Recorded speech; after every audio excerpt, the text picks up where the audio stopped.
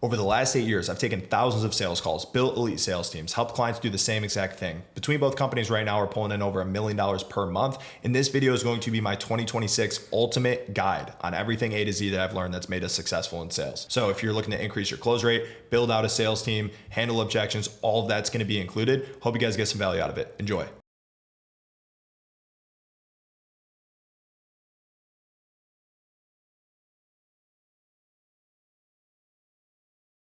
What's going on, guys? In this video, we're going to be talking about what to do when you are in a sales slump and how to get out of that thing as quickly as possible. Because if you have ever felt like for weeks or for months that you were just falling flat on your face on sales calls, like you can't close the cupboard door, it is a horrible, horrible feeling. But the good thing is you're not alone. We've all been there. I know that I have. And if you're new here, my name is Dan Crowley. I'm one of the co-founders at Ascension and ListKit, where our teams do over $1 million per month combined. I've taken thousands of sales calls, built killer sales teams, and helped clients go from 0 to 6 figures per month with the strategies that I'm about to share today. And like I said, today we're going to be breaking down what to do when you're in a sales slump. So first point is, remember, you are capable. To be in a slump implies that you were once closing deals consistently, that you were once hot. If you never have achieved that, then it's probably not a slump. You're probably just not good at sales. But this is for the people that feel like something changed and they're going crazy trying to identify what that is. So just for your own sanity, start with a quick self-assessment. Like I said, being in a slump suggests that you weren't at some point. And most of the time, not much has actually changed. But like I said, for sanity, let's just confirm that first. And what I'm telling you guys here is the same stuff I've told clients like Eamon to help them scale from 2K a month to 132K per month. So let's do the same for you here. Starting with the basics, just ask yourself, are you actually doing the bare minimum to have some sort of quality control over your sales process? Are you reviewing your sales calls? Are you falling back on your process? Do you have a process? Has anything actually changed? Are you getting leads from a new channel? Did you change your offer? If these fundamentals haven't shifted in a meaningful way, just don't mess with them. You'll probably just make it worse. So next thing, just to go even a little bit deeper, just to check one more time and make sure that something really hasn't changed. Take 10 to 20 calls from when things were working. Then take 10 to 20 call transcripts from your slump and just utilize AI to do deep research. It is so much less time intensive than it used to be. Trust me. So ask it, hey, here's 20 transcripts of October when I was crushing. Here's 20 sales transcripts with November and I can't close anything right now. Please tell me, is there any differences that you can identify in terms of types of prospects I'm talking to, my approach and discovery, my pitch, common concerns coming into the call for the prospects? Like, is the market worried about something different? How am I addressing these concerns? What are the most common objections after they have heard about my service? How am I dealing with them then? How am I dealing with them now? What is my resolution rate with each of one of these objections? Like, am I solving the price objection that I'm getting at a high rate? Cool, don't need to worry about it. Am I solving the partner objection or the timing objection at a high rate? Just have it rank it for you, like low, medium, high in terms of resolution rate. I do this stuff all the time.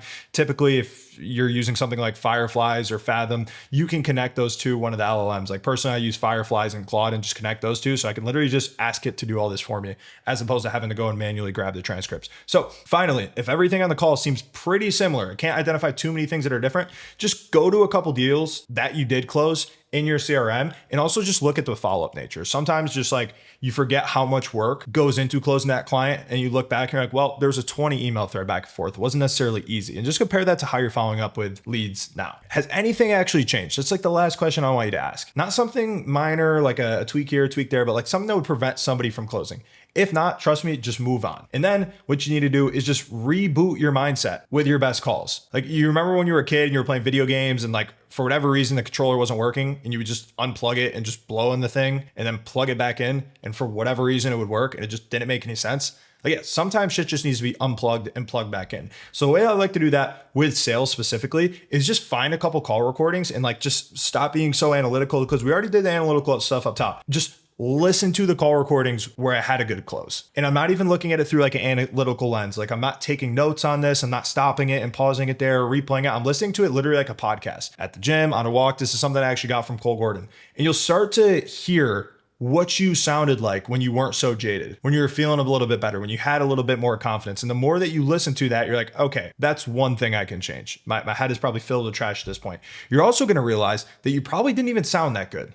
Like you probably grabbing that call recording of like your best call, you thought you were going to sound like prime Alex Hormozy, prime Jordan Belfort, whoever you look up to. And you're going to realize like, oh, I kind of fucked up here. That wasn't super smooth. I'm talking too much here, but you still close the deal, which is going to be a very, very important reminder that this is not an impossible task. You did it before. You're the same person. It probably wasn't even that perfect when you did it. Still close the deal. So next point.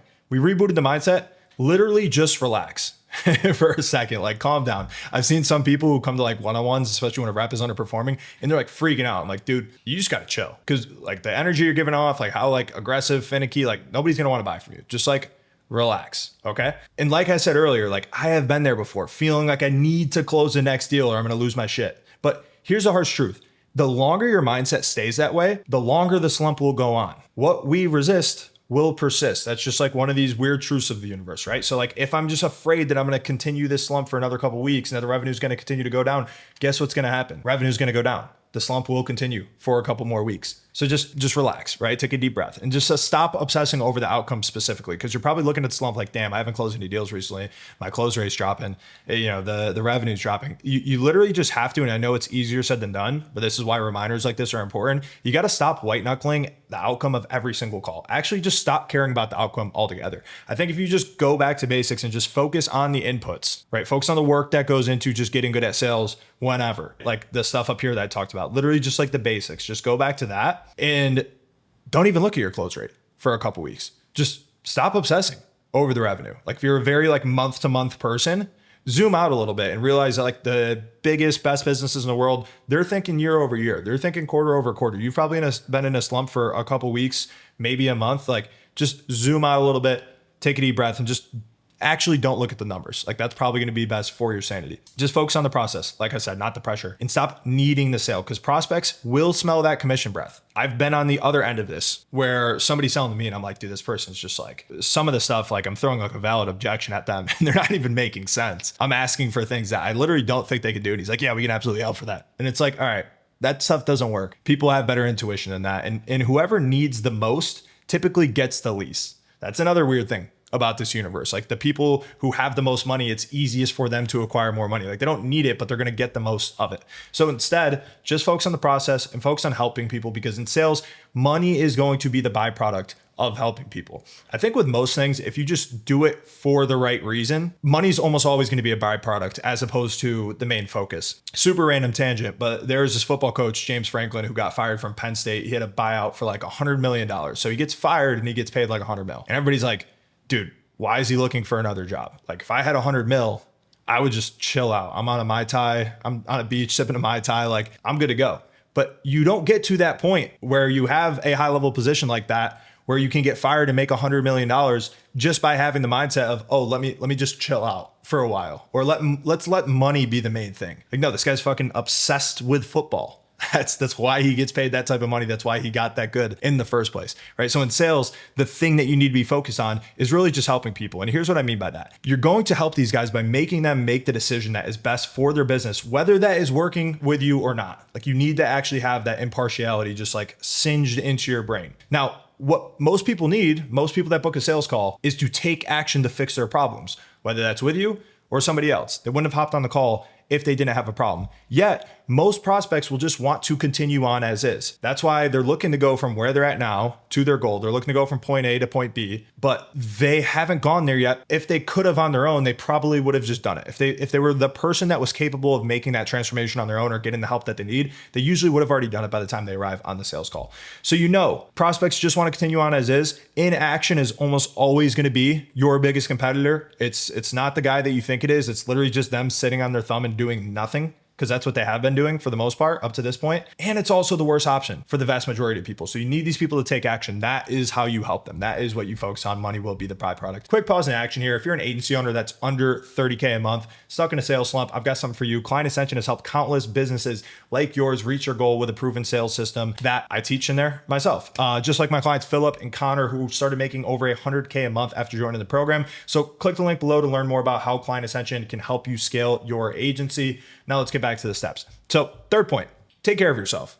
Literally, you can have the same process and much different results. So one of the things I noticed is a lot of times when sales reps are in a slump, it has nothing to do with a process change. It's usually a head trash problem, a physiological problem, or something in their personal life. So here's what happens. The slump begins. Who knows? It's probably just regular variance and literally nothing has changed, but they're just freaking out because they're getting a little impatient. They're not having that year over year, quarter over quarter mindset. Then they start to spiral. They're going to try to find out what they did differently. Like they're staying up later at night. They're slamming energy drinks. They're watching their call recordings. They're going crazy because they can't find anything that's different. Because like I said, most of the time, nothing has changed. So they're skipping the gym. Like they're just following up more. Like they're like following up with dead leads that aren't going anywhere. And it's like, they're just driving themselves a little bit crazy to the point where the burnout is going to set in. And what started now as normal variance has just led them down this bad road to where they're burnt out, they're mentally fatigued. And if you've been in sales for a while, you know how important it is to feel sharp, to have the energy to do things like making an extra cold call or staying in the pocket for another 20 minutes to objection handle and just doing it properly and slowing down the speed up at the end of those calls. Like that does take energy. I know we're sitting in an air conditioned office right now in front of a camera, drinking a Diet Coke. And it's like, it's people doing physical labor would laugh, but it is literally one of the most important things in sales, just being able to like physically have the energy to do this stuff and be good every single call. So what I recommend, just start eating clean, start sweating every single day, start sleeping well, just get in a good routine for whatever that looks like for you. And I promise it will make a difference. If it's something in your personal life, you can't let that seep into your professional life. I know that's easier said than done. So you see what my primary recommendation is for that. Because a lot of times, number one, it's just an awareness problem. Like people are dealing with things, but they don't realize how it's affecting their work. And then number two, if it's not like an easy problem, everybody has their own shit that's going on. Like usually the most effective solution is just to literally take some time to deal with your problems. I've been on a call with multiple team members, and you see this down here, where they're going through something. And I could tell it, and they're trying to like put the cape on. They're trying to power through. I'm like, hey man, just take a couple days if that's all you need. Just like deal with that. That's serious, like heavy shit. That's more important than whatever we're selling here. It's just like take a little bit of time. And it sucks for me because I know that we're losing the calendar space, but I know it's a win-win at the end of the day. Like give them the time, they're going to come back better than ever. So once again, take some time for it. And even if it's just a day to actually confront and deal with those issues, great. So long as you're ready to come back on some severance shit where you have your innie, your outie for anybody that's watched that show. And you're just like, all right, I've gotten to the point where I can literally just leave that at home and then lock in, even if you work from home. That's usually all you need. Now, to prevent the head trash, like I talked about earlier, a lot of it is just good inputs versus bad inputs. So I'm going to talk about this from like a founder perspective, then also from like I have sales reps on my team perspective, because we've covered physically and emotionally, like what you should be aware of, but mentally, you just need to make sure that you're consistently getting good inputs. So what is an example of bad inputs? Just dealing with customer complaints, or this one guy who's a nightmare, and then you let him go because you're like, I don't want to deal with this guy. Then he leaves a bad review, doom scrolling social media, seeing your Bitcoin's down 17% in the last month. Like those are all bad inputs. What are good inputs? Drowning yourself in customer wins, watching a couple of your old case studies, studying up on your field so you actually get interested and, start to get educated on what you're actually selling, just to build some industry acumen. Like the more that you are passionate about what you sell, even if it's something you're really not that interested in, but if you can find the nuances that light you up a little bit, great. And just listening to more recordings of your closes. Once again, like I said, it doesn't need to be super analytical. You can just be listening to it as a podcast. So one of the things from a founder perspective that's tough is like you're in the trenches. You're kind of dealing with the good and the bad, and you can't avoid the good and the bad. So this is very much just like watching your old case studies, talking to good clients, spending time with happy team members more than the Debbie Downer team members. Just like you just have to consciously make an effort to just block out some time to be like, all right, I'm gonna focus on the good. Now, if you have sales reps on your team, you got to set up like a Chinese wall between like CS, who's dealing with the fires on the client side that may be happening right now, and what they see. Like you have to really just segment and make sure that, okay, if there ever is a customer problem, they're not going back to the sales rep. Like the sales rep should just be brainwashed into just being like wins. That's it. All right. So either way, important to be conscious of it. Now, this one is going to apply to more of you guys. Just quick note before we finish. If you haven't grabbed it yet, grab my full guide on how to close 40% of your cold traffic leads. Basically just a full guide on higher conversions. It breaks down everything A to Z. So you've got the process that you can get, or that you can use to get 2 record months when you're not in a slump, which we're just about to finish helping you guys get out of. So hit the link below, grab it for free, level up your sales game. Final step coming up. Point 4. Make low-hanging fruit improvements. So this is one, like you're in a slump, but like, okay, there actually are things that can be improved, because most of the time, all of us have room for improvement. Basically every single person, including myself here, does. So yes, we talked about letting go a little bit. We talked about having the good inputs versus bad inputs. And that could probably improve things, but like still, if you're gonna be in this like super analytical stage, you might as well just grab those low-hanging fruits. And it's usually not a giant process change. It's usually just like these small things that we're gonna talk about here. So I can't remember where I got this study. If I say where I got it, I'm probably going to misquote it. So the source is going to be, trust me, bro, for right now. But it was a study on a bunch of sales teams that noticed about 9 months into a role, even high performing reps would have a dip in performance. So they'd go through this learning curve where, you know, you're kind of in onboarding, you're learning, and then you get up to KPI and it's cool. And it's like, okay, you know, 3-4 months in, it's like, okay, now we're really seeing like a high performer turn into a real high performer exceeding KPI. But then around 9 months, it would kind of slow down. The reason why that happened is because one, there was just like a problem awareness gap because the sales guy was problem aware, but the prospect was not. Because you start to assume patterns. You take hundreds of calls and you're like, okay, yep, I know exactly who this guy is. I know what problems he's dealing with. Great, I've got exactly what this person needs. But the issue of thinking that way, because I've watched so many calls myself where I'm 3 minutes into a call recording and I'm like, yeah, I know exactly how this call is going to end. And guess what? I'm right. That doesn't matter though, because it's not just important that you are aware of what this person's problem with and you can prescribe them a good solution, but the prospect also has to be aware. So that's where like the little song and dance comes in with just asking people questions in discovery. Even though if you're playing dumb because you already know, it's important for them to say what their current situation is and say how this is impacting their business and say why they actually need this right now and say why they're not going to let this go on for another 9 months. Like in that like dumb, like curious, childlike tonality, like those things are really important because once again, if you are problem aware, but the prospect is not, it's going to feel like, you know, hey, yeah, this guy's just selling me what he sells everybody else. That's it. So make sure that you are doing discovery properly to make sure that the prospect is also verbalizing and understanding and aware of how much they need to get out of their current situation, essentially. The second big issue is just accountability fatigue, right? Because if you're not holding prospects accountable, if you're not challenging limiting beliefs, if you're not objection handling at the same level, you're gonna see a dip. And what happens is people can be in a role for a while. And like I talked about jadedness earlier, it's like, all right, well, I kind of know that this person versus the other guys I typically talk to, like this guy from cold traffic, typically only has like a 10% conversion rate. The people that I talk to from referral, they usually have closer to like a 50% conversion rate. So I'm just going to focus more so on the referrals because why would I focus on like 10%?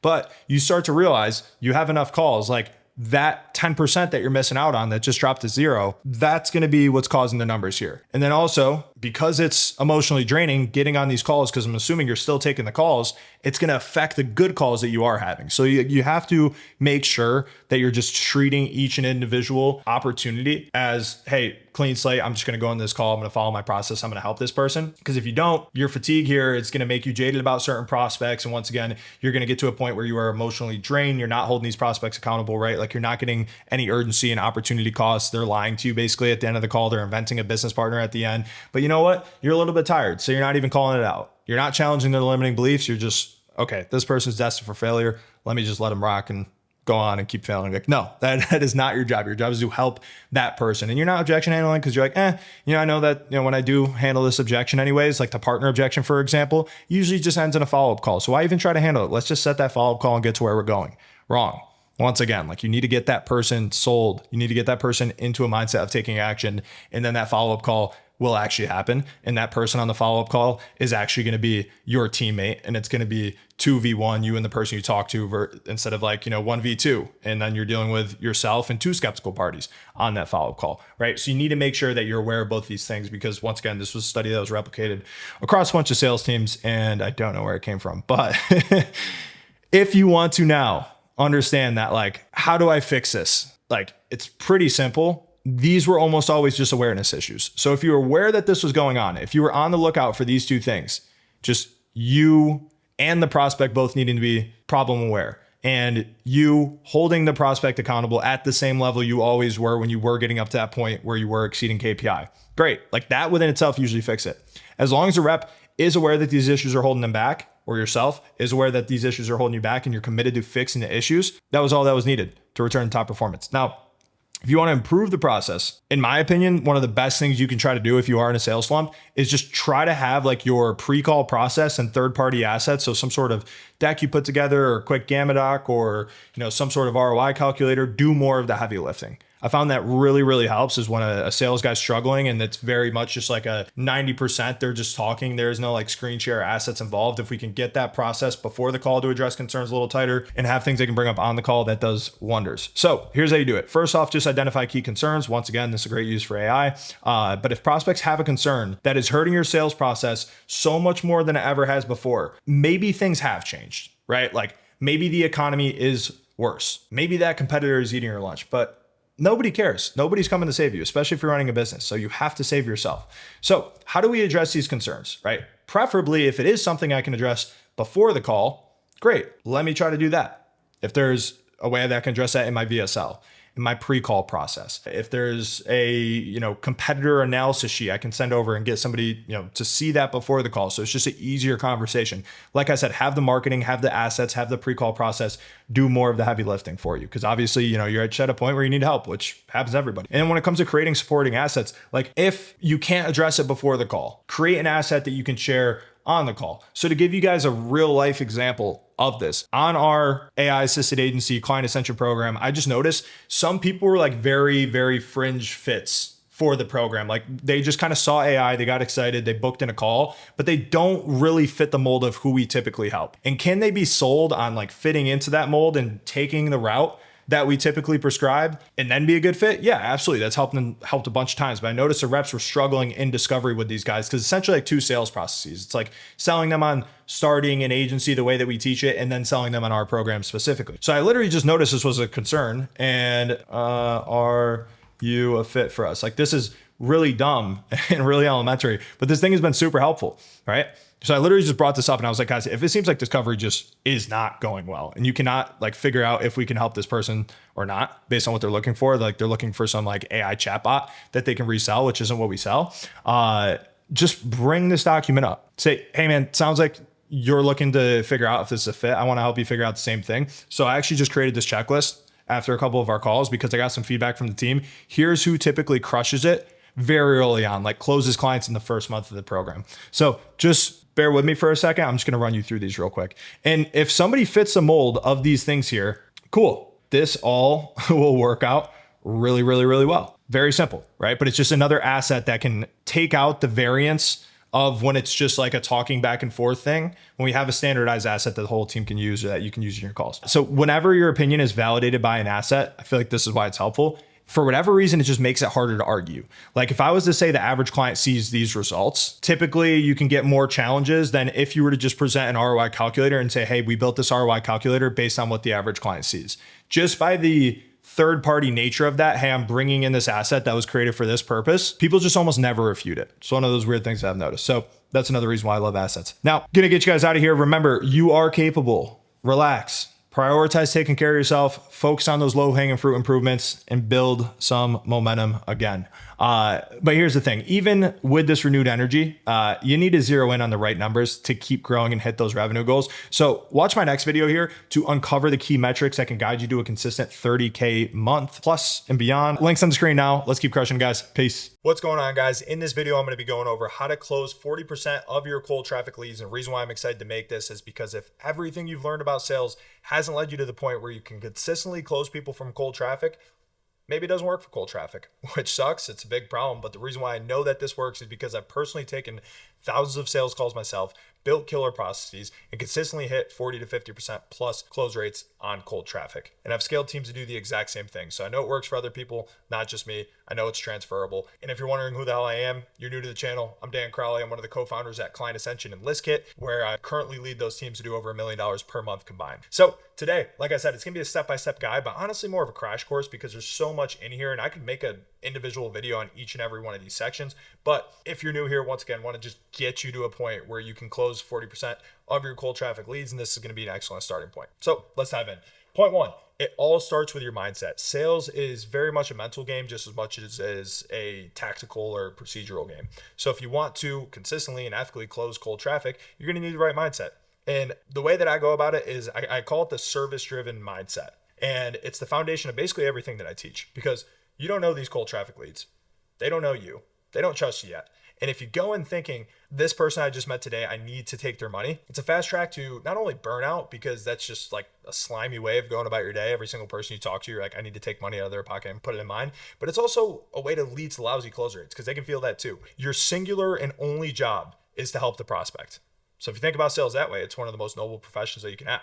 And the way that you help them is by make the decision that is best for themselves in their business, whether that is to work with you or not. You need to seek decisions, not validation. We're just trying to get these people to take action, to hit their goals, because that's what they came to the call for. And I've seen reps with zero sales experience, crush it.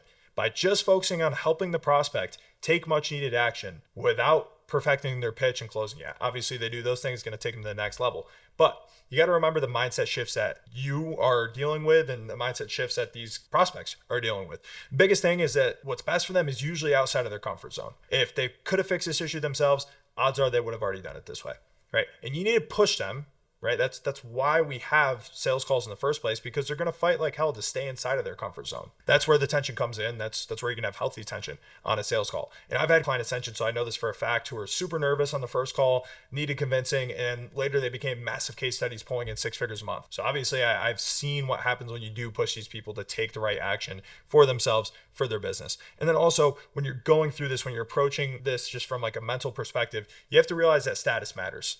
Right? People want to work with people who understand their problems better than they do and are similar or higher status. But you just have to be of similar or higher status in your domain. So you may be thinking, okay, Dan, this business owner I'm talking to is a millionaire. I'm just a kid who's starting my business. That doesn't matter. If your domain is YouTube strategy or cold email and you know more about that person, you can understand their issue as to why they can't see results with YouTube or cold email. That's really all you need. And when you're talking to that person who's a millionaire, when you're just getting started out, you can't treat them as your superior. Nobody wants to work with somebody where they feel like it's just charity and like, oh yeah, I'm going to help a kid out. That's just not how the world works, right? Their problems are very much the same as everybody else's. There's very few new problems. There's just varying levels of it. So don't treat their problems as less consequential just because they make more money. It's a losing mindset to start off with. So now you have the right mindset. Then we get into discovery, right? This is the first half of the call leading up to the pitch. And honestly, it's where more than half of the closing happens, right? The goal of discovery is to qualify the prospect, understand their current situation, what they're looking to accomplish, create urgency, and gather ammo that's going to help you close them. So if you're not qualifying the prospect, if you're not understanding their current situation, if you're not understanding their goals, creating urgency, or getting ammo that's useful to help you close them, cut it. Because a lot of people just go through discovery and they have their list of questions and it's not leading anywhere and they're inconsequential questions, meaning whatever information they gave you, you're kind of just continuing on to the next thing. So if you feel like your discovery is unproductive, just kind of look at this list of things and just say, okay, if it doesn't accomplish one of these, I shouldn't do it at all. All starts with a rapport and agenda. I won't even get in the rapport. Just don't be a weirdo, honestly, and don't play that like inferior status game there. Agenda, just set the expectations up front. If you're not setting the expectation that this should be a productive call, you can't be mad when it's not a productive call, right? And the agenda, I'm not going to write one out, but it should just be setting the tone that, hey, this can be a casual conversation about what you guys are doing, what's working, what's not, what you're looking to accomplish. And if it seems like we can help, then we'll walk you through how we can get started today. And if not, no worries. This is another mindset thing. Like, you two are on the same team. It doesn't need to be like, okay, I'm setting the agenda now and it's going to be me versus you and I'm going to be the hard closer. Like, no, dude, it's like, we're trying to figure out if we can help you out. Let me put my arm around you real quick and just see if we got something that works. If it does, cool. Naturally, I think we should get started on this now. Why are they here? Don't jump to, hey, okay, I set the agenda. Tell me more about your business. Ask them, what motivated you to book this call today? If they don't give you a clear answer, what's the ideal outcome for this meeting in your mind? If you've ever been shopping anywhere and the sales guy is like trying to run you through like, oh, we have this thing that just came out and this thing's super cool and this thing's on sale, but you in the back of your mind know exactly what you're looking for, it's super, super fucking annoying, right? You're like, dude, I know why I came. Just let me tell you what I had in mind. And it's what they want. It's also what you should want too. Because a lot of times you ask this one question before diving into like needless business background and they're giving you like more than half the information that you need. So, okay, you understand why they're here. Now this is when you get the background. You really just want to seek to understand their business, how many clients they have, what's their revenue, who's their ideal customer. Honestly, the reason why you do this, even if you kind of know this prospect, like let's say you just stalked him, you did tons of research, or you've had so many sales calls, like you know this person without even meeting him, right? Like I've talked to this type of persona a million times. Doesn't matter. People hate getting advice from people who lack context. So it's not just enough that you know their situation. They have to know that you know their situation. So just make them feel understood, make them feel heard. Sounds dumb, really important. Current efforts, quantifying their current efforts, right? So after we have the background, we're getting into, okay, what are they doing to solve the thing that you help clients with? What have they tried before? What are they currently looking into? And then quantifying those current efforts, what's being produced from those current efforts and like what exactly is being produced. So push for exact numbers, always be wary of ranges. Because a lot of times, let's say we're selling a lead generation offer, you ask them how many calls they're getting. They're like, oh, we get 10 to 15 calls a month. And then if you just frame the question differently, like how many calls did you get in the last 30 days? there's like, oh, well, we got 8 in the last 30 days, but it was weird. It was a slow month and this and that. And it's like, okay, now you're starting to realize just the magnitude, and they're starting to realize at the same time because they just verbalize how important it is that they do fix this issue. Always funny when people are like, yeah, we do 10 to 20K a month. Well, how much you do in the last 30 days? Oh, only 7,500, but we're working on it. It's okay. Cool. We want to understand this, not because we're trying to be dicks, but one, we're trying to get them to realize that this is a problem, but also we're just trying to understand where they're at, because once we get point A, that's when we want to go into point B, which is just defining what the clear goals are that they have in mind. What's the one thing that would make this absolutely worth it for them? If they don't have clear goals, lead them to a clear goal. It's not enough that they say, hey, I'm looking to grow the business. I'm looking to get more calls. Well, everybody's looking to grow the business. Everybody's looking for more calls. Everybody's looking for a better website, whatever it may be. If you can't define what that is and have something to anchor on where for clarity that, okay, if this was accomplished, this definitely makes it worth it. Not only is it more difficult to understand where the goalposts are, but it's also very difficult to pitch your service as the straightest line from point A to point B, which is what we want to do, because if we do that, we ask them if they see any reason that they wouldn't be able to see those types of results, then we should have that close in the bag. So make sure you're leading them to a clear goal. You're going to have to lead on these calls, whether you like it or not. Then you got to create urgency. And this is the most important part of discovery by far. And also the thing that reps struggle with the most, even after training and going through all my training, going through tons of reps, like this is a thing that consistently needs to be focused on. So after we got their goal, we're going to dive back into a little bit more pain, ask them how long they've been struggling with this issue and how likely are they to hit that goal without addressing these issues. If we focus on those two things, this is going to establish opportunity costs, because them not taking action and doing something is not just them remaining comfortable and doing nothing, because that's what they have been doing up to this point, right? They're going to fight to stay inside of their comfort zone, like I mentioned. But by not doing anything after we just brought up these topics, they're making a decision at the expense of hitting their goals and letting their shitty situation persist. Where whether you're selling B2C or more B2B, like I always do, usually that's enough of an ego hit for somebody to want to move, is if they're basically admitting that they're not going to hit their goals unless they do something. Or they're basically admitting they've been struggling with this thing for 6 months. Hey, what problems has it caused? Well, it's caused this, it's caused that. I can't scale a sales team. I can't do that. Like if these two things are very evident that they will happen if they do not address this issue, whether they work with you or not, which is a big part of what I mentioned in the mindset, like whether they work with us or not, we just want to get them in the mindset of, I'm going to take action. I'm finally going to fix this thing. I've had enough. And the reason why we just want them to be in that mindset is because your number one competitor is in action. It's not the other guy who sells a program similar to you. It's not the other agency that does the same exact service. The number one person, the number one thing you will lose deals to is just inaction. Them just sitting on their thumb and doing nothing. We know that if they are going to take action, which we want to basically establish in discovery, and you have a good sales process and you have a good offer, the things that I talk about in my videos, you should like your chances there. Then after all that, you simply just recap their situation, ask if your understanding is fair. Once again, to make them feel heard. So even if you fully understand everything, it's helpful to recap and just make sure that you didn't miss anything that you should have covered, because that's going to be like, okay, yeah, this guy gets it. Once you get it, you basically have permission to pitch. Just quick pause in the video real quick. I'll run through this. If you're an agency owner that's doing under 30K a month, frustrated with low close rates on cold traffic, Client Ascension, fantastic program. It's helped countless businesses like yours hit 40% plus close rates with a proven sales system that I use and teach myself, just like our clients Greg, Jacques, Cam, who have all built their businesses to 30K plus a month with being able to close people from cold traffic inside of the program. So click the link below if you want to learn more about Client Ascension and how that can help you scale your AI assisted agency. Now let's get back to the steps. So point 3, pitching. All right, we just finished up discovery. Now we're moving on to the fun stuff. And you got to be able to pitch confidently. And you should be able to pitch confidently after watching this, because you know that it works. And when you pitch, just quick aside before I get into everything, really pitch. Pitch like with your chest. We should know at this point that these guys have a problem that needs fixing. They should want this. They should want to act. And when somebody actually wants something, they're not just sleepwalking through a call. They want to be pitched, right? Like if I was super excited about going to buy a new Ferrari, I would be kind of pissed off if the sales guy was like super lackadaisical, like, I want to hear about all the sick shit that this Ferrari is going to do for me. So the goal of the pitch is to sell this prospect on what you do, tell them exactly how you deliver your service to get them to their goals, which is really important, guys. Mechanism is becoming more important than ever. Like case studies now are still very important, but it's kind of just like it gets you in the door. People also want to know exactly why this is going to work more than the thing that they did previously, and just like how your system is different. So I think that's very important. You also want to build excitement, clarity, and value around getting started with you. Right? Ideally, I'm optimizing everything here for a one-call close. So what I usually do is I just asked them, hey, do you mind if I share some thoughts directly after that transition? I've never been told no at this point.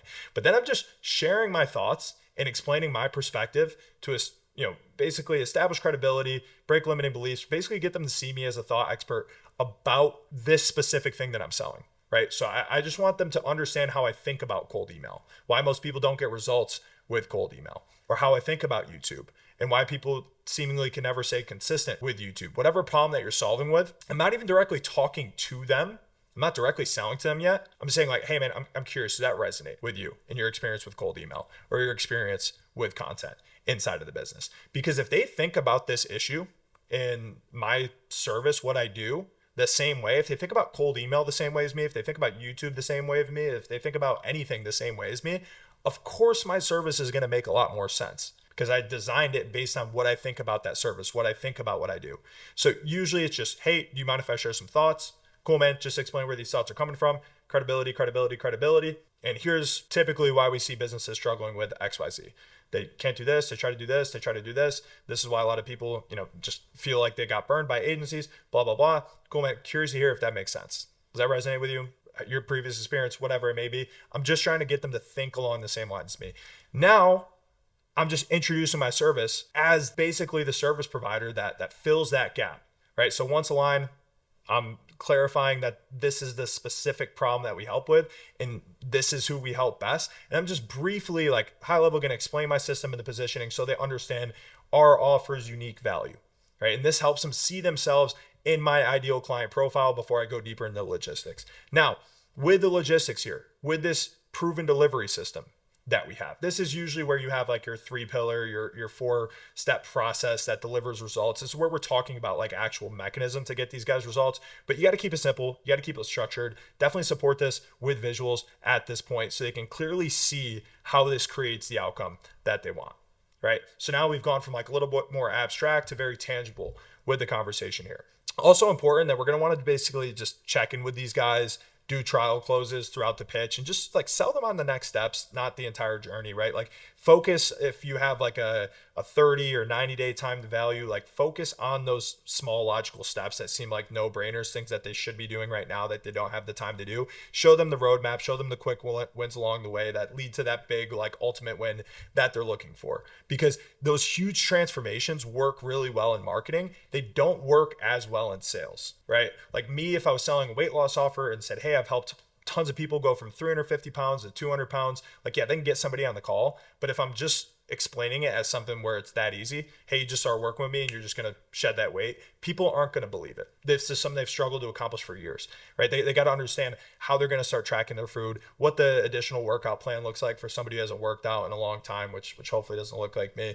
And they got to be able to see like, okay, how am I going to basically take that first step forward? This is another thing where I would definitely support this with a visual of a roadmap or something like that. Then we're going to want to make sure that they're clear on the process, right? So before getting into the closing part, just confirm they understand the process, how it applies to them personally. Confused prospects don't buy. So just invite any questions about the process specifically, even the dumb questions. And I say dumb because they may seem really simple to us, but time and time again, I've seen that people just get held up on these small questions. Like, how does this integrate with my CRM? Or if I'm doing like a content offer, like, hey, what type of mic do I use or camera? Like, allow space for that just to get it out of the way so it doesn't manifest on or off the call as like, I need to think about it. I need to write down my questions, or this was a lot. I just need to digest this, right? Because they may believe that your offer works, but they need to be able to believe and visualize how it's going to work for them exactly before moving forward. So once again, I can make a whole video on this. This is all like super high level stuff, but share the expert perspective, establish, the need of the market and kind of how you help them exactly, present your delivery system, sell the next step, not the entire journey. Make sure, and this is basically more, I should have just put this as like, have some sort of roadmap where they can see what that initial win looks like, and then ensure process clarity before moving on. Another quick call to action. This is pretty much going to apply to everybody here who's in sales. I got a full guide for you guys on how to skyrocket your close rate. And it's going to dive deeper into basically every tactic that I'm sharing today with discovery, objection handling, follow-up strategies, basically everything I've used to consistently close over 50% here. And just, click the link below if you want to grab this for free, transform your sales game. Super valuable, 100% for free. Check it out. Now, for the last part, the fun part, closing and objection handling.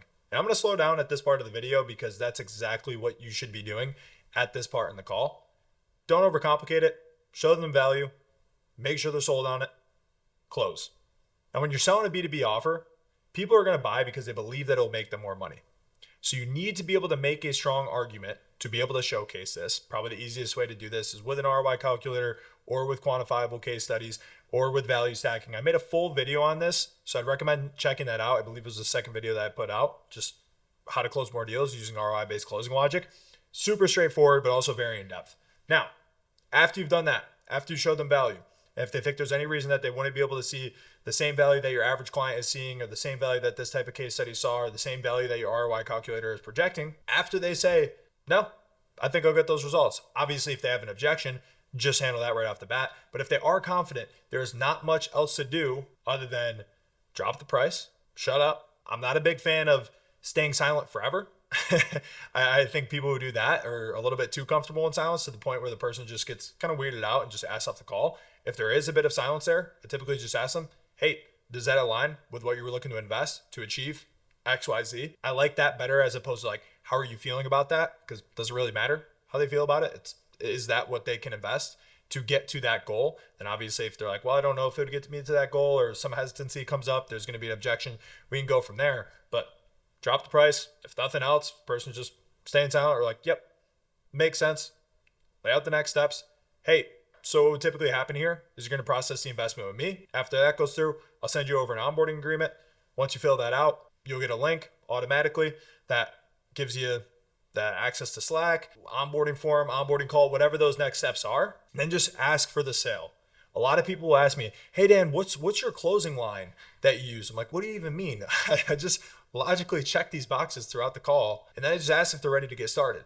There's no magical line. It's not Wolf of Wall Street where you're like, you know, we're not beating our chest. Like, it's fun to do that shit off the call. Like, we have a culture where we do that type of stuff. But on the call, I just want to be slow, measured, cool, calm, collected. I'm just asking it with the tonality and with the casualness that, yeah, dude, ready to get started on this now? Because that's typically what people do at this point. That's the energy that I'm getting off.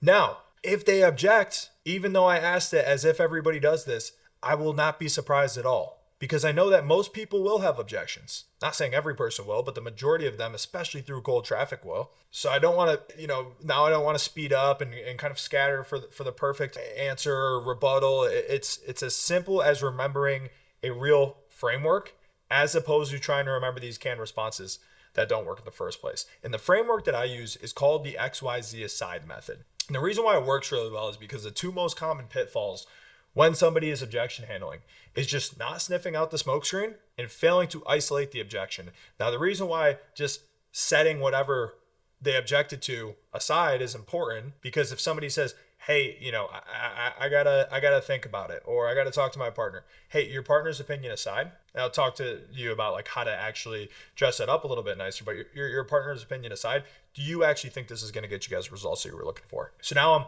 isolating and making sure that the partner is the real problem. Because if I sense any uncertainty or hesitancy around that question, do you actually think this is gonna get you results? What's the real issue? Is it their partner or the fact that they don't think this is going to work? It's the fact that they don't think this is going to work. That's going to be categorized in fear or uncertainty, which obviously I'm going to get into how to handle that specifically. Or if it's money, hey man, totally get you. Let's pretend this is free. Just finances aside for a second. Do you actually think this is going to work? You guys can see the pattern that's emerging, right? Because I want to make sure that it's not just a smoke screen. Like, they do actually think this is going to work. This is a real issue, and it allows me to isolate this. And they throw multiple objections at me at once. Guess what I'm going to do? I'm going to piece by piece, just one by one, put one to the side so I can attack one specifically, because it is almost impossible to solve multiple objections at once. So we need to make sure that there are real objections, that otherwise they do actually think this is going to work and get them out of their shitty situation and to their goals. And then we need to tackle them one by one, right? The XYZ aside method is really helpful for doing that. And there's really only 4 real objections. Every objection is going to fall into one of these 4 categories. It's going to be partner, it's going to be money, it's going to be fear or uncertainty, and it's going to be timing. If it's not one of these, it's usually a smokescreen. Like, I need to think about it is not an objection. It's just a smokescreen. Got another in-depth training for you. I believe that was 2 videos ago. Yeah, so check that out, right? So for ROI-based closing logic, got a great training on it. Same thing with the I need to think about it, what to do, absolutely don't panic. perfectly normal. Just understand why you're getting those in the first place and what to do next to successfully push past that smoke screen and actually isolate the real objection, which is going to be some version of one of these four. So with the partner objection specifically, you're going to want to, empathize with them. Nobody likes to feel unreasonable. And then you're going to want to basically associate them with other people that have moved forward and just ask them a simple question by putting this aside, right? What that would look like. Hey man, I totally get it. I've got business partners myself. A lot of our clients have business partners too. That said, I am curious, like Jim's opinion aside, do you think this is going to help you guys get to where you need to go? Or get you guys to 50K a month? Or get you guys to those 30 calls a month that you were looking for? If not, none of that matters. We need to handle why this guy doesn't think it's going to work, right? Now, if he is confident that it is going to work, and you got to just train that muscle of getting better at calling out bullshit, or just being able to, call out hesitancy, uncertainty. Like if he's like, yeah, I think it could kind of work, right? Like nobody responds that way when they're actually sold on something, right? So you just got to break that fourth wall, call it out, understand how to do that. I'll get back into that in a little bit. But, okay, awesome. So I know that you run lead generation here. If you're 100% sold on the fact that this will work for those reasons you just mentioned, I'm curious, what do you think Jim might have an issue with here? Or why do you think Jim might not want to do this? Now, a couple things are going to happen here. Maybe there is no reason that Jim wouldn't want to do this, and he just has to get a sign off. Maybe this guy has an objection that he's too afraid to say, so he's just going to displace it on Jim. Or maybe Jim would actually have an objection. Either way, cool. Like if it's just a matter of sign off and permission, we can see if we can get that done on the call, or we can compress that follow-up timeline as much as humanly possible, ideally the same day, because time kills deals. But if it's one or two, if this guy has an objection that he's too afraid to voice, or his partner would actually have an objection, it's helpful to solve, right? So solve, push past, isolate, don't put up with smoke screens, be good at calling out uncertainty, move on to the next thing. Money objection, very similar. Some say, dude, I don't know if I just got to check my finances. Okay, no worries, dude. 100% understand. Wouldn't want to put somebody in a situation where they're incurring financial hardship by doing this. It's not how we roll. I am curious though. Just money aside, let's pretend this is free for a minute. Is this something that you guys do actually think could help you with this issue that you've been struggling with for a while? Whatever that is, right? Obviously, I'm just using like boilerplate things, like tailor it to whatever they're dealing with. Yeah, I am, Dan. This sounds like exactly what we need. Okay, cool. Well, if that's the case, and you are confident that can help you fix this issue that you've been dealing with for a while, do you mind just having like an open, honest conversation about your finances? Now I have permission to go there. I want to make a whole video on permission-based sales, but once they say yes, okay, cool. Now we can ask like the very straightforward, to the point thing, right? Okay, cool. With you guys right now, how much money do you have to invest into this specifically? Maybe you have a payment plan that can work out for them. Maybe that you can understand like, okay, they only have this right now to invest in the marketing, but they're spending money on all of this other dumb shit. And we can kind of hash that out and realize that like, okay, let's not let the sunk cost fallacy get to us. We should divert this budget to here. But like, I need to figure out if this is actually an objection. So before I get into the veiled, like, I don't know if I can afford it, I got to check my budget. Like, of course, make sure that this works for them, and then ask permission to have an honest conversation about their finances, and then just go into logistically if you guys can work this out. Timing objection. Prospects like, maybe next quarter, maybe next year. Just not right now. First off, like, test your belief like I'm doing with everything else. Hey, 100% makes sense. Understanding you guys are busy and got a bunch of priorities. Timing aside though, like let's flash forward and say we are at the start of next quarter. Is this something you're 100% confident in that, it's absolutely going to get you guys to that goal of 50K a month? Now, if it's yes, right, and I've actually isolated timing as the issue, then I'm just going to do something very simple. I'm going to explain my timeline versus theirs, meaning our timeline to actually get these guys the results that they're looking for, and their timeline that they talked about in discovery. Ideally, I did a good job and created some urgency earlier on. And why delaying this until that timeline is going to cost them progress, right? So for example, if I'm selling like a lead generation offer, it takes 2 months to get up to the point where it's producing calls specifically. I just asked them, okay, cool. So if that's the case, this is definitely something you guys want to do. I'm curious, you mentioned these goals that you want to hit by the end of the year. We're sitting at October 30th right now. Are you looking to get calls before the end of the year, ideally, to help you guys hit that goal? Or are you guys just comfortable kind of just getting started and, probably getting calls, mid-February at that point? No, I mean, we want to get calls at the end of the year. So like, that's why we want to start at the end of the year. Okay, cool. Well, maybe I didn't explain it correctly. That's totally on me. So my apologies for that, man. This is just a technique called falling on your sword. We're like, oh, dude, that's on me, whatever. Like, you don't want to get in an argument, right? It's very common that sales reps will win an argument and lose a sale. Oh, so that's totally on me, dude. I apologize. Maybe I didn't explain the actual the process as well, but it's a 2-week ramp up to actually get any campaigns launched. From there, it takes 10 days to ramp to full volume. Depends on what your sales cycle looks like, but there's typically a little bit of back and forth via email. And then if you're closing people in a week, typically through organic, it's usually going to take about double that amount of time to close somebody from cold. So if that's the case, if we do want to be closing people before the end of the year, it's something we'd want to get started on now, right? It's not a requirement, but just bringing this up because you mentioned those year-end goals that you had in mind that you were looking for help with. Does that make sense? Yeah. Okay, cool. So now we want to basically understand, hey, you can get started whenever you want, but this is kind of the timeline you shared. And if they're like, yeah, that makes sense, then we essentially have a question there at the end, which is very important, which is, hey, so is this just not as much of a priority as you thought it was coming into the call? Or is there something I'm missing, right? Now we can dive in and maybe another objection pops up and it really is just fear and uncertainty, or maybe it is money, but cool. Like we've isolated, we've sniffed it out. We made sure it's not a smoke screen, or maybe it is. We've isolated objection. We've kind of pushed past the bullshit and cut to the truth there. Now with fear and uncertainty, the toughest part about like handling the fear and uncertainty objections is simply just getting used to calling it out. When you're used to doing that consistently, it's really not that difficult. And you don't have to be an asshole in order to do this. Like everybody kind of communicates in a different way. I tend to use humor a lot to like diffuse situations where people are getting all nervous and flustered. I'll just be like, hey dude, honestly, it's not an issue if it's not something that you think would work. And it sounds like, you're not 100% certain. And I'm the type of guy that also likes to, be 100% of the way there before I do anything. So if you're not, no worries. Like you're not going to hurt my feelings, and somebody's going to pause a little bit, maybe they'll come in with a question, whatever. Like I did a poor job there because you always want to finish with a question to keep driving the conversations. It's why in like those lawyer movies, they're like, I'm the one who's asking the questions here, because that's typically the person that's in control. But uncertainty and fear, it's kind of like this wishy-washy qualitative thing.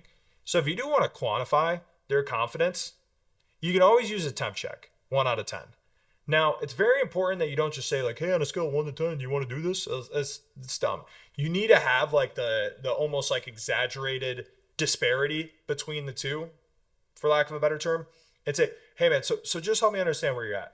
Let's say 1 is like, this guy Dan sucks. I want to get off this call. I absolutely don't think his services are for me. And 10 being like, dude, hell yeah, this is exactly what we need to get to that set goal. Where would you say you're at? Oh, I'm at a 7. I'm at a 8. I'm at a 6. People always say kind of like 6, 7, 8, right? So, hey, cool. It's not a 0. I guess, why are you that high? Oh, blah, blah, blah, blah, blah. Like they're going to start to sell themselves a little bit on the positive aspects of what you guys do. And then you can just simply ask like, okay, cool. Like I agree. Or maybe you add in a little bit of nuance to what they just said. So you're not kind of just like yes manning and like being like, oh my God, thank you. He praised me. Right? Like praise, compliments, very, very common form of deflection towards the end of the call. Like, okay, cool. So with all that being said though, I guess what are like the key things that are missing that's keeping you back from being a 10 here? And now it's oftentimes going to be something where they bring it up like, hey, I just don't know if I'm the type of person that can get results with a program like this, or if your type of service works with this type of business, right? Cool. Now we've gotten it isolated a little bit more. It went from like this vague, like fear, like self-limiting beliefs or uncertainty. I'm not sure if this is actually going to work, to them giving us the reason why that they don't think it's going to work, or that they're a little bit fearful heading into this, which great. We isolated it. Now we can tackle that thing specifically, right?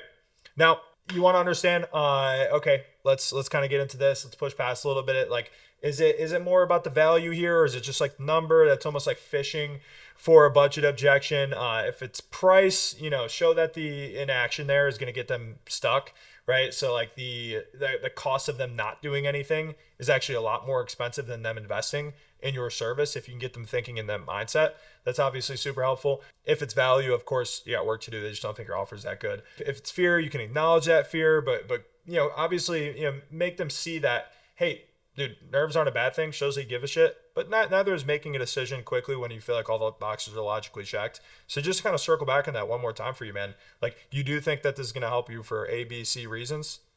Cool. So, and then you can get into questioning their decision-making process a little bit, which I go into a lot, and that's I need to think about a video. So hopefully this is all good stuff, guys. But just keep like pushing past the bullshit, calling out uncertainty, pushing past the smoke screen, keep isolating those objections, and then obviously just work on getting better at handling that for your specific offer. But with basically any objection that I'm throwing, I'm using this methodology and this framework as opposed to like one specific canned response. And towards the end of the call, when you are closing, make sure you always ask for the sale, and then don't overcomplicate this. We want to be the more cool, calm, collected party at this part of the call. And it's almost never the fancy lines that really move the needle for your sales process. It's just being as plain and simple with your questions and very direct with your questions to get to the truth. And you got to realize, like, you can't just 100% disagree with somebody if they don't think that this is going to work right off the bat. You need to figure out why, maybe correct misconceptions. But like, all we're trying to do here, and obviously like if there's like, hey, I don't know if this is for me or whatever, you can get into the opportunity cost. What if they do nothing? What's their alternative? All I'm trying to do is get them to take action to fix their problem. I don't care if they buy my service. But as you can see, going back to the mindset leads all the way down to the end of the call. When I carry out the call that way, it leads to very good closing rates. So we can make it more in-depth training about objection handling, but hopefully this stuff is all super valuable. Just to get you guys out of here, I know that I need to go to bed at this point. I've literally used this to hit over 50% close rates from cold traffic myself. And my clients at Client Ascension are scaling to 50K, 100K a month with these exact tactics. So check out some of my previous videos I mentioned earlier, especially when it comes to closing, using ROI-based closing logics, and then just the other one on how to understand and how to handle that I need to think about it objection. But let's crush it, guys. Appreciate you if you stay till the end, especially hit that subscribe button and yeah, click the link. Hopefully an editor puts it somewhere on the screen. Appreciate y'all. What's going on, guys? In this video, we're going to be going over how to close another 12 deals every single month with a setter. And this one's especially for you if you've ever just stared at the millions of dollars worth of pipeline value that you've created inside of your CRM. It's usually like the big number at the top. And then you've also looked inside of Stripe and you see that you've only actually collected a few thousands of dollars this month, or a few tens of thousands of dollars, and you've just gotten really pissed off because you're wondering why you haven't converted more. In other words, if you've ever sat there thinking, hey, if I just had somebody who could work every single lead I've ever gotten, I'd have zero worries about my growth, then this is for you. And before I get into it, if you're new here, my name is Dan Crowley. I'm one of the co-founders and head of sales at Client Ascension and ListKit, where our team's pulling over $1 million a month. I've taken thousands of sales calls myself, built elite sales teams, and helped clients grow from nothing to over 6 figures a month with the exact strategies I'm about to walk you through. And in this video, like I said, we're going to be going over and breaking down how you can close another 12 deals per month with your setter in as early as their first month. And guys, these aren't even crazy projections. Like, these aren't pie in the sky numbers. These are pretty regular. I'm not even factoring in if you have discovery calls or triage calls built into your process that a setter would take. If that's the case, they should probably be doing even more than that. A lot of the hard work is on your end, and I'm going to go into exactly what that looks like in a second. But my first point is that you should be having your setter work leads, not contacts, because that's going to make all these projections I'm talking about here possible. And warm leads are just way better than cold calling in terms of your setter getting the most out of their time when it comes to hours spent working to number of meetings booked. And I know this because my first role in sales was a real cold calling role, where it was just a cold list of contacts scraped from Google Maps.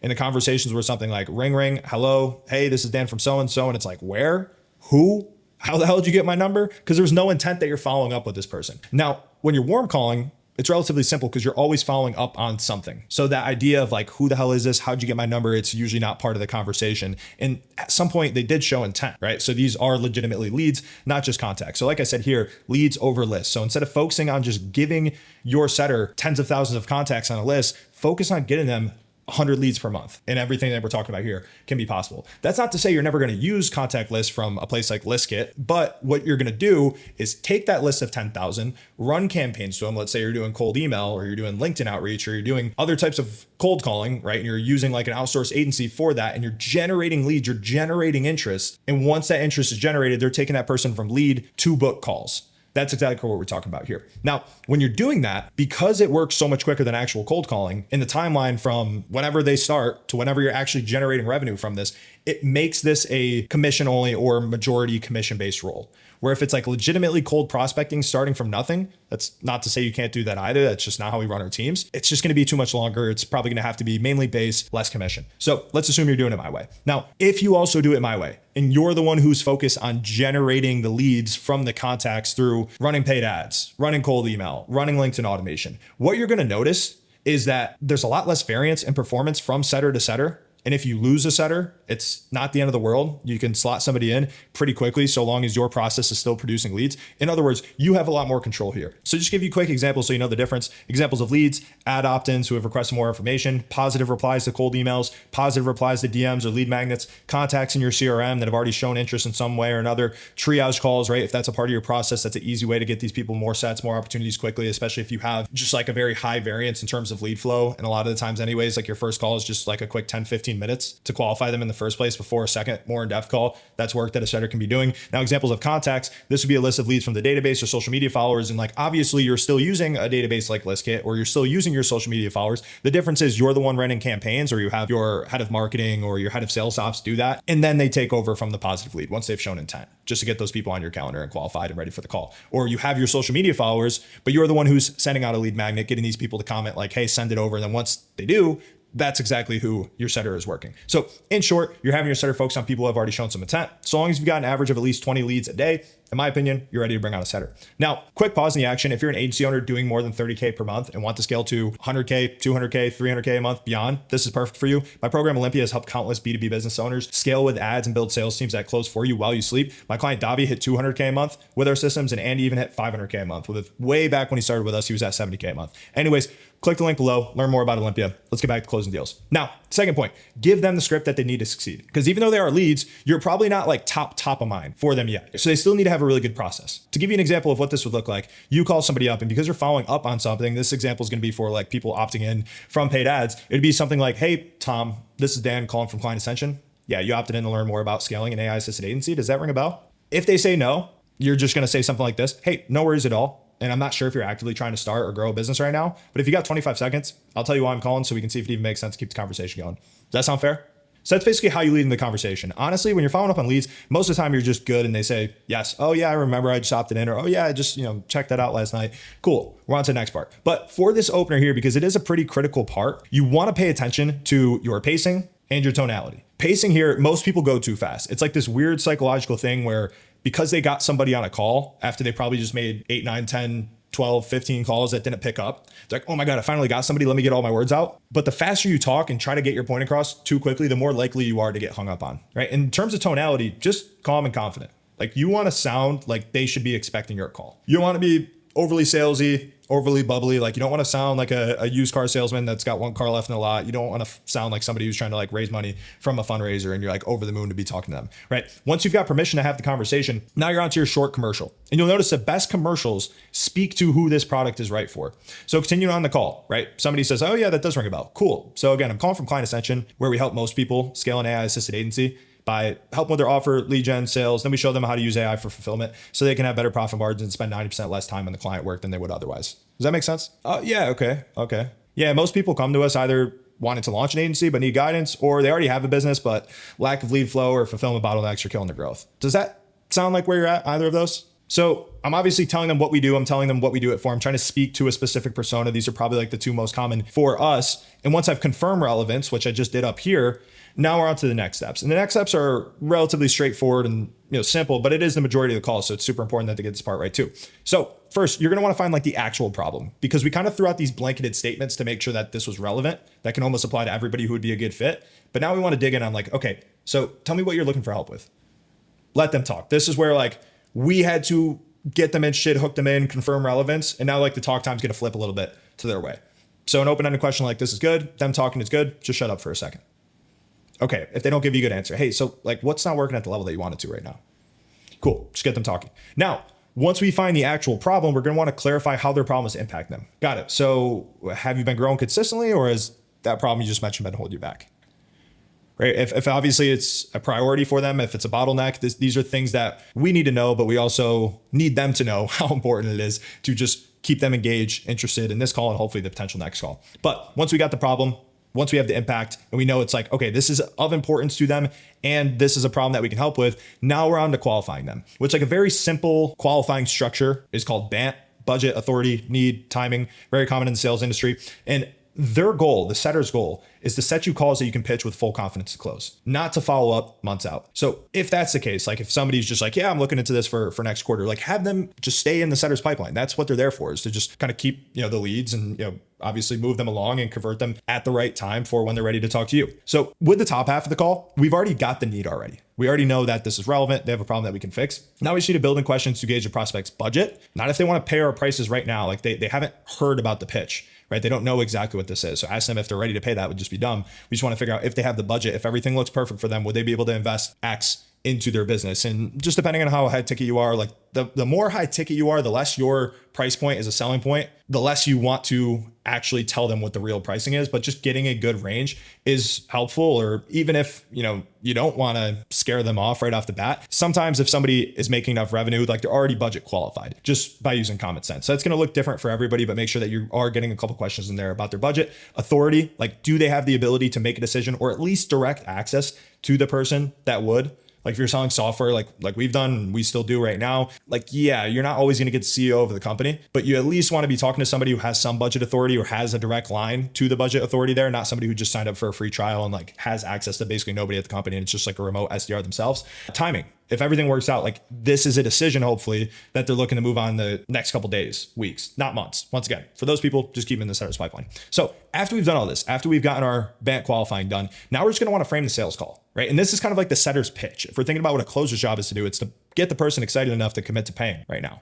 A setter is to get the prospect excited enough to commit with real intention, emphasis on that, to the sales call. So they're basically just letting the prospect know that based on what they've heard, we can help this prospect. And the natural next step in the process is going to be to hop on with one of your consultants, advisors, with the founder, like whoever's taking the call itself, where they'll get a lot of value for ABC reasons. Even if they don't get started with us, they'll be pointed in the right direction. So once again, we want them thinking along the lines of like, okay, this person can help me. And if I do hop on this next call, which is the next step in the process, it's for the prospect's benefit, right? Like I will get value out of this, whether I close or not, right? Because that's just how we get the people to the call at the highest rate. Now, once we've actually locked in the appointment, so once we've done this and they're like, yeah, that is something I'd be interested. Of course, you're just throwing out a couple times, ideally as soon as possible, right? Like go for same day sets, go for next day sets, push for that as hard as you can. The further out that they're booked, the less likely they are to show up. But once they've said, yes, this time can work for me, make sure you're just doubling down saying something like, hey, and our sales team has just been super busy. So I do want to confirm that 4 p.m. Eastern tomorrow does work for you.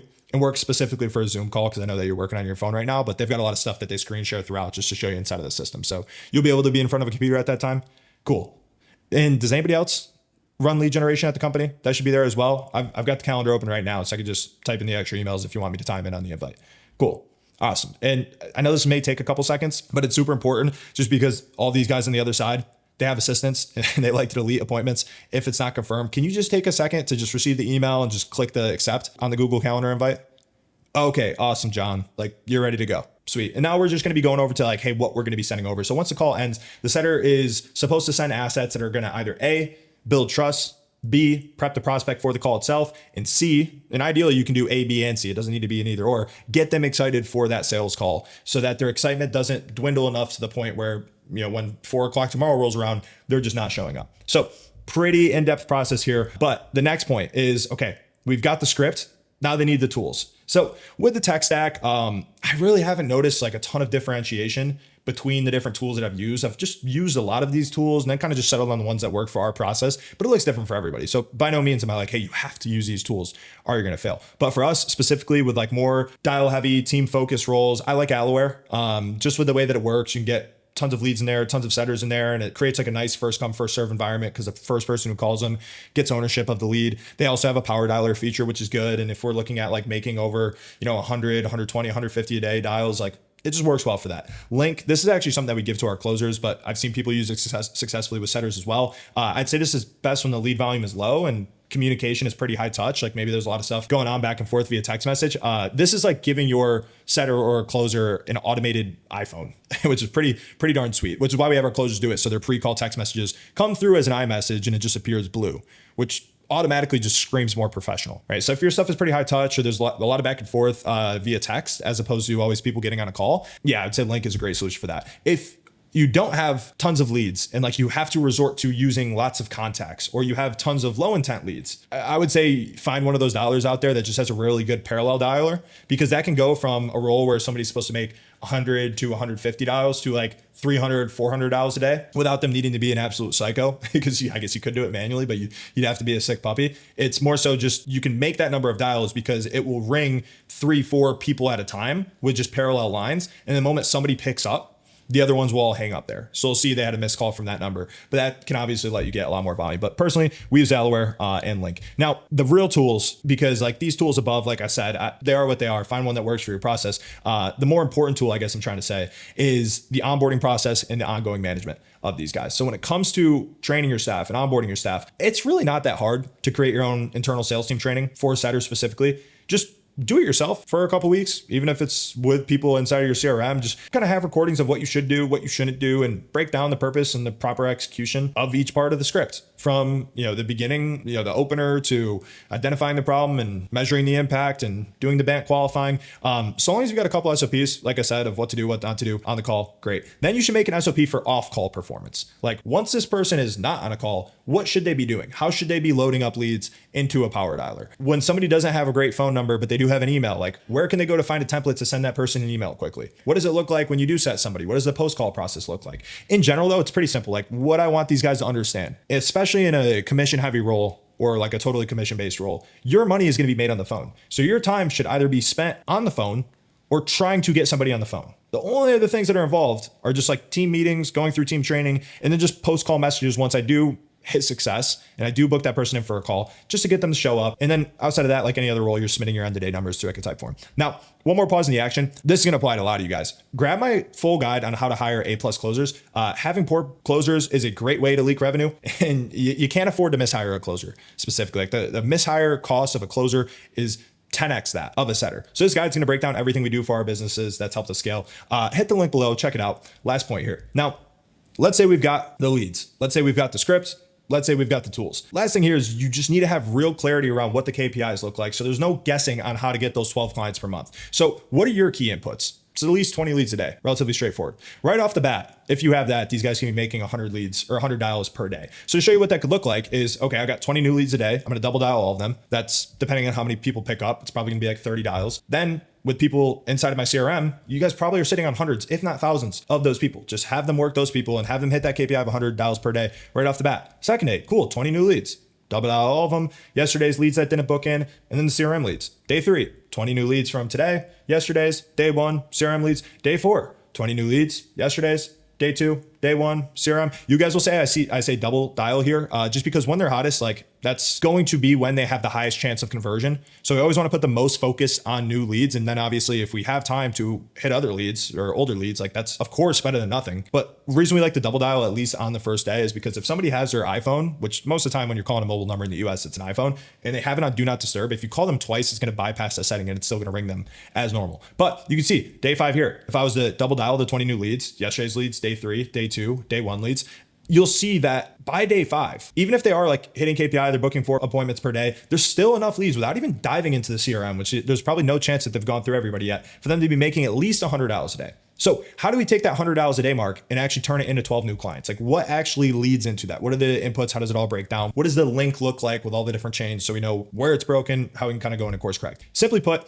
it's 80 meetings booked with a 60% show rate and a 25% close rate. So 80 booked, 48 live, 12 close. Right? So to give you a real example of this and how we train our team specifically, in their first full month, let's assume they're hitting that dial KPI. And it's somebody that doesn't have some like weird anxiety about making dials and you've clearly communicated it. Cool. They're doing what they need to do. Here's what the KPIs would look like. Dials per month. Key metric, 2,000. I would say that the first KPI here I'm going to go over, dials, and the last one are going to be the most important. So assuming they're making 2,000. Now with connections per month, 200. What's a 10% connection rate? If they can't hit a 10% connection rate with leads, not contacts, typically it's because their speed to lead is too bad. So whenever I see somebody's at like a 9%, an 8%, a 7% connection rate, which is pretty shitty with leads, I'm always saying, okay, how quickly are you calling these people? And we track that number specifically so I can tell, but it's just a massive difference if somebody's calling them in 15 minutes or less versus like 30, 45 minutes, an hour later, right? So simple way. If you're not hitting this number, get to leads quicker. Now, next, is the actual conversations. So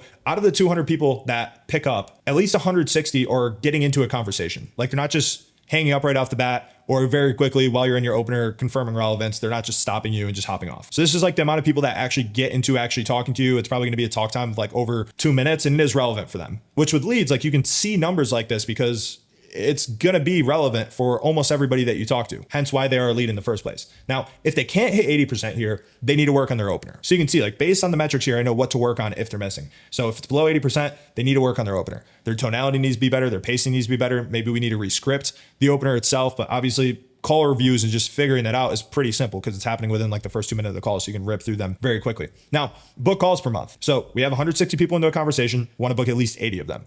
So with this 50% convo to booking rate, if they can't hit that, this is basically everything else on the call. They need to work on identifying the problem, its impact, qualifying without losing the prospect. A third of these people of, the 160 here just simply won't be a good fit, which is fine. We don't want to talk to those people anyways. And then positioning this sales call as a valuable event. So they're not like, hey, yeah, I could be interested. Send me over an email. And of course, like there are specific objections that these guys need to know how to handle. Like if somebody is really, really pushing, I'm not getting on a call unless I need to hear the price. And like, just how do we do that? How do we balance like handling the objection versus deferring to the closer? Just like, hey, send me over an email. How do we get them to realize that sending over an email with all the information they've already consumed would be pretty much a pointless exercise? Like these are things that we work on. This metric specifically, this 50% convo to booking rate, this is probably where the majority of training comes in, just in the form of doing live call reviews with our team. So on our team meetings, like we're just linking up, throwing on a couple calls. And because they're setter calls, it's pretty easy and not super time intensive to go through. Now, all of this leads to a 4% dial to booking rate. So from the 2,000 people that we actually called and reached out to, 4% of them are booking in, right? So this is just the total number of meetings over the total number of dials.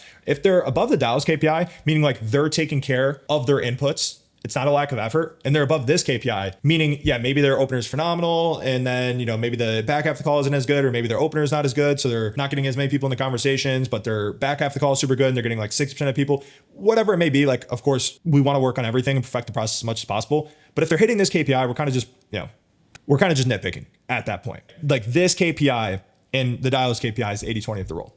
If they're missing this, obviously troubleshoot with the above. You're going to figure out where the actual link is broken in that chain. Now, how do these stats work? Once we've got all of that, of course, the thing that we actually give a shit about is the 12 clients. So with the 80 calls booked, show rate should be 60% plus. If it's below 60%, it's often just a setter ignoring obvious red flags. Like they don't want to do any objection handling at all or challenge the prospect at all. And they're just kind of shoving the appointment down the prospect's throat. There are going to be certain objections that they do need to handle. Of course, there's going to be buyer level questions that they should defer to the closer, but listen to the calls, make sure you're not doing anything that's just like, okay, here a giant red flag of this person not being serious about this at all. And they're like, yeah, you should definitely get on a call. And or just like lack of a good post-call process, meaning like they're not sending the person over anything to prep them for the call, keep them excited about the call itself, confirming the call, et cetera, et cetera. So that's usually what's going to happen there. It's either just they're ignoring red flags and they're just forcing the appointment where it actually doesn't belong, or there's just lack of a good process after they do book the call. Now, if the close rate is below 25%, and this is only assuming your typical close rate is about like 33% or higher, they're typically just not qualifying properly. So something's wrong with the BANT qualifying that they're doing.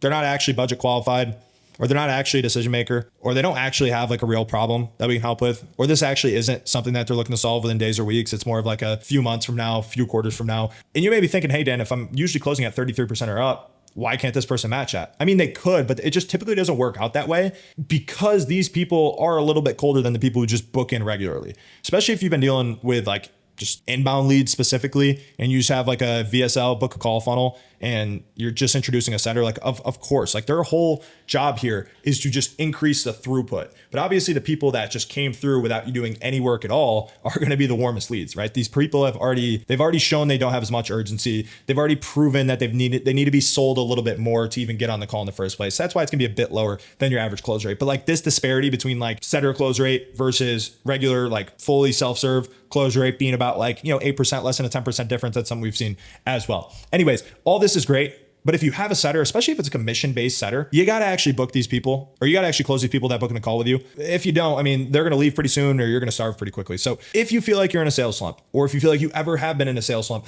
watch my video on how to get out of it. That's all. Appreciate it, guys. Talk soon. What's going on, guys? In this video, we're going to be going over how to structure your sales calls so you can have maximum impact every single time you hop on the phone. I'm really excited for this one because closing deals is just infinitely easier when you have the right structure. There's going to be less variance. You should feel confident going into every single call. So stick with me to see what that looks like. If you're new here, my name is Dan Crowley. I'm one of the co-founders at Ascension and ListKit. We're pulling over $1 million per month. I've taken thousands of sales calls myself, built elite sales teams that are closing over 40% with cold traffic in the mix right now, and help clients go from unpredictable sales processes to closing high ticket deals very consistently with the exact framework that I'm about to show you. So like I said, in this video, we're going to be going over how to structure your calls, like what each part of the call should look like, in what order, so that you can lead the conversation, build trust, because honestly, your sales process is the first impression that this person is getting of your company most of the time. And I can't tell you how many times where I'm not selling sales consulting, but people are like, wow, you have a really good sales process. So I figure you're just going to be competent in whatever else you're doing. And then lastly, like I said, the big thing here that this is going to lead to is just more consistency in your process. So let's jump into it. All starts with the introduction phase. And the introduction phase isn't going to make or break the sale usually, but it is a nice help to build some momentum early in the call and get off to the right foot. We've all had those conversations where it just starts off super awkward.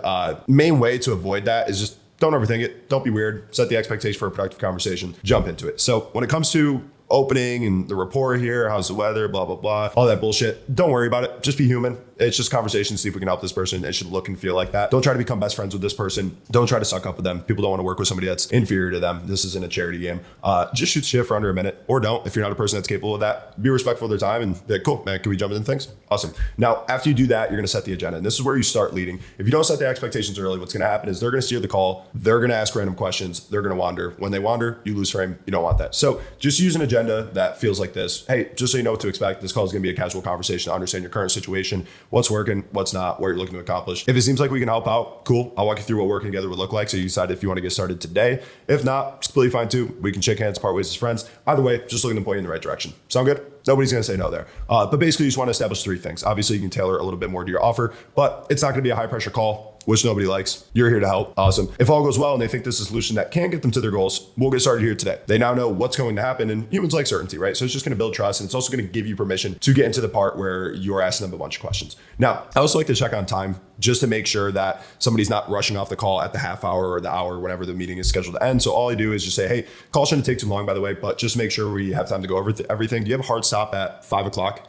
If it's like a 4:30 to 5 o'clock, because if you know closes typically take an hour for your offer, but they have a hard stop at 30 minutes, you now know that you have a different objective, right? Like you don't want to try to speed run everything and just force the close super quickly on that first call, because you're usually just going to have a pretty poorly run call. And even if you do get the follow-up, it's usually not going to go that well. So in this case, I want to do a thorough discovery. I want to have a high level pitch and go over the parts of the offer that are most important to them based on what I gathered in discovery, then set a follow-up call same day, if possible, if not next day, but as soon as possible, where we can go over the pricing and the specific package that's going to make the most sense for them specifically. Now, the reason why this matters is because, like I said, if you have a process where you typically run over on time and you have call slots for 30 minutes, because 30 minutes is less intimidating to a prospect, and they don't have a hard stop at the 30-minute mark, you basically have an hour almost every single time, right? You'll notice that people don't really book on like the 10 or 15 minutes. There's this whole show Entourage where the guy's like, oh, I landed a 2:50 meeting. And he's like, 2:50 meeting? Like, that's a jerk off meeting. What is he going to do? Clear his throat till 3?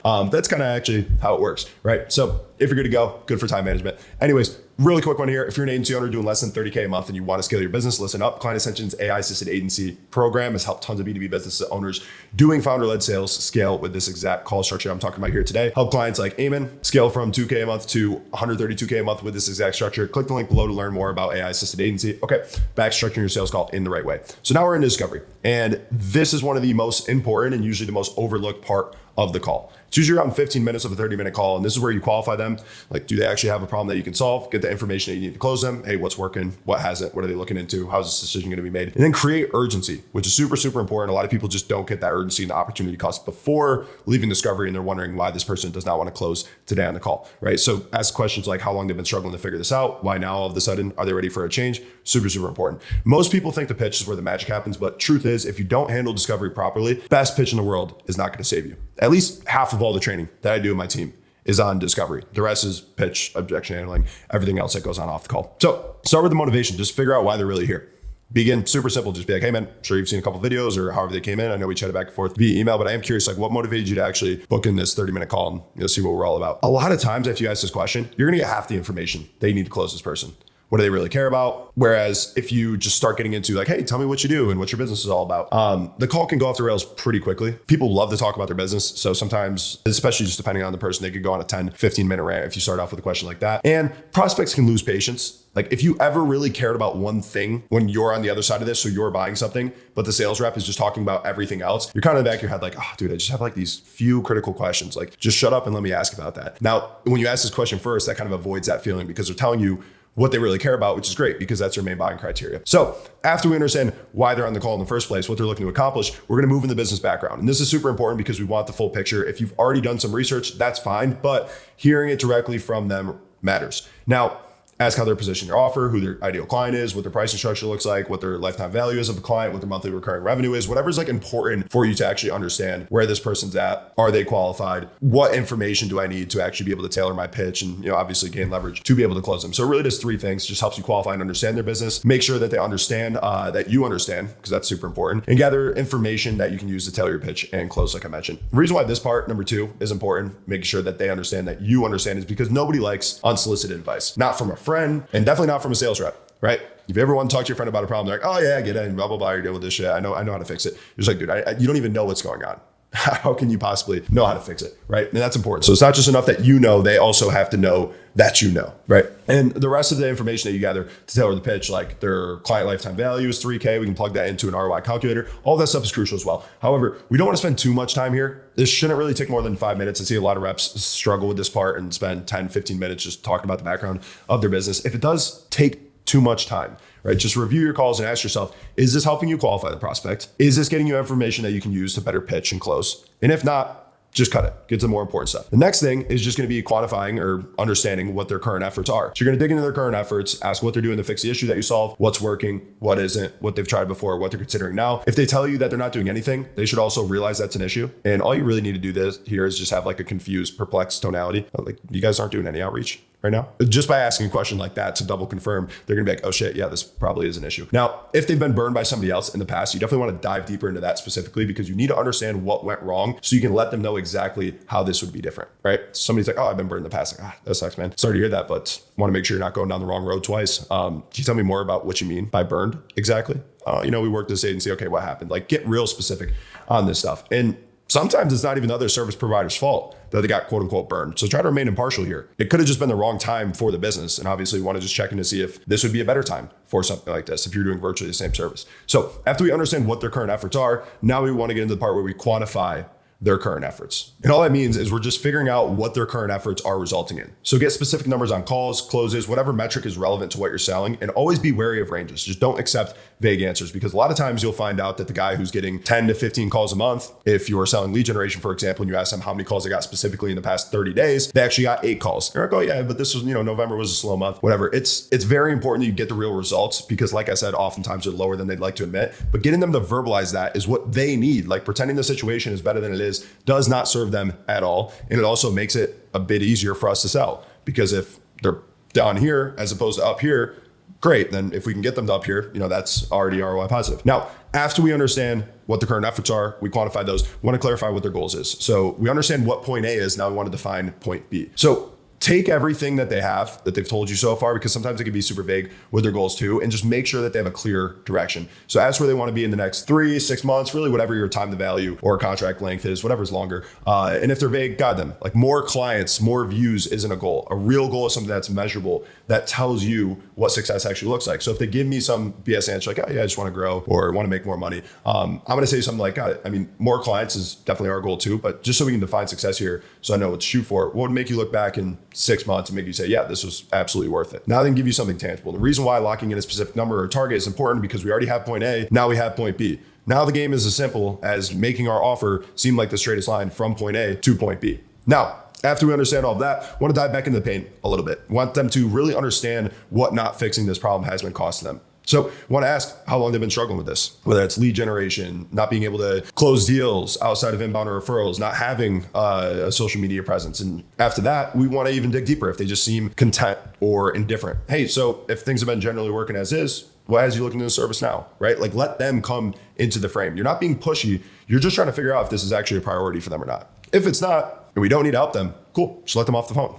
That's perfectly fine. But little rule in sales, they wouldn't have booked a call if it wasn't a priority, if it wasn't a problem. But sometimes they just need a little bit of extra assistance, we'll call it, to get there. Now, after we understand and they kind of understand like what this is actually costing them, now we want to kind of get into like, okay, are they actually ready for something like this? Like, do they actually feel the impact of the opportunity cost here? And usually I just like to ask them how likely they are to hit their goals without addressing the issues that they've talked about. And if they act like they'll hit the goal anyways, ask what the plan is and ask why they haven't done it already, right? If they are aware that they're not likely to hit their goals though, without doing something to address this, I'll say something like, okay, cool. It sounds like this is a priority then. So whether you're working with us or not on lead generation, it sounds like you guys are wanting and ready to address this now. Like you guys, whether you're working with us or not, you're looking to ramp up your lead gen. Cool. Because if I can get them into that mindset, and I love just throwing out that, hey, whether you're working with us or not, because I know that if they are ready to act now, great.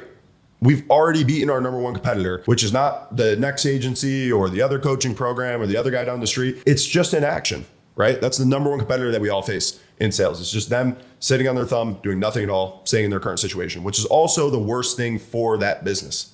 And this is why this is all about helping people, right? But as long as we got that and we understand, okay, why they're here, what they're doing, what that's resulting in, what their goals are, and dig into that opportunity cost and get them into a position where there's some urgency and they're ready to act to address this now because that's what they need in order to have a chance to hit their goals, we're going to be able to transition the pitch. But before I do, I'm just going to recap their situation and like a clean, simple summary. Once again, this goes a long way to making them feel like you understand their business before pitching them, obviously. Confirm that they've got it right. Ask if there's anything important that I haven't asked about that I should. And when they say no, great, that's permission to pitch. That's your green light there. Now we're rolling on to pitch. This is the fun part, but the pitch is honestly the easy part when the discovery is done right, so long as you have a good structured, repeatable pitch that we can tailor whenever needed. This section usually takes about 10 minutes, and the goal here is pretty simple. Show them exactly how you can help, create clarity, and guide them toward making a decision here. Start with an expert perspective. I love to do this. It's somewhat of a pre-pitch if you guys are familiar with that, but you're essentially saying, before I get into the offer, asking the permission to share their thoughts. So right after the recap, I'm like, okay, cool, dude. You mind if I share some thoughts? Yeah, and just to explain where these thoughts are coming from, and then I'm kind of going into the spiel that basically prefaces the fact that we've helped tons of businesses or study patterns across our industry. Like, what you're talking about here. And then I'm gonna walk them through why most businesses struggle to address the issue that they're looking to address.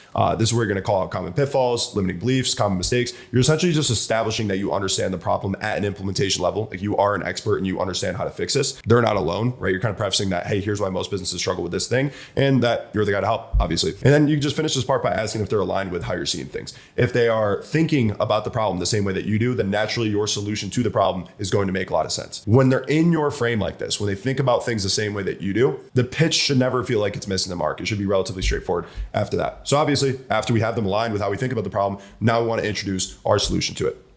And once we give them a quick overview, we're diving deeper into the proven delivery system. And this is typically when you're using a visual to show them how you get your clients' results exactly. And when you screen share your visual, whether that's a diagram in your VSL, a slide deck, or even examples of your work, the point is to make the system easy to understand and get them engaged. Like, get them to really like, this is why I like visuals, because I feel like, number one, everybody's a visual learner, and if they see something in front of them, they're just more likely to kind of lean forward, ask questions about that. Or at least that's what I found. A good visual is going to do two things for you. It's going to explain what you do for clients and why it works. And then it's also going to break down how much work you're taking off their plate that they know that they should be doing for their business. You're basically just presenting all of the logistical intensity that goes into getting the results that they want, and you're removing all of that for them. Right? That's one of the best parts about selling a done-for-you service. And this is, like I said, usually where you're going to see a three-pillar pitch. I feel like the reason why everybody uses a three-pillar, like a 3 keys to success or whatever it's going to be, is just 3 is an easy number to remember, but 3, 4, 5 doesn't really matter. But it's going to be as simple as like, here's your unique mechanism.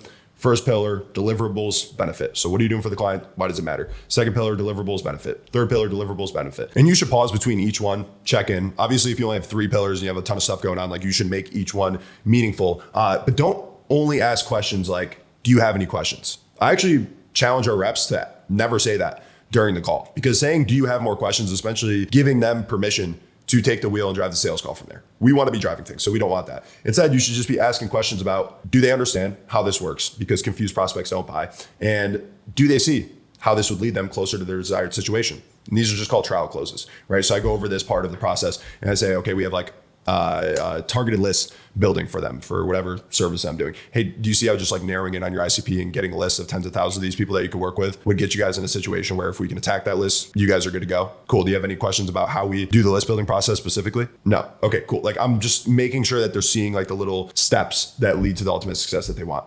Reason why trial closes are important because you want to build momentum throughout the pitch. By the time you ask for the sale, you shouldn't be totally in the dark, not knowing if they're at all interested or not. So next thing, after I present my 3 pillars, which is just like boom, boom, boom, the proven delivery system, I'm going to get into the roadmap and the quick wins that come along with it, because prospects don't buy massive transformations. They buy clear paths forward. So these massive transformations tend to work pretty well in marketing, but not so well in sales. What I mean by that is if I'm selling a fitness offer and I'm teaching people how to go from 300 pounds to 200 pounds, like that's a pretty massive transformation. I can't just be like, hey, yeah, so we're going to get you in this workout plan, this diet plan, you're going to boom, lose 100 pounds. It's not going to be believable. Right? They're gonna be like, dude, this is something I've been struggling with my whole life. How can that be that simple? No. So you want to basically show them like, hey, day 1, we're gonna do a scan of your body fat percentage. And day 2, we're gonna start tracking your calories. And day 3, we're gonna lay out this whole fitness plan. And then day 4, we're gonna roll out a whole diet plan. Like that thing, just like the logical breakdown and the quick wins along the way, to get them to their desired situation, it's going to build trust and it's going to make them actually believe that this could work for them. So walk them through each stage clearly, the onboarding process, setup and launch, the initial ROI or like the initial wins, and then what ultimately leads them to getting to their desired situation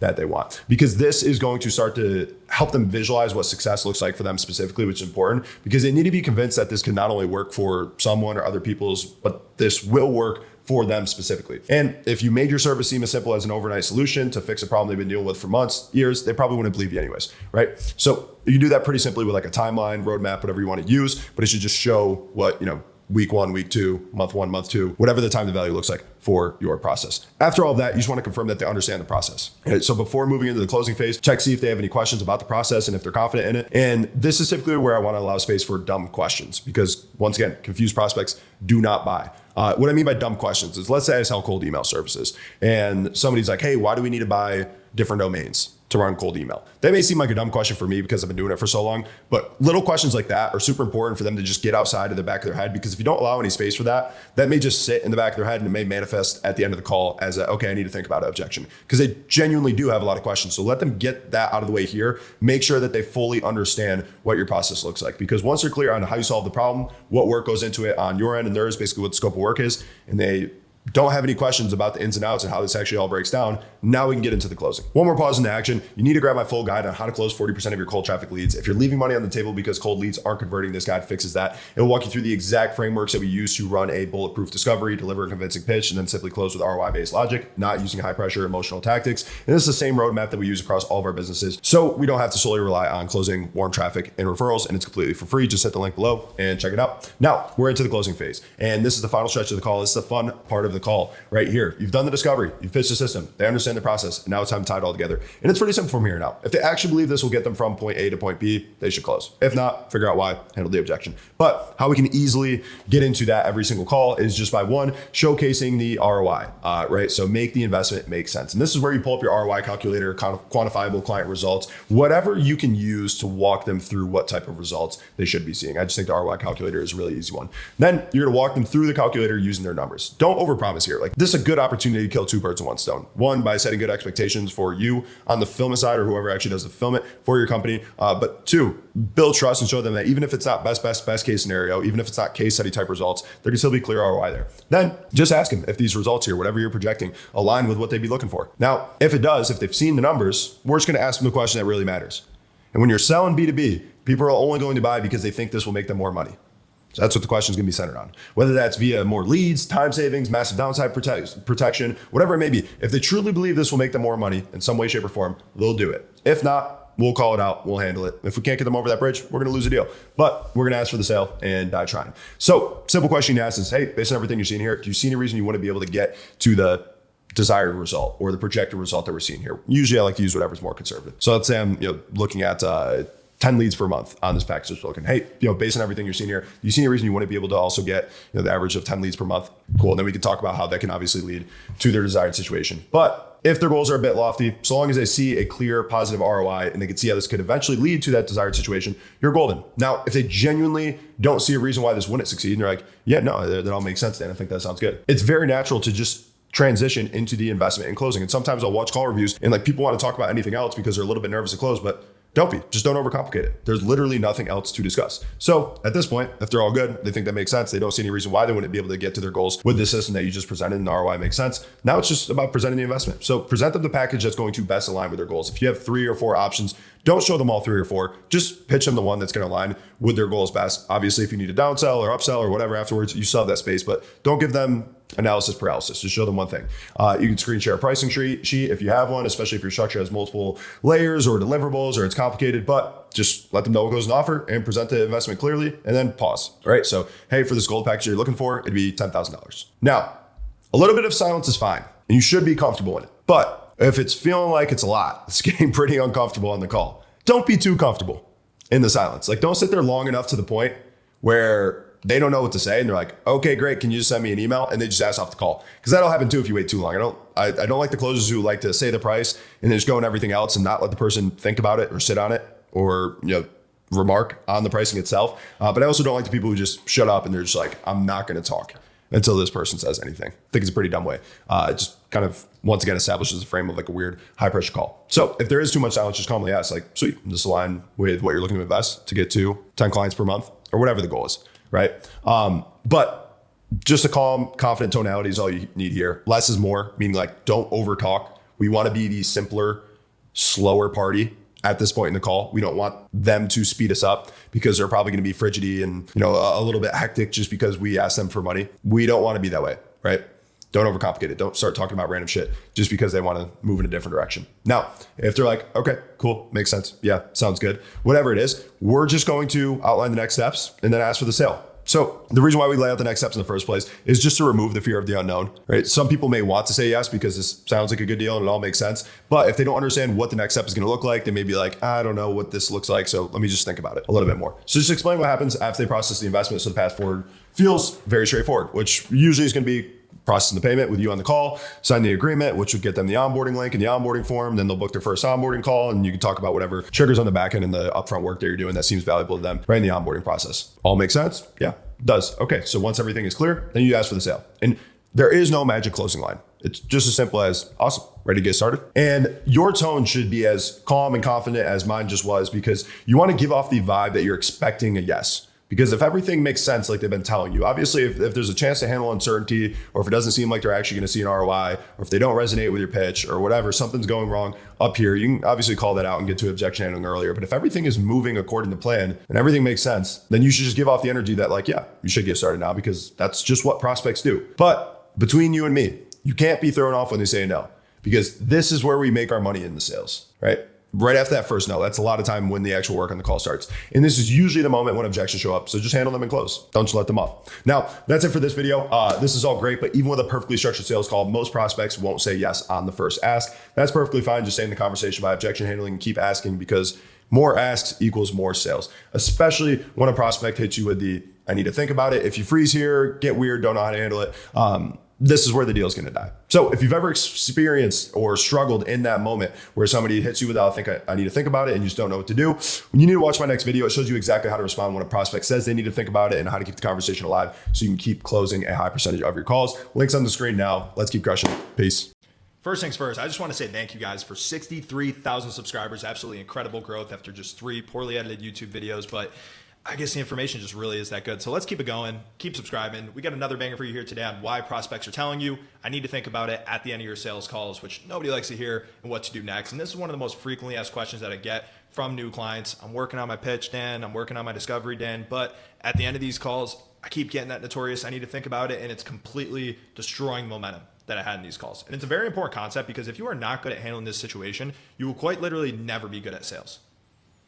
So it's going to be an in-depth training. If I wanted to make a very short training, it would be on what not to do in this situation, which is essentially being the guy that's like, well, what do you need to think about? And just thinking that's going to solve everything. Completely ridiculous. So we're going to cover everything from first principles on down. And let's just start here. I need to think about it is not an objection. And zooming out, looking at the most common pitfalls when it comes to handling objections, number one is just failure to sniff out smoke screens. And that's exactly what I need to think about it is. It's just a smoke screen. The real objection is behind that smoke screen. And why does this happen? You trust prospects too much. If you haven't been in sales long, you'll learn. You can't trust prospects as far as you can throw them. And two, you want to protect your own ego, thinking, I've got a chance with this one, and hopefully he closes through follow-up. So you liked most of what I had to say, and it's just completely ridiculous. Instead of just doing the real work, which is pushing past that smoke screen. And some guy had a tweet that was hilarious, went super viral, but you can see how disappointed Dave Ramsey is in you guys if you do this, right? You can't just expect them to come back and give you money after you ask them what they need to think about, and then they said, well, I need references or case studies, and you just went like their little gopher and got that stuff for them. It's not going to work. Second most common pitfall when handling objections is just failure to isolate the objection. All right, if you don't isolate it, it's going to be almost impossible to solve. And why does this happen? You're trying to solve multiple objections at once. They have a few that they're throwing at you, and instead of just slowing down to speed up and just individually taking down those objections, you're just hoping to solve them all at once. Or two, you're just not willing to do that type of work, to hash things out and seek clarity. And a big thing here, guys, is you need to be seeking decisions, not validations. And decisions don't come without clarity. So you need to have that clarity there on what their actual concerns are, piece them out one by one. And just once again, seek decisions, not validation. It is much better for somebody to tell you, no, I'm not going to do this on a call, than it is for them to say, oh, most of this was good. Thanks. Appreciate it. Send over some information. I'm going to think about it. And you'll realize that all those people get stuck in limbo. Very few of them close. We want decisions. That's it, whether it's to work with us or not. So let's talk about why, after a 38-minute sales call, somebody would say, I need to think about it. All right. Number one, they're trying to politely tell you no. They're not interested at all. Okay, cool. Like I said, we should still push past that, get the clear no, move on, so we have a clean pipeline. Number two, they're somewhat interested, but there's a roadblock, right? They need to look over their finances again. They are talking to a couple other companies. There's something stopping them, which once again, if we don't push past, figure out what that roadblock is, isolate that objection and try to handle it, we're not going to close them on the call. Number three, they're actually interested. There's just some lack of clarity or lack of courage for them to close, which we're going to talk about how to handle both those situations in this video. But once again, if they don't have absolute clarity on what this is going to look like for them, confused prospects don't buy. Just remember that. I tell that to my team all the time. Like, they need to not only be interested and want to do this, they need to know exactly what this would look like for them if you are expecting them to close on the call. And this is the last reason, and it's actually very common. Happens a lot with people who are like, dude, the call was going so well, and they just hit me with it at the end of the call, and I'll watch it, and I'll just be like, dude, you didn't ask for the sale. He's like, what do you mean? I was like, well, you just gave the pitch, and it's okay, and it's actually a good thing to be comfortable in silence after you drop the price, but you don't want to be too comfortable in silence and just literally not ask them to move forward. Because then they're just going to be like, well, I'm on a sales call saying, thanks, I need to think about it. Sounds like something I should say at this point. There's this awkward silence, so I'm just going to ask off the call, say I need to think about it. Sounds like something I should do. Or once again, you need to be asking for the sale in order to get the sale. It's pretty common, but surprisingly, very common that people don't do this, right? So make sure you always ask for the sale. The worst they can tell you is no, which once again is fine. We're just seeking decisions here. So how can you prevent them from saying this in the first place? Well, truth is, you can't avoid it altogether, but there are a lot of things that you can do to reduce it as much as possible. First, you want to figure out what questions are people already asking, what concerns do people already have, and just make sure you cover that in your discovery and in your pitch. And you guys will realize there's very few new things under the sun. The same questions get asked over and over and over again. The same concerns come up over and over and over again.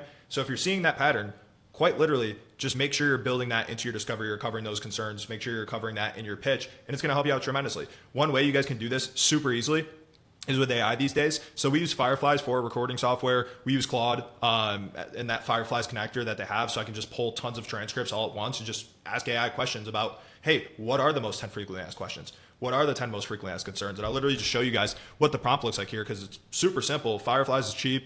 This pro version of Claude is like $10 a month. And I just say, hey, Claude, how many transcripts do you have in Fireflies in the last 2 weeks with this type of meeting name? Because that's a specific type of sales call for our team. Cool. Can you take 50 of those transcripts and find me the 10 most frequently asked questions prospects have about the program?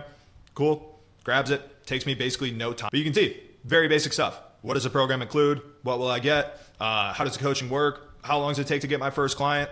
So just making sure that you're showing the roadmap in terms of what it looks like to get your first client. What services, offers should I provide to my clients? So they need to have absolute clarity on what type of offer they would be running for. Like, what does the pricing look like? What type of people would they be reaching out to? How does that outreach look like? All those good things. How do I actually get clients? What's the client acquisition stuff look like on your guys' end? Like, if we don't talk about this stuff, we know that people are asking it over and over again. So even if the prospect that we're talking to hasn't asked about it, that's still a problem, because that's going to be something in the back of their head. We know that this is just naturally what people think about. If we don't bring it up on the call itself, it's going to stay in the back of your head, and it's going to manifest in a, hey man, I need to think about it at the end of the call, which we're looking to avoid. So just going on down, super simple stuff to look at. And this was the next prompt here. Like, this is awesome. There may be some overlap, but what are the most 10 common concerns prospects have in these calls about our program? You can use the same exact transcripts. And it was just going on down. One, can I do this while working full time? So like, what does time commitment look like if I also have a job? I have no experience in this. Does that work for beginners? Is the market too saturated with AI agencies? What if I can't get clients? All of these things happen over and over and over again. So make sure you're covering those things. Then also add in trial closes throughout your call.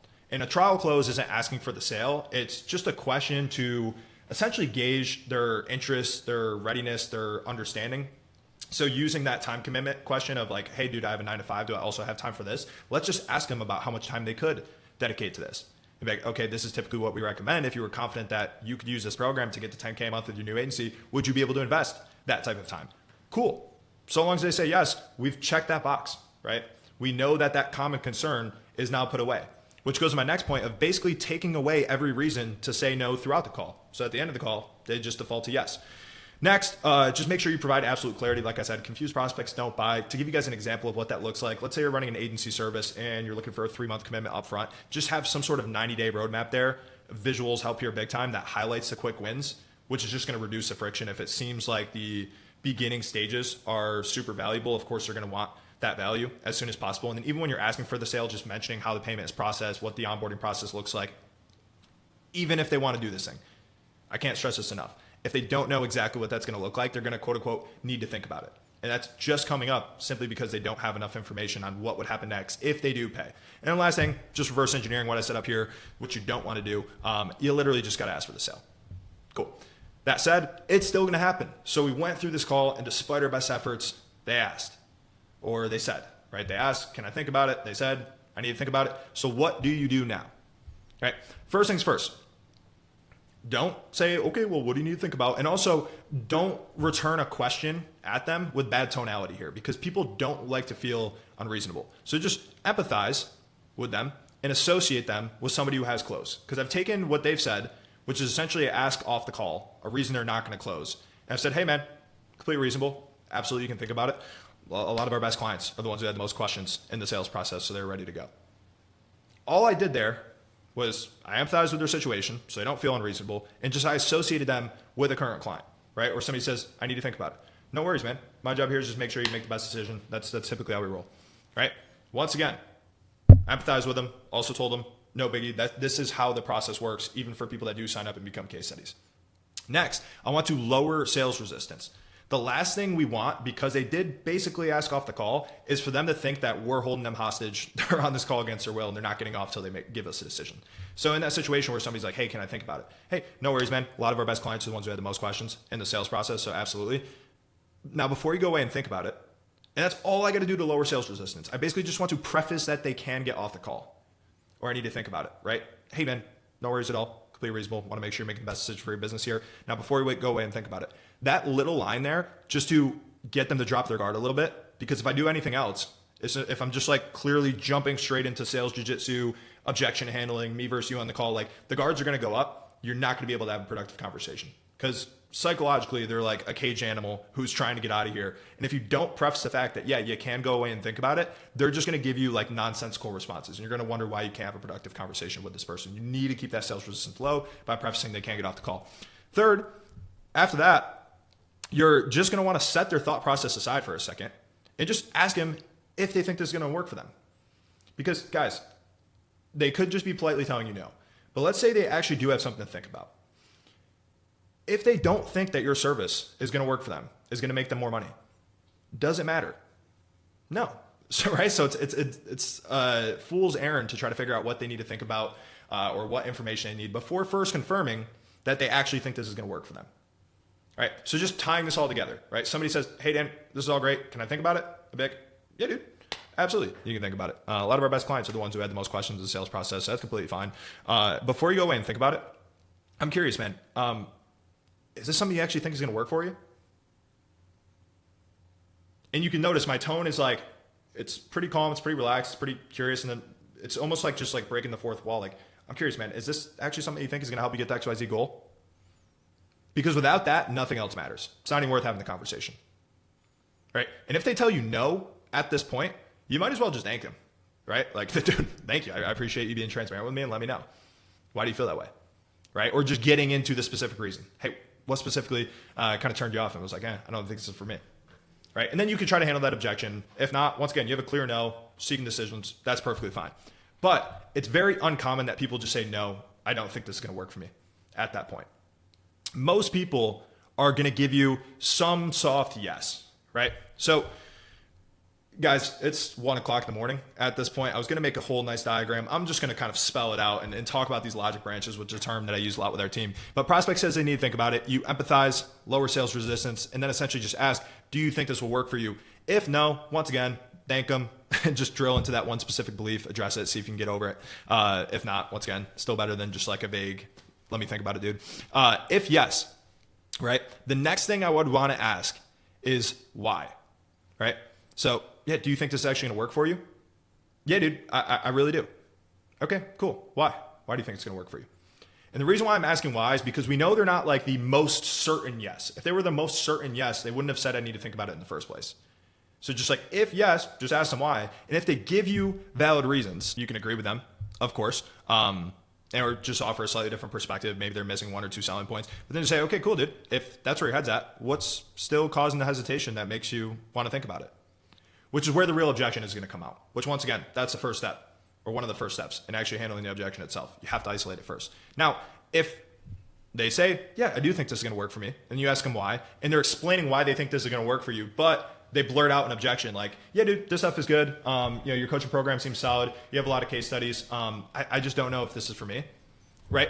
Okay, great. Let's, instead of taking the validation and taking the compliment, because he did say some nice things, but compliments are probably the most common form of deflection at the end of the call. If you ever heard like, yeah, you're a really good sales guy, they're just trying to deflect at the end of the call. Let's just be, okay, makes total sense. And then just ask about that specific thing that was a concern, right? Isolate it, solve that. If they say, yes, I think it'll work, they give you all valid reasons, but this is just how I make decisions. I don't like to make decisions on the call. Now, this is a little bit more complex. It depends on the type of prospect that you're talking to. If it's a more sophisticated B2B buyer, you want to say something like totally fair. You're in business, so I'm sure you get it. Like you kind of get what that means when you hear that. Last thing I want is to never hear back from you. So do you mind if I ask you a question about what that decision maker process typically looks like? So permission-based selling, super, super helpful. Once again, even though he is a more sophisticated buyer, I still want to voice my concern, which most guys who are in sales, most guys who are in business, they know, yeah, hey dude, this is how I make decisions. I just need to think about it. You go away, you never hear from that person. So I do want to voice my concern, but I want to be a little bit more lax with this type of sophisticated prospect and just ask them what that decision-making process looks like. Is it typically just mapping it out on a whiteboard, sleeping on it, something else?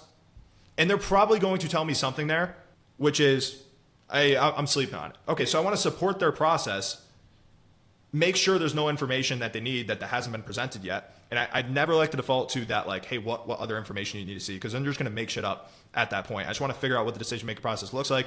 But I then want to ask them, hey, if you need to sleep on it, cool, man. I get that's the way that you make decisions. That said, you sleep on it, you wake up, you feel the same exact way that you do right now. Is this something you're going to do? If no, let's tackle that objection. But if yes, let's use that and let's compress that follow-up timeline as much as possible. Cool, man. So assuming I can hear back from you tomorrow morning? Yeah, what time you think? Like 9 a.m.? Is that when you typically start your day? Okay, cool. And if I don't hear back from you at 9 a.m., what should I do then with my extra free time here? Yeah, you can reach out. Okay, cool. I'm going to reach out. I'll probably shoot you an email, text, a call. Like I'm probably going to blow you up because unfortunately that is my job. And prospects always laugh at that, right? But it sets a real clear deadline because what happens that next day at 9 a.m., we know that presumptively we should be going in for the close because if he feels the same way that he does right now, he said he would be closing, but I also set a super clear deadline and I compress it as much as possible because time kills deals. Like ideally, if they're telling me they're mapping it out on a whiteboard, they're going for a walk, they're just talking to their partner. I'm assuming they're going for a walk today. I'm assuming they have access to this whiteboard today. I'm assuming that they talk to their business partners every single day. So I want to get real clarity on what that timeline looks like and not just today or not just tomorrow, but like today at 5 o'clock, tomorrow at 9 a.m. Now I'm asking them what I should do if I don't hear back. Like, hey man, let's say 9 a.m. rolls around, I don't hear back. What then? I guess you can reach out. Okay, cool, dude. Just to let you know, I'm probably going to blow you up because unfortunately that is my job. That line works wonders. right? But it also prevents me from having people that just struggle in my pipeline. It gets me clear answers, it gets me decisions, which is once again what we want. So sophisticated B2B, like you really don't want to try to like push them too far. Kind of have like a 3 strikes rule where it's like you can push them once, you can push them twice. If you push them, 3-4 times, you're probably just going to lose a sale at that point with a more sophisticated B2B buyer. Now, let's talk about the people that we're typically dealing with, which I just said was B2 SBO, business to small business owner. This guy's at, let's say sub 100K a month, small team, maybe he's just running a small agency because that'd be somebody who I would sell to. You kind of start the same way as you do with B2B. Right? You share your concern. Like, hey, dude, I'm sure you get it. You're in sales. You run a business. Typically, when you hear that, a lot of times you don't hear back. Last thing I want is for you to just kind of go away and we don't come to a decision one way or another. So do you mind if I ask a question on what that decision-making process typically looks like? Cool. That's completely fine, right? The difference here is after they tell me their decision-making process, instead of supporting their process, compressing the timeline as much as possible, I would much rather just ask them another question, which is essentially, hey, cool, dude. And that thought process or that decision-making process of mapping out on a whiteboard, talking to a mentor, talking to your spouse, is that just simply to make sure that you're not making like a more rushed emotional decision? And a lot of times they'll say, yeah, like, hey man, yeah, I've been burned by this person before, or I had this bad experience. I just, I like to kind of step away, look at things again. Cool. And then you can empathize with them. Hey dude, I get it. Like, the fact that you're feeling some nerves right now isn't necessarily a bad thing. That means you give a shit about this. And at the same time, making a decision quickly, where logically all of the boxes are checked, that's not a bad thing either. So just to confirm, everything here makes sense. Like you're confident you see ROI on this. You're confident to support the community. Everything that you're looking for is there with what we offer. So just confirm that those boxes are checked for them. And then I'm just going to question what they're looking to get out of that decision-making process. Right? So to kind of go back to the top with this small business owner, because I feel like that's who a lot of you guys will be able to sell to. Like, hey, totally fair, dude. You're in business, so you probably get it. The last thing I want is for me to just allow you to go away and I never hear back from you again. So do you mind if I just ask a question about what that decision-making process typically looks like? Yeah, go ahead, dude. Is it typically just like mapping this on a whiteboard, sleeping on it, going for a walk? Like, what's that going to look like? Yeah, dude, I just like to take some time. I like to pray on it. I like to do that. Okay, cool, dude. Is that just to make sure that you're not making like a rushed emotional decision? Yeah, it is. Okay, well, I mean, if nerves are coming up, I wouldn't say that's necessarily a bad thing, but at the same time, making a decision quickly where logically all the boxes are checked, that's not a bad thing either. That said, like, what are you looking to get out of the walk, the talk to your mentor, the talk with your spouse, whatever that reason is? So I'm essentially just questioning that decision-making process, because when I ask them what they're looking to get out of it, they usually realize that really not much is going to come from it, and they're pretty much already there. They just have some rule about why they don't like to make decisions now, and that can talk about pulling, just the time to see success forward quicker. Like, hey, dude, if you're already there, I mean, is this something you want to delay even further, or are you ready to get started? I can just re-ask for the sale. More asks equals more sales. Pretty simple, right? Like, I've even had conversations with people where they're like, dude, I want to pray on it. And I'm just like, are you a Christian? I am personally. Okay, let's pray. I'll lead. Because I don't want to just have some random reason for deferring if it's not going to help them. Right? So now B2C, it's like you push even harder. So B2C, you're going to start similar. You're probably going to voice your concern in a more straightforward manner. Hey man, typically when I hear that, I need to think about it. I don't hear back from people again. And that's the last thing I want, dude. I want to figure out if this is going to help you. Whether you decide to do this now or you decide to do this later, no skin off my back. So do you mind if I just ask a personal question about that decision-making process? Then they're basically going to tell you what that decision-making process looks like. And because it's B2C, it's definitely a more finicky audience. It's definitely more of a flight risk. I would just ask them something after that, like, okay, cool, dude. Is that how you always make decisions? And has that habit led to you taking action that has gotten you the type of results that you want? Because we know that it hasn't, right? With like most B2C transformational offers, it just hasn't. So I'm going to ask those questions like, TLDR at this point is just like push harder, challenge, and just call out the pattern itself. Because obviously the pattern that they have here typically isn't leading to the result that they want, which really can't be said for the, higher two, like a sophisticated person. Usually, sometimes their decision-making pattern has led to them seeing success, right? Which is why you don't want to push too hard, because then you're just going to smell commission breath, get turned off. Small business owners, sometimes it has, a lot of times it hasn't. So obviously, empathize with them. Yeah, dude, like, is this just to make sure that you're not making like an emotional rush decision? Talk about their nerves, let them know it's not a bad thing, they give a shit, but let them know that at the same time making a decision quickly where logically all those boxes are checked isn't a bad thing either. Check all of those boxes or make sure those boxes are already checked for them, and then just question what they're looking to get out of that decision-making process. Once again, they're probably going to realize that it's a fruitless exercise. So if they're already sold, they're already committed, they're already mentally there, the nerves will probably calm down a bit at that point. Ask for the sale again. B2C, push a little bit harder, challenge, call out that decision-making pattern that hasn't led to them getting the results that they want. But that's it. Yeah, subscribe please, because you guys probably noticed we're not at 63,000 followers. It's 1 a.m. before I got to post this thing, literally 8 in the morning. We're at 63. So let's keep this thing going, guys. Welcome back, video 2. If you guys liked the first video, I got one simple favor to ask. Subscribe to the channel. If you haven't already, what are you doing? It's going to take you 2 seconds, and I promise I'm not going to blow you up with 10 shorts a day. To be honest with you, I don't have the manpower for that quite yet. It's going to be one valuable video per week. And if you guys have ideas on what valuable videos I should be making, drop it in the comments. Seriously, I'm open to that. Like I talked about in the first video, I want to get super specific, super tactical on all things sales. So in this video, I'm going to be talking about how to use ROI-based closing logic, simply showcase an ROI to your prospect to close more deals. And it's a pretty straightforward concept. So where I want to spend most of my time is talking about why this is so effective and then how I can apply it on a call today so I can make more money today. And before I get into it, I just want to talk about how high ticket closing is portrayed online today versus how it should look when it's done correctly. Because I've hired a lot of closers. I can tell you firsthand, I've never once yelled at one and made them take their shirt off and confirm that they had a 6-pack before they could sell for me, or given them a 300-page booklet with 100 canned objection responses. For whatever reason online, it's very over the top. It's very aggressive. It's very you versus them, beat this guy in the submission, high pressure, do it or else your wife's going to leave you. You're going to be broke forever, when it doesn't need to be that way. Hormozi put it really well in a presentation, but he simply said, sales is a dance, not a fight. It's seduction, not rape. Which is extreme, but it gets the point across. It definitely stuck with me. So how it should look when it's done correctly, you and the prospect are on the same team. You're trying to get them to come to the realization that this is what's best for them. And you're trying to get them to come to that realization on their own, by the way. Then once you guys both agree that this is what's best for them, you're holding them accountable so that they can take actions aligned with their goals. Now, there's still going to be pushing. There's still going to be persuasion. There's still going to be objection handling. There's still going to be active closing going on there because a lot of times people don't want to take actions aligned with their goals, and our job as a closer is to make them do that.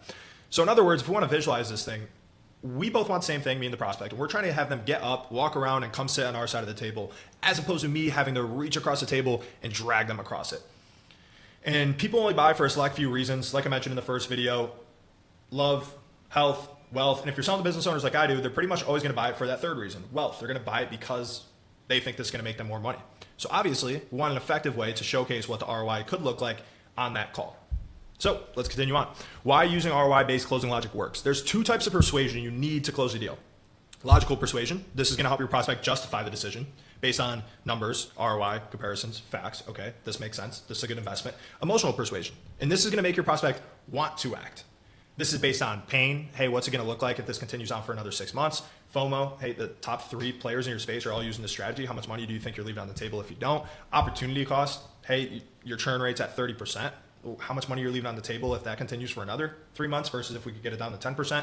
Relief. What would your life look like if we took all this off the table for you and you only had to work 4 hours a week as opposed to 80? Trust. This is going to come in a lot of different forms, but obviously they're going to need to trust you even if they think this logically makes sense before they can pull out their credit card and hand it over to you. So you're going to get the close when you combine both so that they can justify the decision and want to act now, which are 2 distinct things, right? Like I can know that going to the gym for me is a good idea, but if I don't want to do it today, a lot of times I won't. 10% of people will come to the call wanting to act. So as long as this makes sense to them logically, they're going to buy. Those are the easy ones. Those are the laydowns. But if you're shooting for a 30 to 40% close rate, for instance, the other 20, 30% of people that you're going to close will need the emotional persuasion along with the justification. Now, some people are more emotional buyers and some people are logical buyers. But there's a very interesting thing when you're selling to business owners. Even the more emotional buyers want to seem like they're logical buyers because for whatever reason, it makes them seem more competent. They want to be Mr. Business Owner who thought through every variation of how this is going to go down, and they made the number based on cold hard facts. So even though that's not how it plays out, that's still how they want it to seem. So in pretty much every scenario selling to business owners, showcasing the ROI is going to help close the deal. And for the sake of closing on the call, if you've ever heard, hey, we need to run the numbers, thanks man, we're going to do our due diligence. In what scenario would we be better off with them doing it off the call as opposed to live on the call, right there with us? Pretty much none, right? If we can have our voice being in the room with them while they're doing that, that's better 99% of the time. So we're going to want to have a way to showcase that effectively on the call, which is what we're going to go over step by step right now. How do we do this on the call?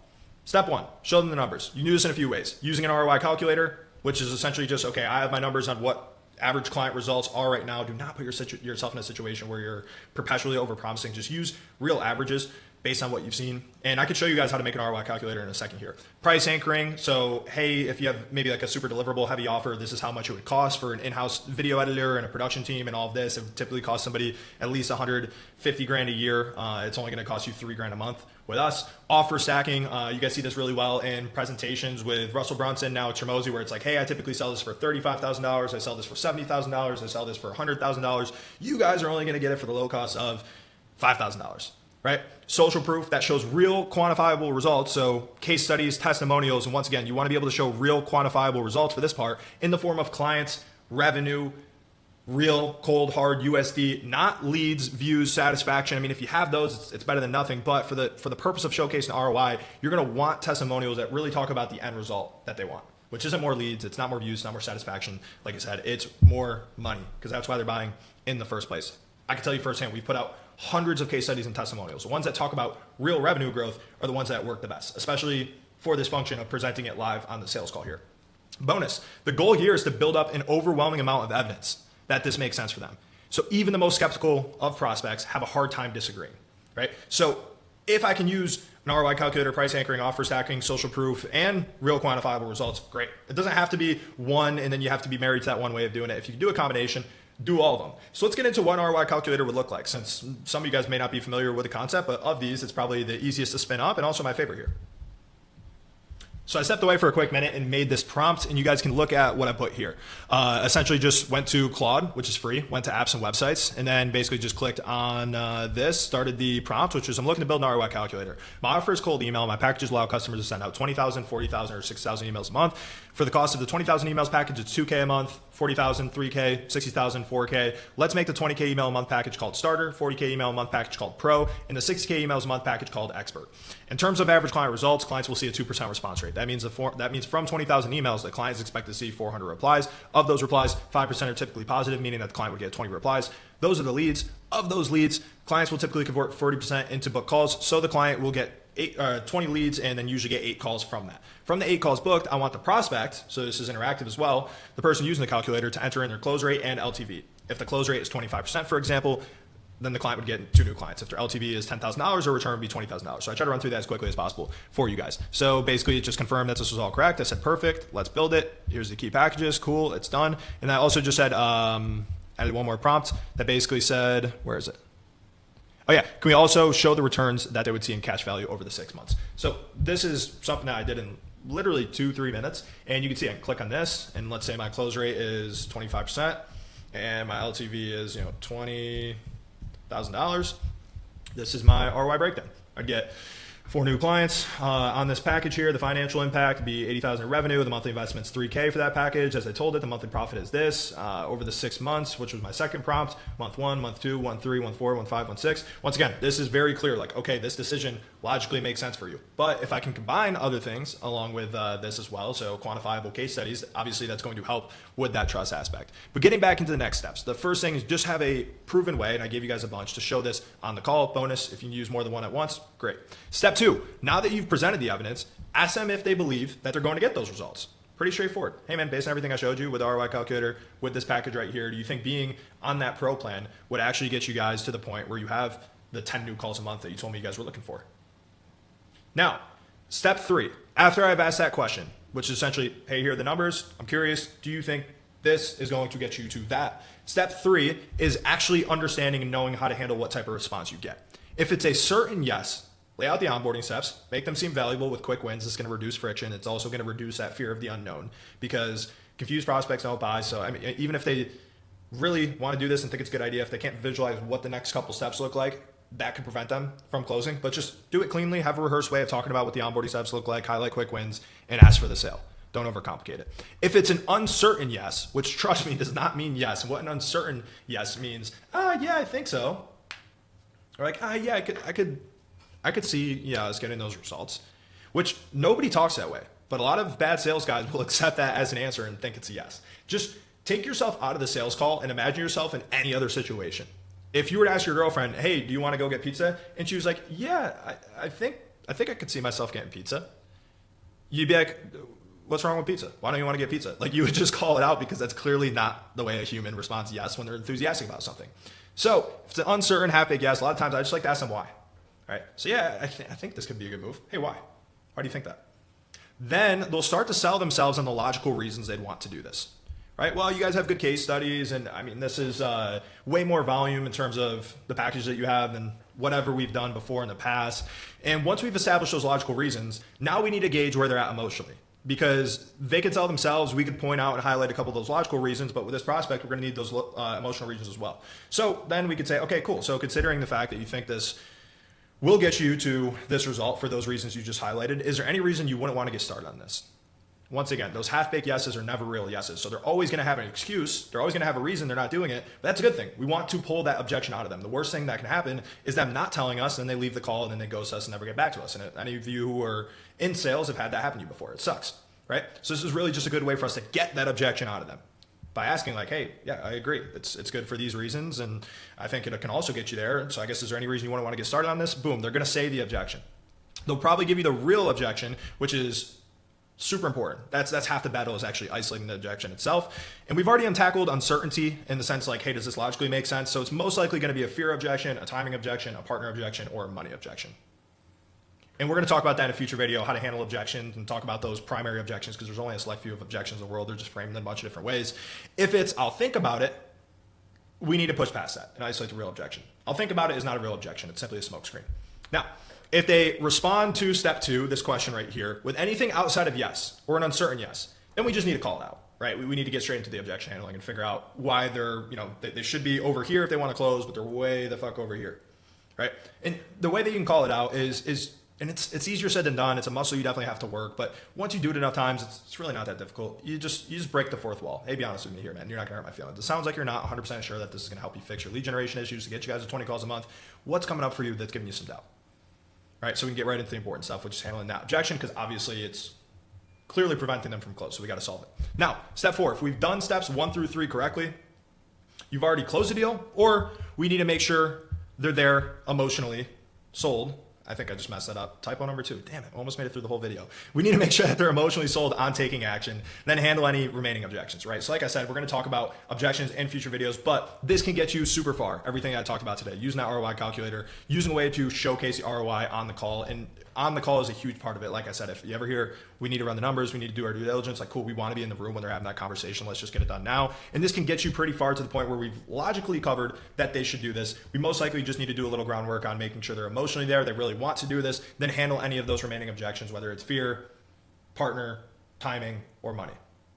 So cool. If you guys like this, like I said, I'm gonna get into those objections in a future video, but drop a comment, drop a like if you guys have questions as well. I'm gonna be pretty active in these early videos, just getting back to all those questions in the comments. So let's go from there. Thanks, guys. What's going on, guys? In this video, I'm going to be going over how you can use AI to review sales calls like a pro. And this is a big part of my process nowadays. So I'm super excited for this one. I hope you are too. And if you're sitting there right now and your close rate is not steadily improving, your first instinct should never be to blame the leads. Nobody cares, just get better. And when it comes to getting better at sales, most people know what to do already, right? You're reviewing your sales calls, you're doing mock calls, you're reviewing your process, iterating, implementing, seeing if it works out. And when it comes to AI playing a role in that process, AI is just not going to close deals for you. It's not there quite yet. Thank God. I'd be out of a job. A lot of other people would. And to be honest, I don't think it will be for a long, long time when it comes to closing high ticket B2B deals like this. However, where AI can play a massive role is by just helping you get better quicker, because you can review your process so much quicker and more in depth than previously possible. And if you're new here, my name is Dan Crowley. I'm one of the co-founders at Ascension and List Kit, where I manage a team of 10 plus closers pulling in over $1 million a month. And in this video, I'm going to be going over how I use AI every single day personally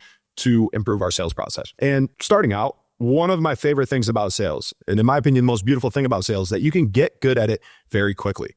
And AI has only accelerated that. Now you can get better quicker than ever before. The reason why is because the feedback loop is immediate, right? Like you can bomb one call, diagnose why, change your process, your offer, etc. And the next prospect could be an hour later. We'll have no idea that you just sounded like the worst salesman in the world on that last one.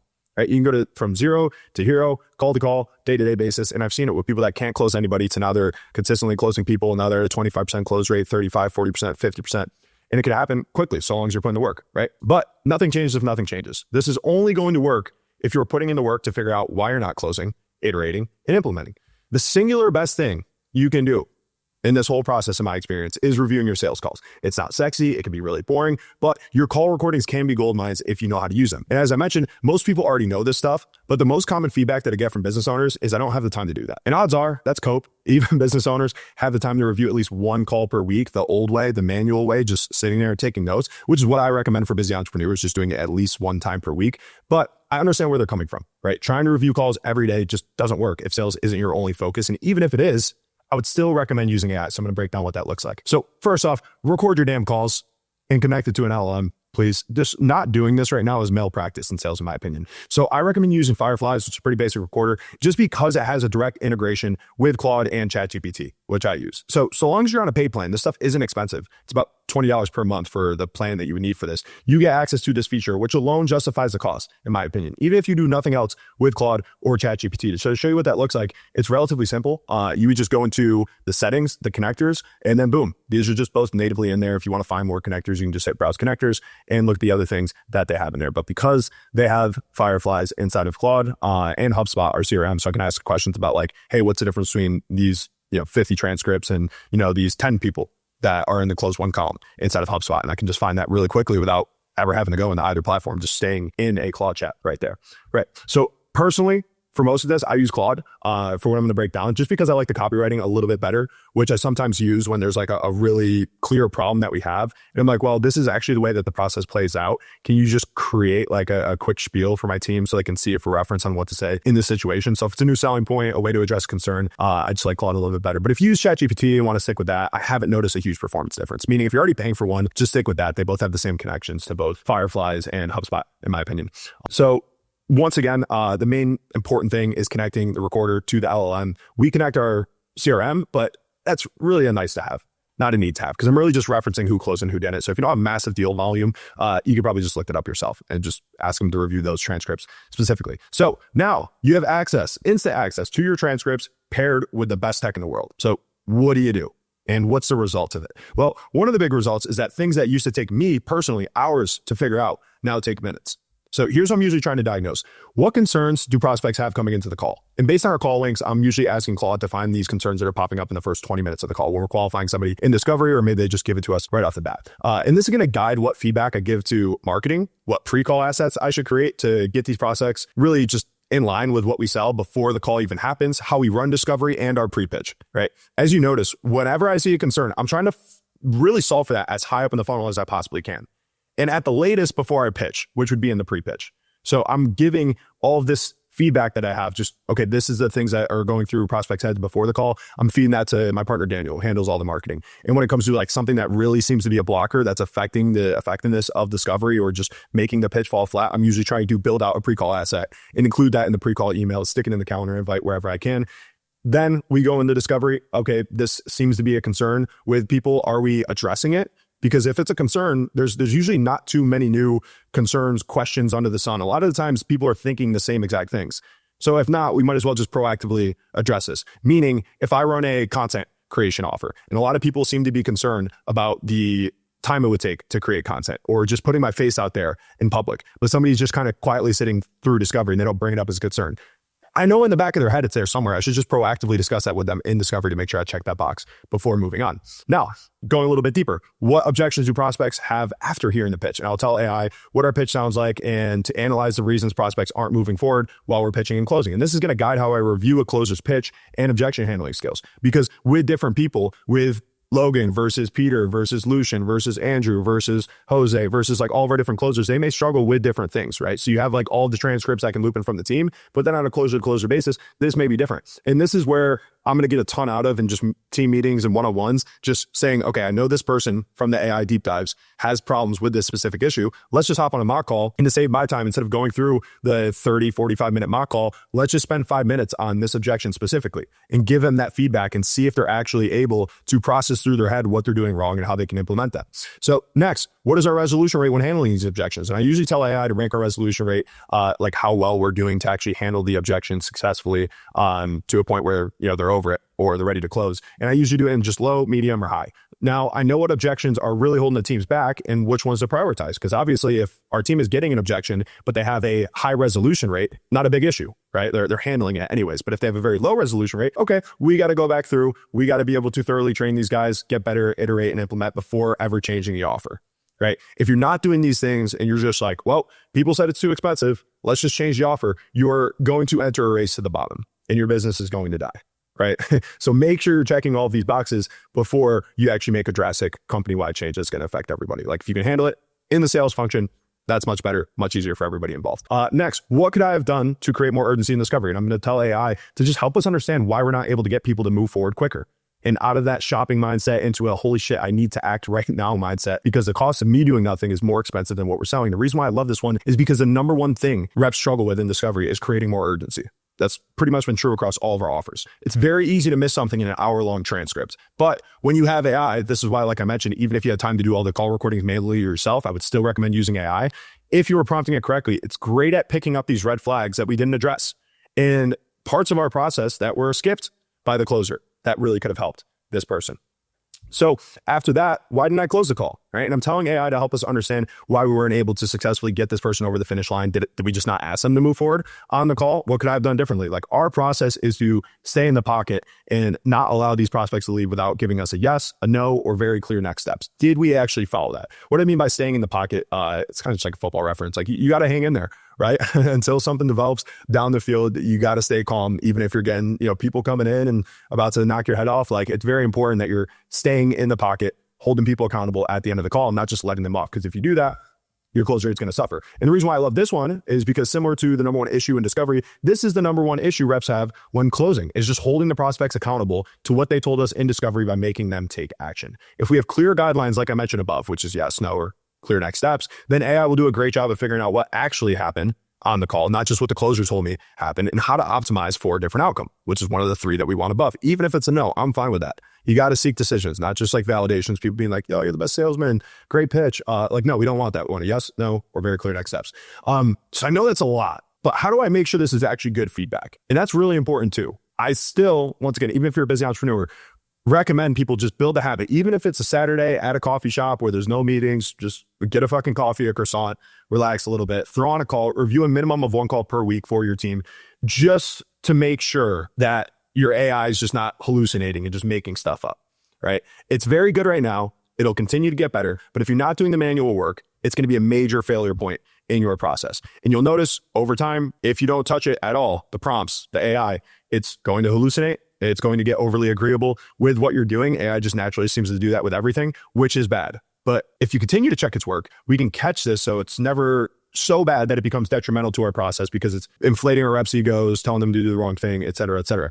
You really just have to continue to tweak the prompt every now and then. A lot of times when I'm doing these AI deep dives, because I'm still watching a call a week at least, I'm going to look at everything that the prompt gave me or the output gave me, and I'm just going to copy and paste certain things from the transcript. Like things that I know aren't true or don't make sense in the context of our offer, I'm just going to leave out. So that manual control is still really good. And think about it with anything. Like if you're putting out content, if you're writing an email to somebody, yeah, AI is great because it can help you just take that thing that used to take hours down to minutes, but you still want to manually check it. So make sure that you're doing that. And to give you guys a real example of this, I actually just did a prompt up here. So as you can see here, all I did was I just asked, hey, Claude, how many transcripts can you find with a meeting name containing AI assisted agency and Fireflies? Because that's like what our meeting names start with every single time. It says, okay, I found 50 transcripts. It almost always finds 50. I think it just gets rate limited after that. And I go, okay, that's perfect. And I literally just give the same questions that we just said. What concerns do prospects have coming in the call? What objections do prospects have after hearing our pitch? When's our resolution rate with these objections? Please rank those. What could we have done to create more urgency? Why don't we close on the call?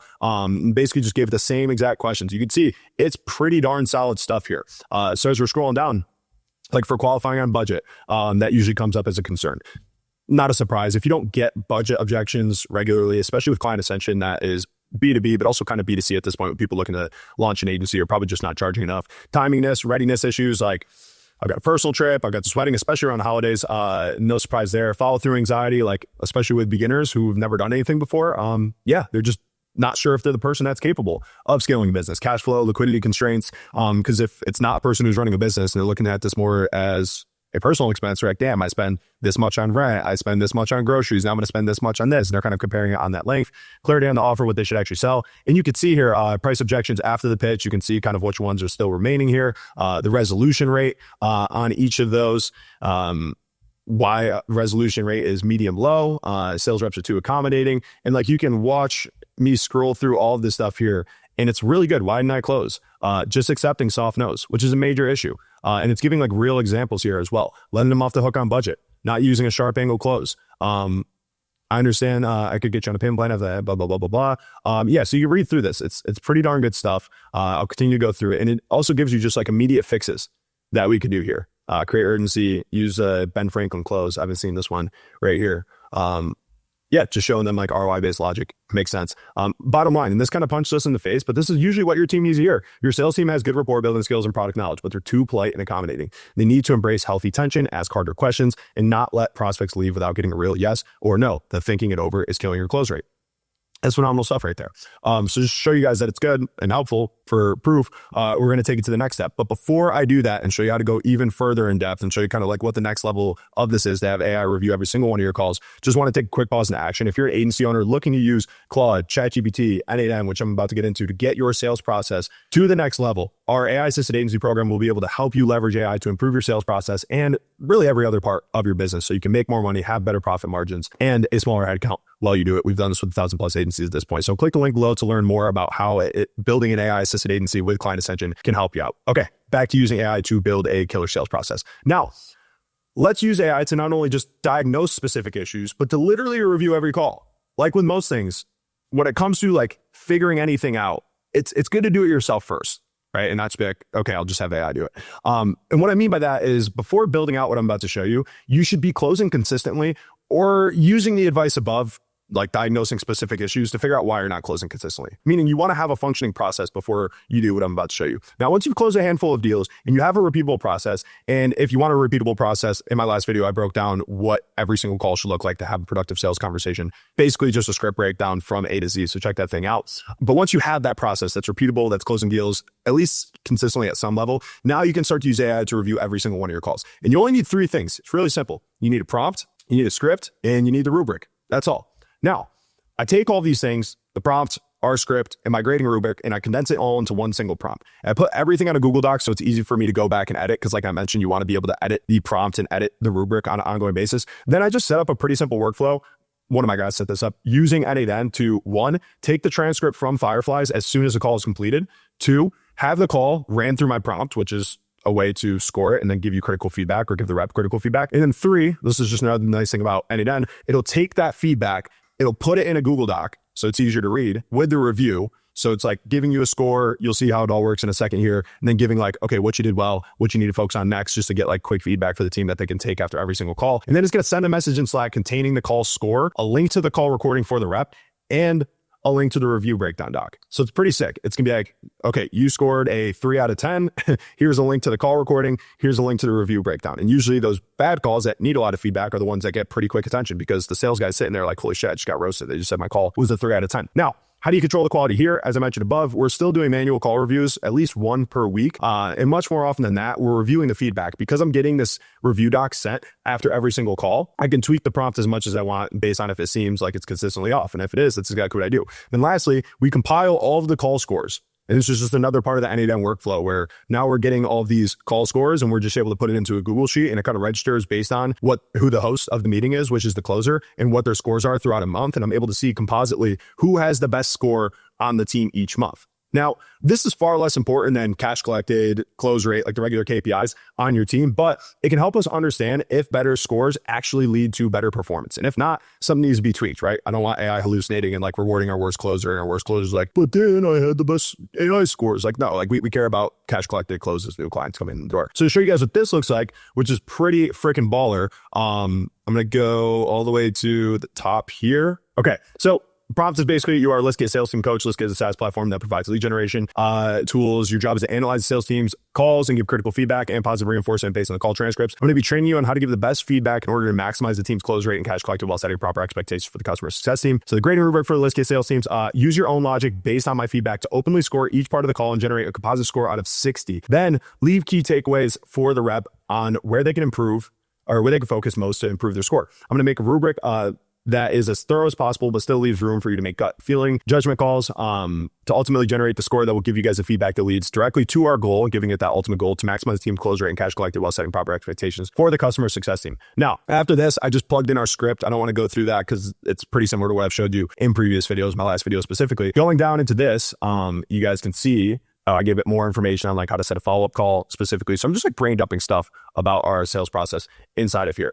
Now I'm going into like the actual scoring itself and like opening report and agenda. Not that important. So it's like 3 points out of 60, right? And I kind of just gave it a weighted scale. It doesn't need to be out of 60, guys. I just started ranking things and it just came out to be 60 points. But basically, the more important, the more consequential parts of the call, I'm going to give a higher ranking in terms of the number of points here. So it's more heavily focused on and goes more into the composite score that you see here. But I literally just wrote out examples. 0 would be this, 1 would be this, 2 would be this, 3 would be this. Now, discovery is 15 points. But each part of discovery that I broke down in the last call here, 0 points would be this, 1 point would be this, 2 points would be this, 0 points would be this, 1 point would be this, 2 points would be this, right? So I go through this for quite literally every part of the call, which is pretty psycho. I actually didn't use AI for this. You probably could use AI for this after a while. But it took me one time to build out, and this was just kind of like a late night with a lot of stimulants involved. And I was able to just write this thing out by hand. But you do this one time, because I just looked at it like, guys, I spend hours reviewing calls.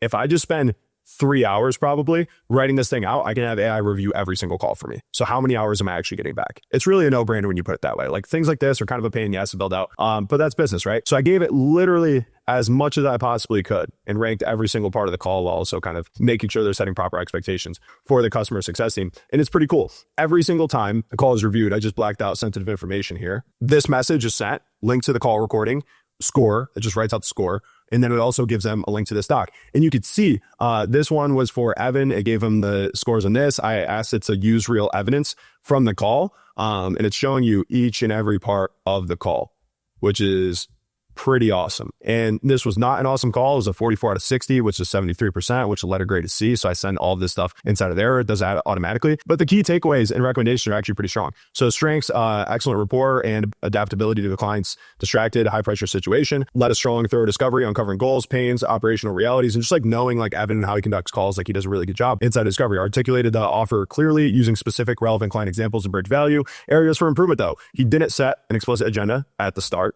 Guy probably just took frame right off the bat to really just say, okay, here's what the expectation is going into this call. Here's how I'm going to steer the conversation. You can see because the score went off the rails on him a little bit. Use a more assertive, structured close, summarize, trial close, and secure next steps, or the commitment, where it seemed like this was kind of just an influx next step. Nothing really there that was like, hey, this is exactly what's going to happen afterwards, which if you're not getting a yes or a no is an absolute must for a team. And just sharpen objection handling by reframing on value, ROI, or proactively proposing ways to overcome financial logistic hurdles or accelerate the follow-up, which just like in B2B sales, this is awesome advice and just a good reminder. And these reminders are coming through after the completion of every single call. Once again, so pretty cool stuff. Now, how else can I use AI to help the sales process? Because we went pretty deep into reviews, which is like by far and away the biggest place where I get the most out of it, because that's also where I was spending most of my time, aside from team meetings, which I'm obviously still doing the team meetings, all the regular leadership stuff that goes with having a high performance team. But what else can you use it for? Follow-ups, marketing, and more.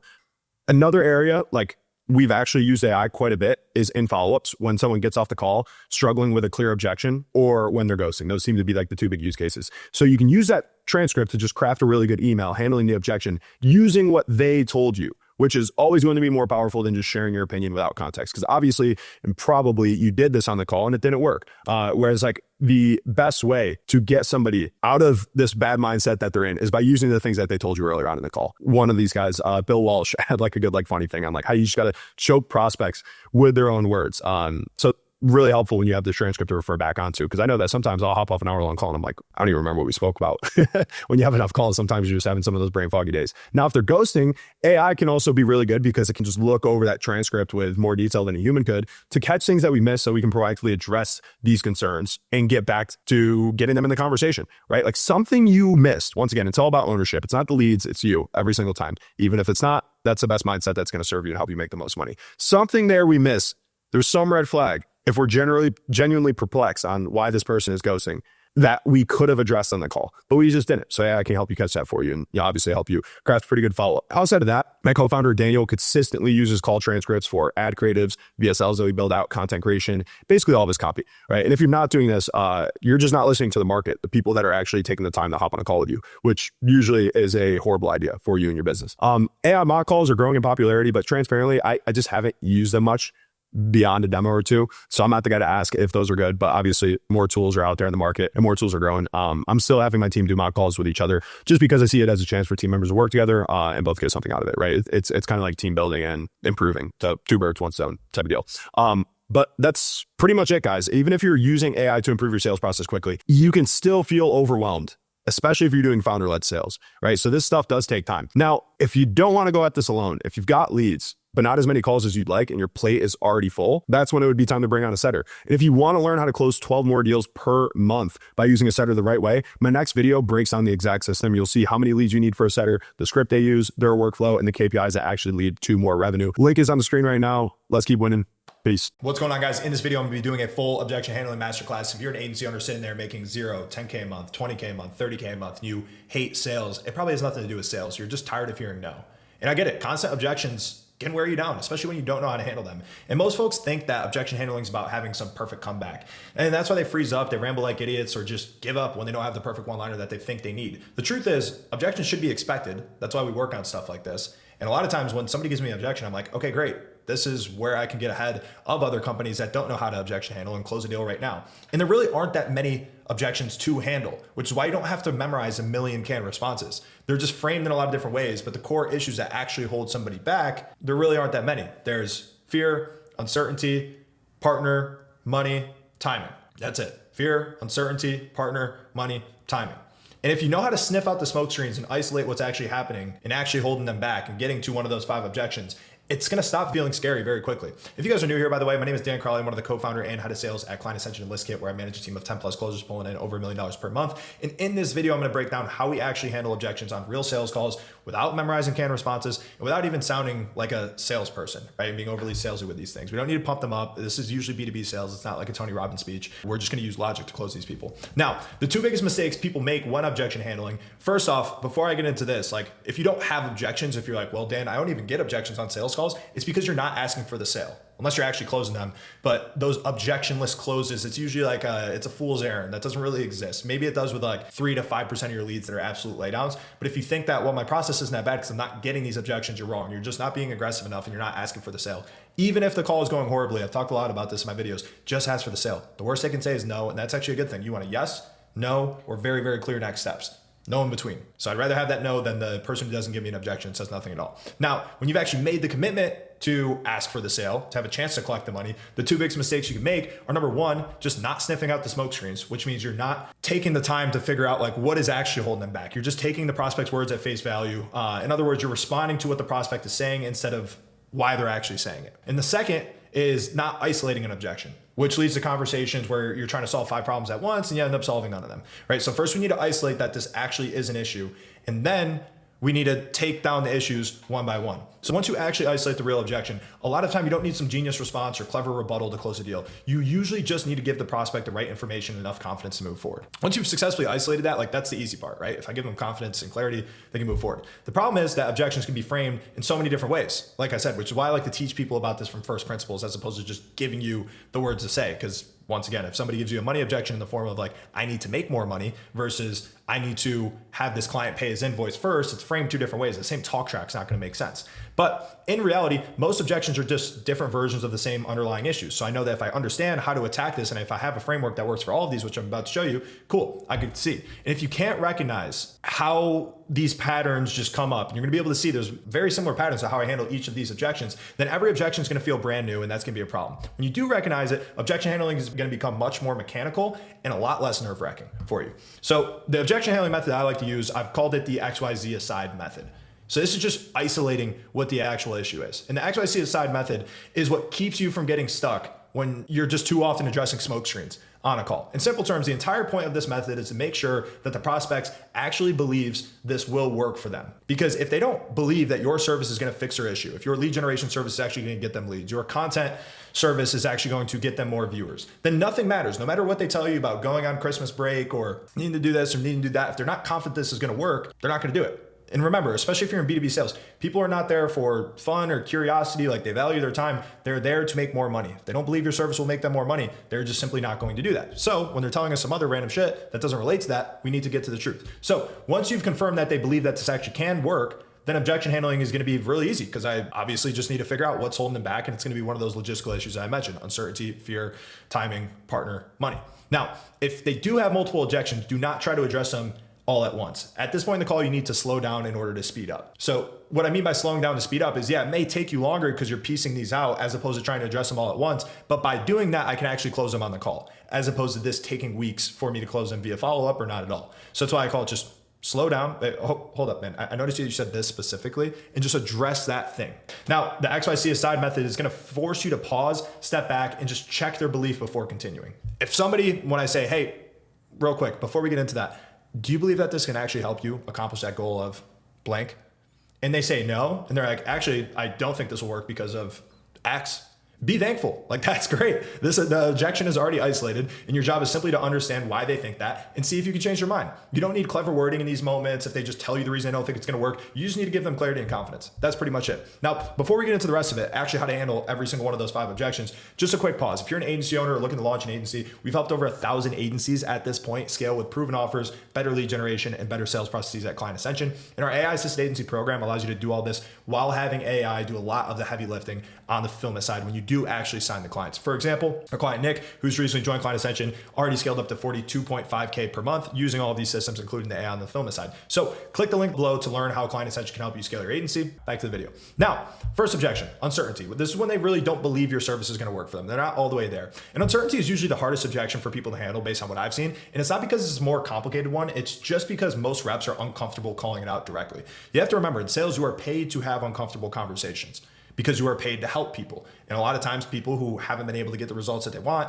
it's because nobody's been willing to have that uncomfortable conversation with them. So when a business owner is uncertain that your service will work for them, they're not always gonna be forthcoming as to why. They're not usually gonna tell you and just give it to you on a silver platter. And that's because they realize they're on a sales call. They don't believe it's gonna work. They have this concern, it's in the back of their head. They're gonna keep it in the back of their head most of the times because they're like, well, this is a sales guy, he's probably just gonna handle the objection. So we need to address that uncertainty and then pull it out of the back of their head. If you try to fight uncertainty with just more pitching or more explaining, you're usually just going to make it worse. The goal here is not to convince them immediately, but first to make them articulate and quantify their uncertainty so you actually have something to work with. So here's how you quantify uncertainty without making it awkward. When somebody sounds unsure, typically I've already kind of asked, hey man, like, so do you see any reason this wouldn't help you accomplish XYZ goal? Do you see any reason this wouldn't lead you to making $50,000 per month? Whatever that is, to just obviously measure their confidence there first. They're like, yeah, I think it could. Or they're like, yeah, I could see how this should work out. Like, obviously that's not a certain tone. So now I need to go into a temp check. And if you're a good enough closer to the point where you've done this time and time again, you don't always need to do this because you can kind of gauge where they're at in your head already and just kind of skip a couple steps. But if you're not quite sure and you want to go through this process of just making them quantify it for you, it's pretty simple. All I'm going to do is just ask them where they're at on a scale of 1 to 10. And you're always going to define, this is very important. You can never just say, hey, where are you at on a scale from 1 to 10? That will not work. You have to define the extremes very, very clearly so there's just no ambiguity on what you mean by 1 to 10, right? You have to speak in absolutes, not in relative terms. So a 1 would be, hey, this stinks. I don't want to talk to this guy again. Please get me out of here. And a 10 would be something like, yeah, this is exactly what I need for my business to fix the problems that I've been dealing with. Then you just stop talking for a second and they'll think about it. And they're pretty much always going to say a 6, 7, or an 8. That's not a bad thing because now we have something tangible to work with. And you're probably saying, okay, Dan, if you know they're going to say 6, 7, 8, why do you even ask in the first place? The reason isn't the number itself. It's because after they say that, I can swing negative and just be like, okay, cool. Well, that's not 0. I guess why are you even that high? And they're going to stop there for a second. And they're just going to be like, well, I like what you guys are doing. It's a lot more volume for your outreach than we've been doing. Or your coaching sounds really good. I like the fact that you have one-on-one. A lot of other programs don't have that. They're just going to start listing the reasons that this service makes sense, what stood out to them. And before you know it, they're going to start selling themselves on this. So now, once they've explained why they're as high as a 7, I'll usually agree. Maybe I'll add in a little tidbit or two, but then I'll say something, okay, cool. So, I agree with most of what you said there. And I definitely think the one-on-one is going to help you guys specifically. But if that's the case, I guess what's coming up for you that makes you feel like you're not fully there yet? And that, because we've actually talked through what they're feeling, we talked about the reasons that they should do this, the reason why they're not a 0, but then we ultimately were able to address and latch on to, hey, what's keeping you from being a 10 then? That's when they're usually going to give you that one specific concern that you can actually address. Now, the concern is the actual objection. And once you get that, that's what you're going to handle. At this point, like I said, going back up top, you just need to give them that clarity and that confidence to actually see if you can get them off of that sticking point. Now, going into the next one, fear. So this is usually when it makes sense logically to somebody, but they still hesitate. They're still having trouble moving forward. And fear usually shows up when you've already handled what looks like the main objection and everything still seems to make sense, but for whatever reason, they're just still not willing to join, right? And what's happening here, it's usually not confusion. It's just like gut feeling, people who don't like to make decisions quickly. It's just like some version of emotional hesitation. So most people are never going to be like, hey, I'm scared to do this, especially when you're selling B2B. Like business owners just don't operate that way. Instead, you'll notice they just struggle to articulate why they can't move forward. So it usually like manifests when you're already handling another objection. You're like, yeah, I mean, dude, it does look good. It's just, I don't know, man. I gotta think on it. I gotta pray on it. I gotta do this. I gotta do that, right? They're just giving you random delays. Once again, you're not going to get to this point if you don't ask for the sale, if you're not already doing the objection handling up top. And when fear is just very clearly the only thing that it could possibly be because you've almost eliminated the other options, usually I want to use permission-based sales because it's like, okay, the logical questions I've asked just aren't connecting the dots in their head to the point where they're comfortable moving forward. Obviously, this person is just uncomfortable making quick decisions. So when I use permission-based sales in this context, I'm usually just saying something like, hey, do you mind if I ask an awkward question? And almost everybody's going to say yes because it feels respectful and non-threatening. And they're also going to be relieved in a second because the question I ask isn't really that awkward. And it's just going to lower that sales resistance because they're like, yeah, okay, go ahead. They've kind of taken a break of like running their wheels because the person's like, what is this guy doing? Like, can I ask an awkward question? Okay, cool. We'll see what comes next. Usually I'm just going to say, is it just that you don't want to make a rush decision and have this not work? And just this all blows up in your face. You guys are out $3,000. Most of the time they're going to agree. Like, yeah, that's it. I mean, I made rush decisions in the past. And at that point, you want to empathize with their concern instead of fighting it. And I'll also make it clear that I'm not trying to force them to make a decision today if they're genuinely unsure. But then after validating or empathizing, the next step is just to reframe what making a decision actually means. Making a decision quickly when logically all the boxes are checked isn't a bad thing. It's not a weakness. It's a strength. And most successful business owners are going to make decisions this way. So the real risk is staying stuck in the same situation because they're carrying the same decision-making logic with them going forward, because that's led them to this point here where they're having all these issues that you're trying to address. So once again, if I do that, it seems like it's fear. I've kind of checked all the objections that I can. It seems like, yeah, they're certain it's going to work, but they're still hesitant. I'll just say, hey, like, you mind if I ask an awkward question? Is it just like you don't want to make a rush decision here?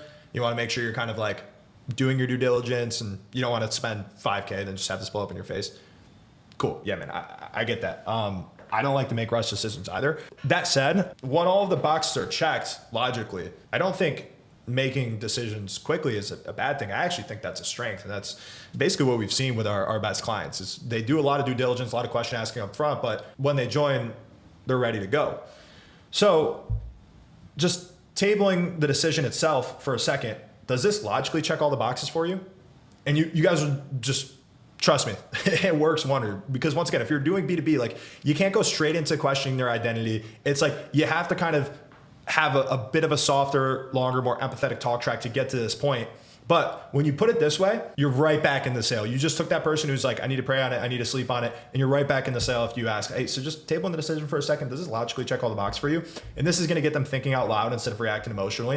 And when they talk through it, they're usually gonna bring up, the reasons that they wanna do it, but they're gonna be like, yeah, I mean, actually, I'm concerned about the size of the investment. I'm concerned about the bad experience I've had previously. I'm concerned about my current cash situation. It's like, okay, great. That is the concrete isolated objection. If it's a bad experience, I'm going to talk a little bit more about that bad experience and obviously help them realize why this would be different, which is super, super important. If somebody went down one road and it led to a massive collision and they totaled their car, they're not going to go down that same road again unless they know for certain it's going to be different. If they're worried about the size of the investment, obviously they're thinking too much about the investment itself as opposed to the return on investment. So I can use an ROI calculator and bring up that and just see if they're on the same page as me. If they're worried about their current cash situation, just where they're at in the business, we need to make sure that they're separating these symptoms from the real problem. And this is where a lot of the fear-based objections like really start to come up, is when they're worried about the symptom, not the problem. So for example, let's say they need to sign one more client to pay an invoice before they can move forward. In that case, the real issue isn't the invoice, especially if we're both on the same page. We think that this investment is going to make them more money. The real issue is the predictable lead flow. Like if their lead generation was figured out, then one client wouldn't dictate whether they can invest or not. So I need to get them to see that. How can I do that? A lot of times I'm asking them a question like, hey, I guess, what if the client doesn't pay their invoice? What happens then? They'll be like, well, I don't know if I'd be able to do this then, Dan. Okay, I got you. So logistically, if you actually can't do it, that's one thing.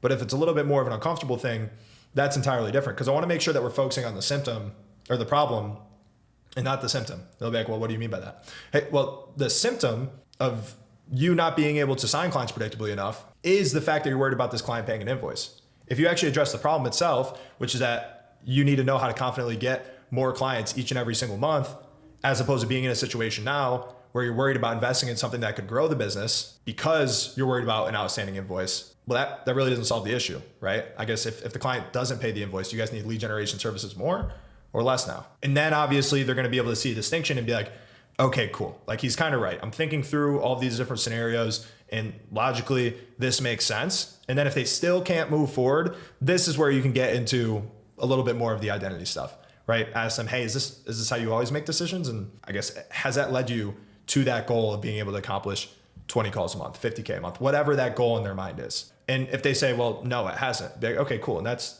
because, like I talked about, the strength, the one that business owners who are crushing it right now are operating with, is when they know that this is a good opportunity and they don't want to miss out on it, and this is going to grow the business, I'm going to invest.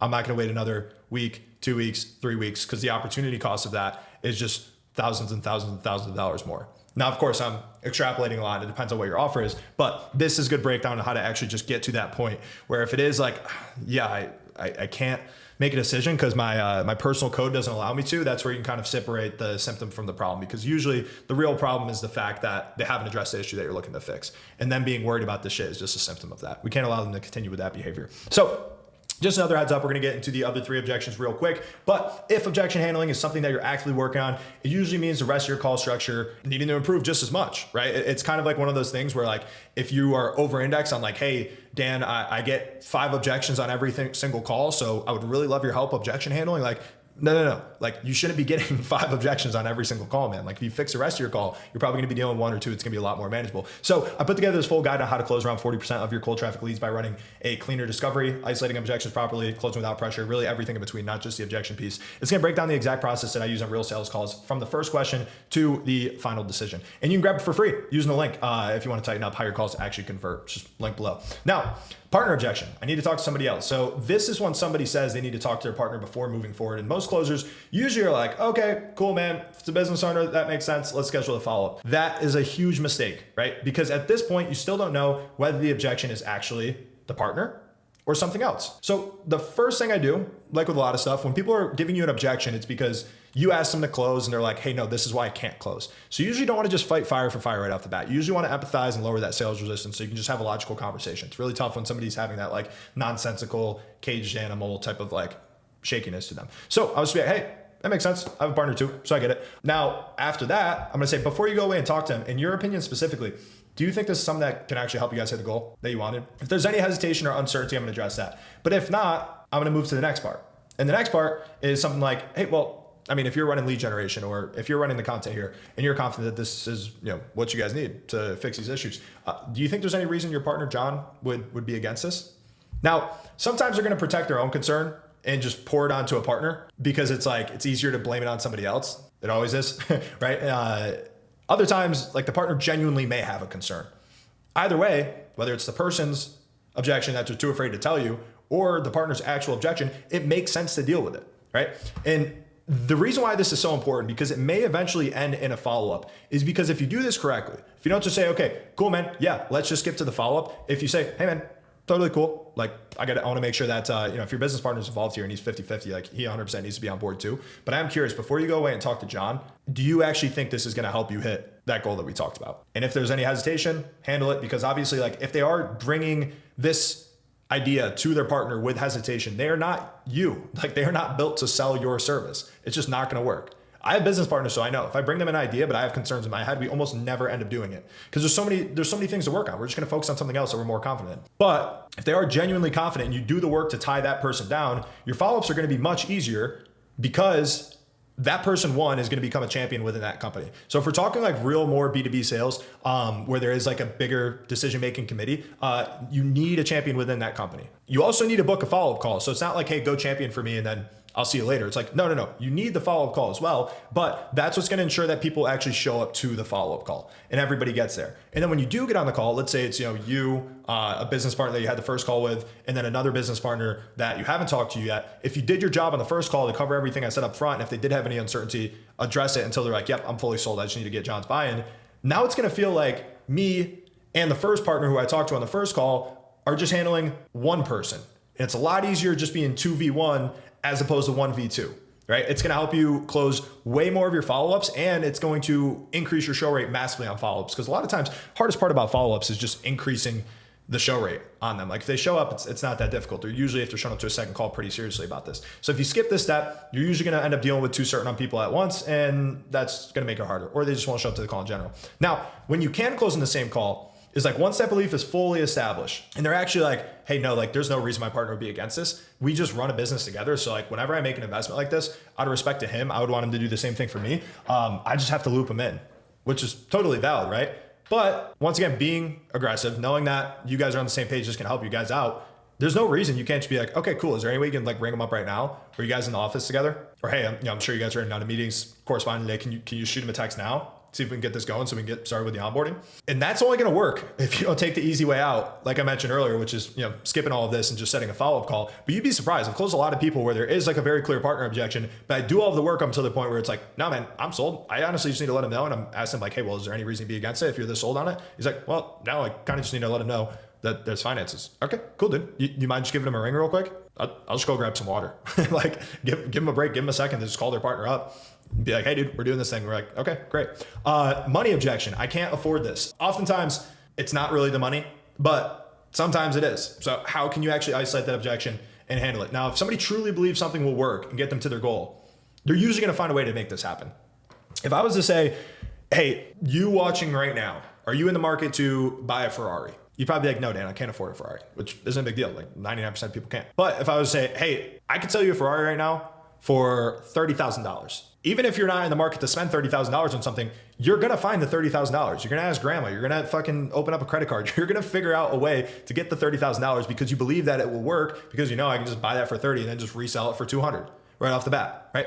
If they don't believe it's going to work though, they're not going to spend $10 on it, let alone 10,000, 100,000. So you have to first separate the money from the belief. So when somebody says, I can't afford this, I'm usually like, hey, totally fair, man. I mean, if this is something you actually can't do financially, we don't want to put anybody in a bad situation like that. But putting money aside for a second, like, do you actually think this is something that could realistically help you hit the goal that we talked about? And honestly, guys, I feel like the money objection, when somebody's putting it here, I almost always have the highest hit rate on this one.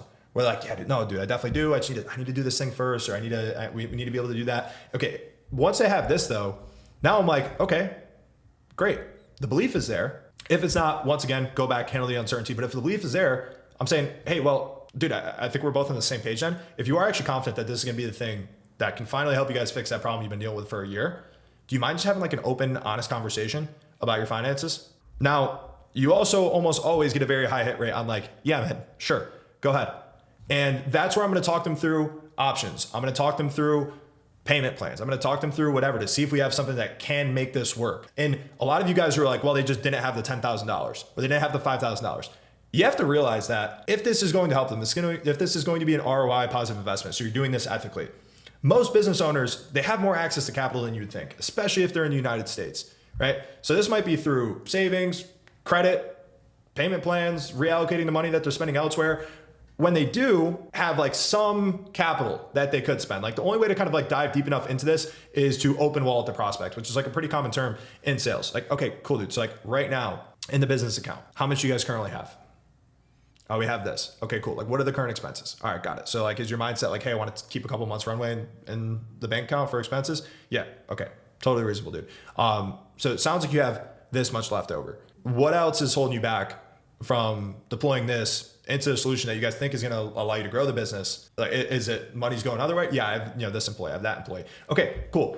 We're talking through all these available options. We're getting into the nitty gritty. We've already established that they believe this. So we're on the same team now trying to find a plan that works. They shouldn't feel like we're probing too much. And this is why it's important that the belief has to come before the logistics. But if we're going through all of that, yeah, if they can reroute funds from one thing they're doing that hasn't been working for them for a year, like they're spending $1,500 with this company every single month for SEO and they get 0 leads through SEO, am I doing them a service or a disservice by allowing them to just keep doing that because of some weird sunk cost fallacy? I'm doing them a disservice, right? So you need to reframe the investment, right? It's like you need to make sure that they're actually looking at what they have on hand, looking at what they have access to, and looking at what the outcome could be. And if all of that doesn't work, the only other card that you have to play, if they're still having too much trouble parting with the money, is just looking and helping them look at the cost of doing nothing. Because staying stuck often is going to be way more expensive than taking action. And if they believe that, you'll be amazed. You'll be able to find the money in random places, like right under the pillow. Like, oh yeah, I got 5K. Let's do it.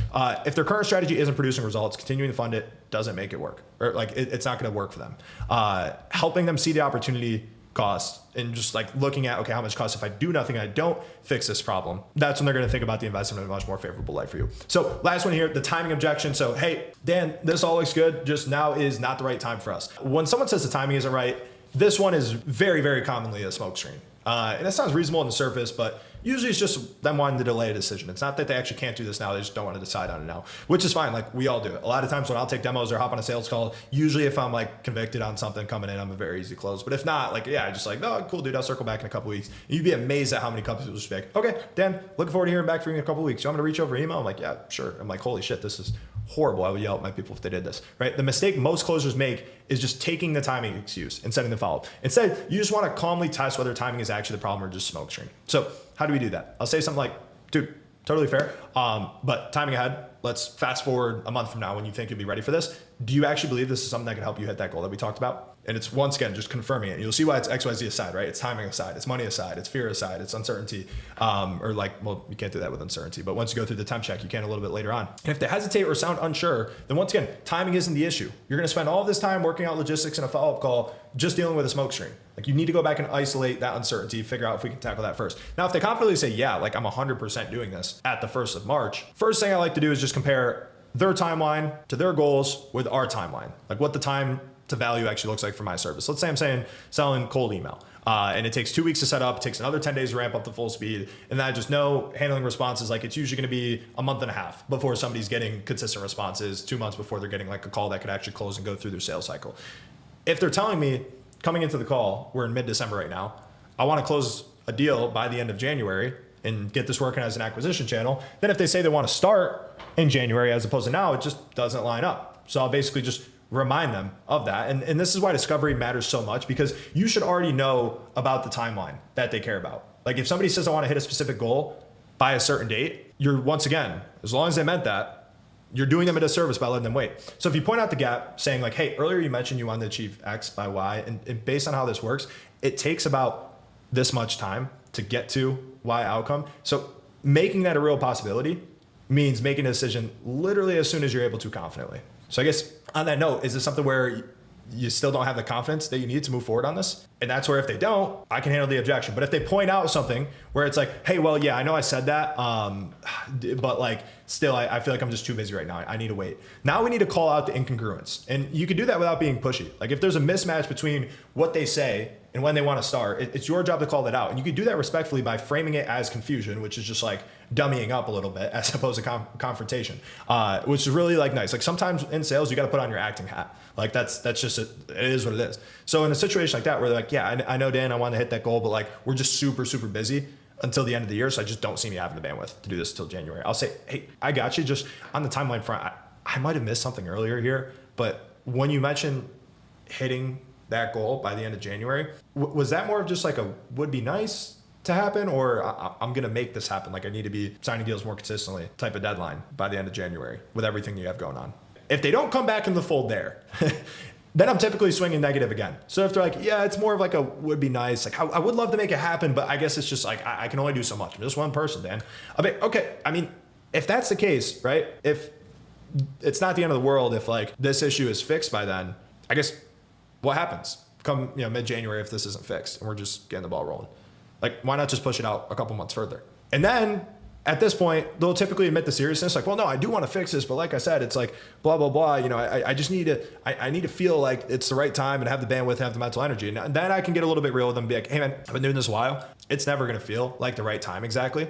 So let's look at what the actual time investment looks like. If you actually can't do it, that's fine. We'll happily work with you then. But I just want to make sure that we're not letting this continue, because you mentioned like, hey, we need to be solving this by the end of January. Just based on how this service works, it's not a faucet where you just turn it on and money starts pouring out. Trust me, I'd be a lot richer if it were. So is that cool if we just look at what the actual time investment looks like on your end?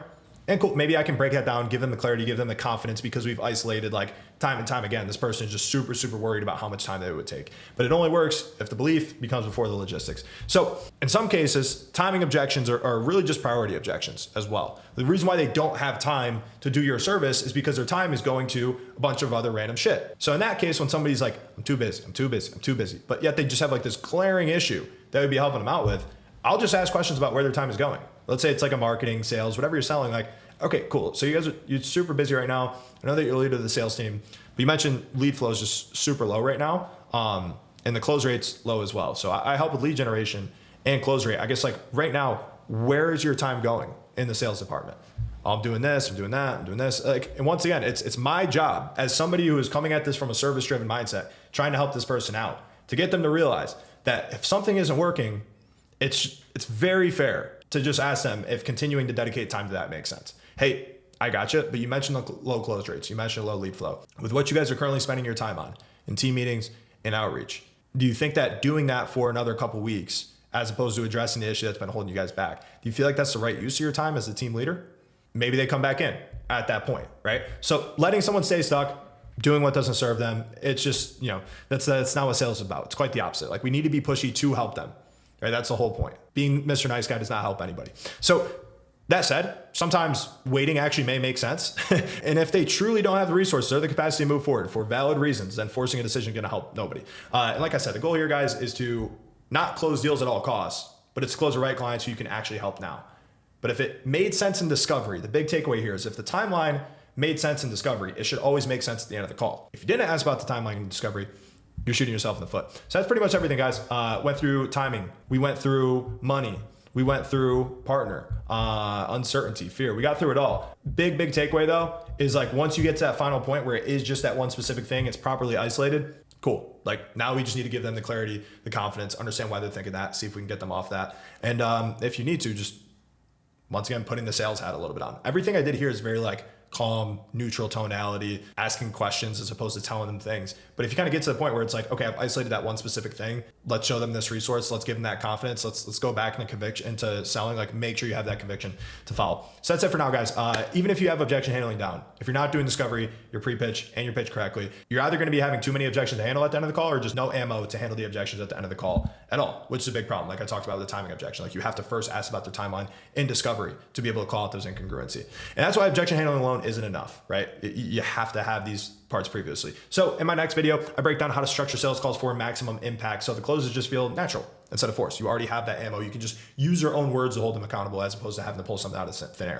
You'll see the exact framework we use to stay in control of the conversation and guide prospects from the first minute of the call all the way until the end where they're paying our invoice. Links on the screen now. Let's keep winning. Peace.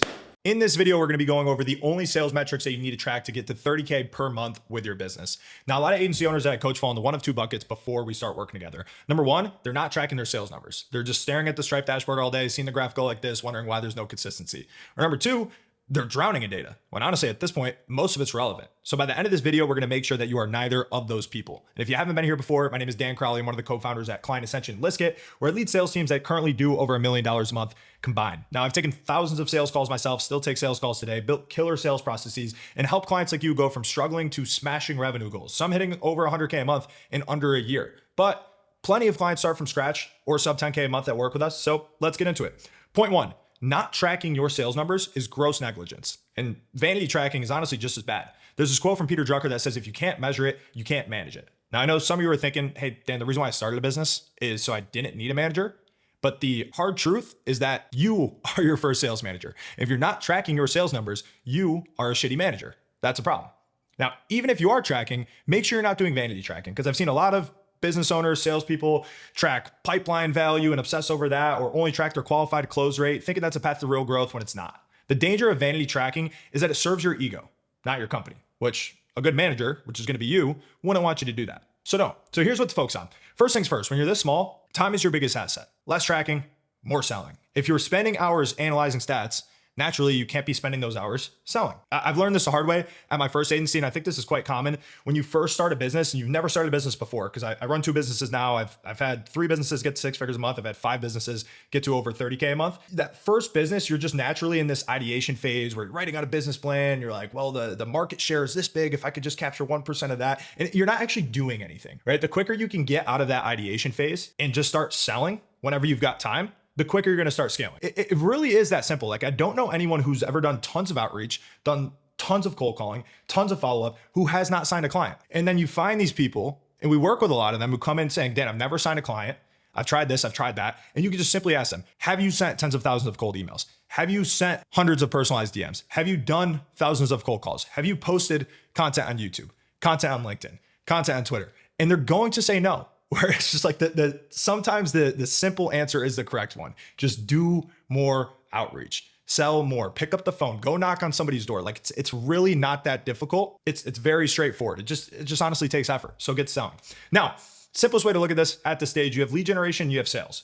Now, this would be a good example of what tracking your lead generation would look like. You're simply just focusing on your inputs and calls booked. So if I'm looking at all these different channels, okay, I have cold email, I have Dream 100, I have YouTube, I have LinkedIn, I have content, LinkedIn outreach, LinkedIn content, cold calling, and then I just have the outputs, right? How many calls booked are coming from each of those things. And I set my goals here, cool. I make sure that I'm staying consistent week over week, cool. Same thing with the goals. And a lot of this is just like throwing darts at a dartboard and just seeing what sticks to start. And I'm going to talk about like how you're not going to have this be an exact science. It's not always going to look this pretty, but you should be super serious about your inputs, right? You should be treating yourself as your sales manager, and you should be fucking do or die about whatever you commit to each and every month. But it's not an exact science. Now, when it comes to sales, this is about as simple as I can do it. And guys, before this video, I literally took like 5 minutes to just go into Google Sheets and make both these. And I wanted to make it super simple for a reason, because you don't need like a fancy tracking software. Honestly, with sales numbers, I don't like tracking it within my CRM. There gets all these like weird complications where it's like, okay, it's also counting a second call as a first call when it shouldn't be. This should only be like unique calls with unique prospects. You shouldn't be counting a second call inside of here. Offers are kind of hard to track. And then there's just a lot of stuff that goes on. Just keep it in Google Sheets. In fact, I've talked to some of our clients that are doing multiple 6 figures a month where they're like, yeah, Dan, I've kind of found the same thing. Like, the more I try to stress over it and make this like all native into my CRM, it was just more of a pain in the ass. So we just reverted back to Google Sheets. So stay here and like start here and stay here, honestly. And with the sales metrics, this is essentially just what happens when you do get that output that you want, which is calls booked. Now, clarity is going to beat complexity here. You don't need a dashboard with 50 data points. That's why all these are so simple. You see, this is pretty much just like inputs. What is it leading to?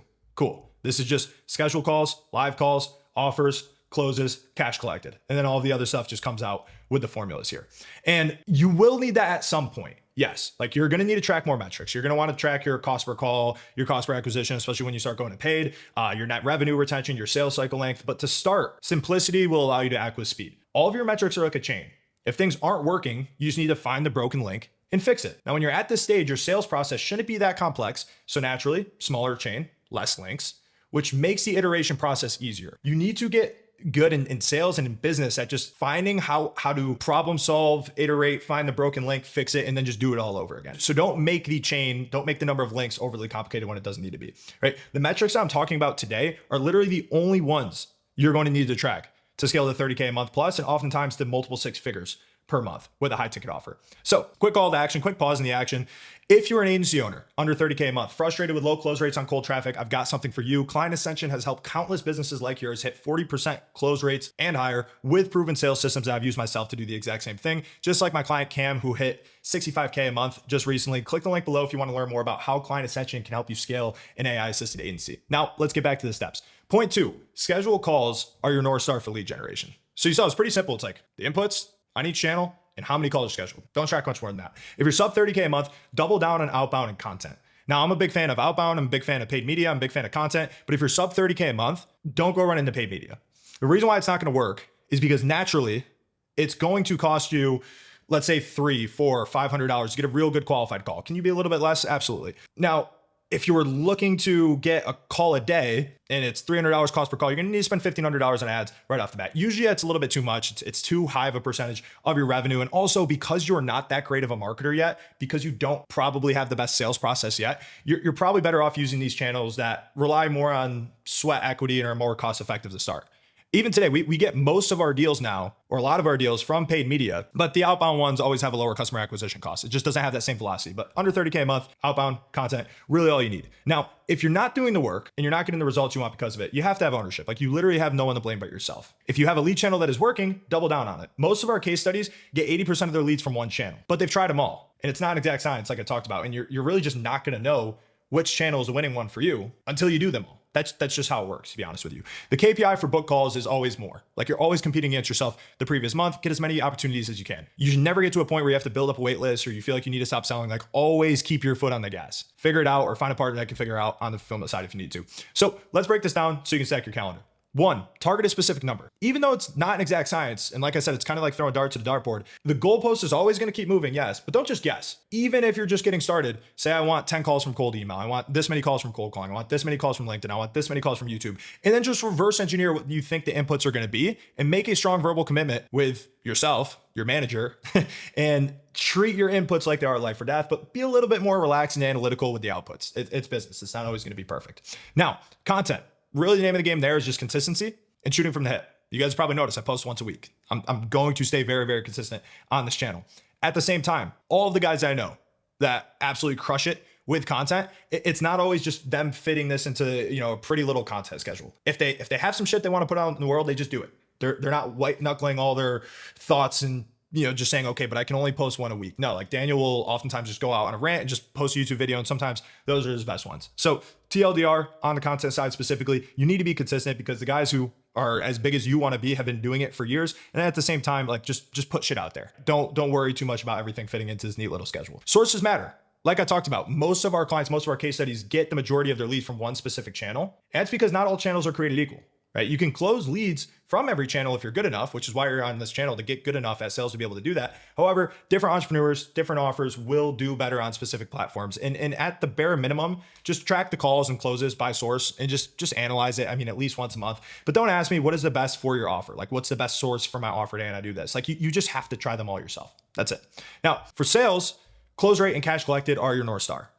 Show rate is a sales metric, not a marketing metric. So that's the first one that I'm going to talk about is how do I actually get people to show up to my calls? First off, your pre-call sequence should be automated. So you're not doing this all yourself. And it should be sent from your email, not your CRM. So don't just send it from Calendly, set it up inside of your CRM. So it's being sent from your email, the one that's on the calendar invite. And the pre-call emails are pretty straightforward. The first goal is just to get them to accept the invite, especially from cold traffic. It is wild how strong of a correlation it is between people accepting the invite and showing up in the meeting and how strong of a negative correlation it is to people not accepting the invite and no showing on you. And the second thing there is just consuming your pre-call material.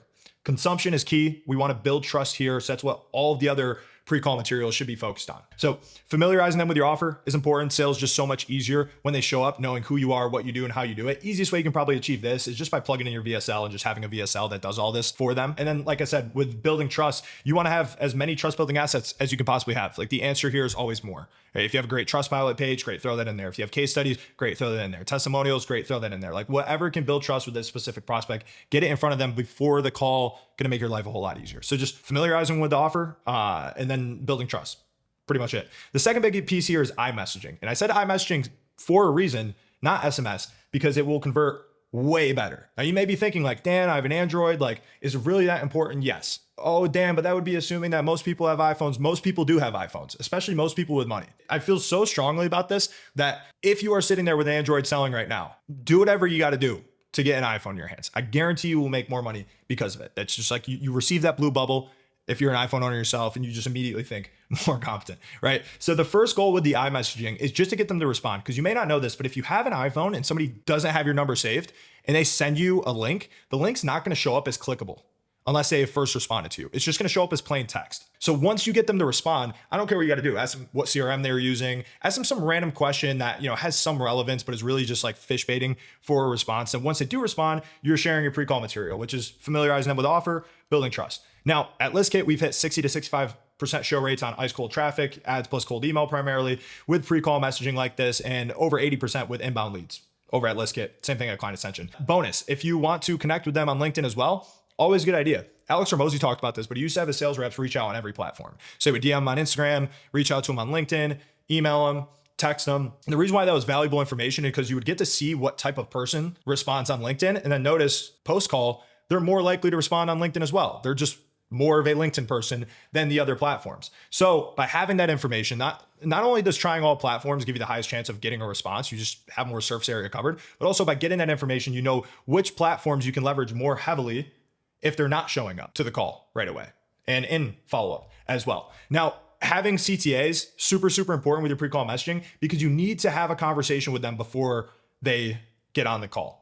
Because one of the easiest ways to increase your show rates in the first place is by catching no-shows before they happen and successfully rescheduling them. Because what happens if you have no conversation beforehand and they don't show up, they're probably going to get embarrassed. You're probably going to be pretty pissed off. You're going to be like, dude, where are you at? And they're going to be like, oh shit, I forgot about this. And they're just going to ghost you forever. But the weird thing about show rates, just imagine this for a second. 50% of people, let's say, are just going to show up.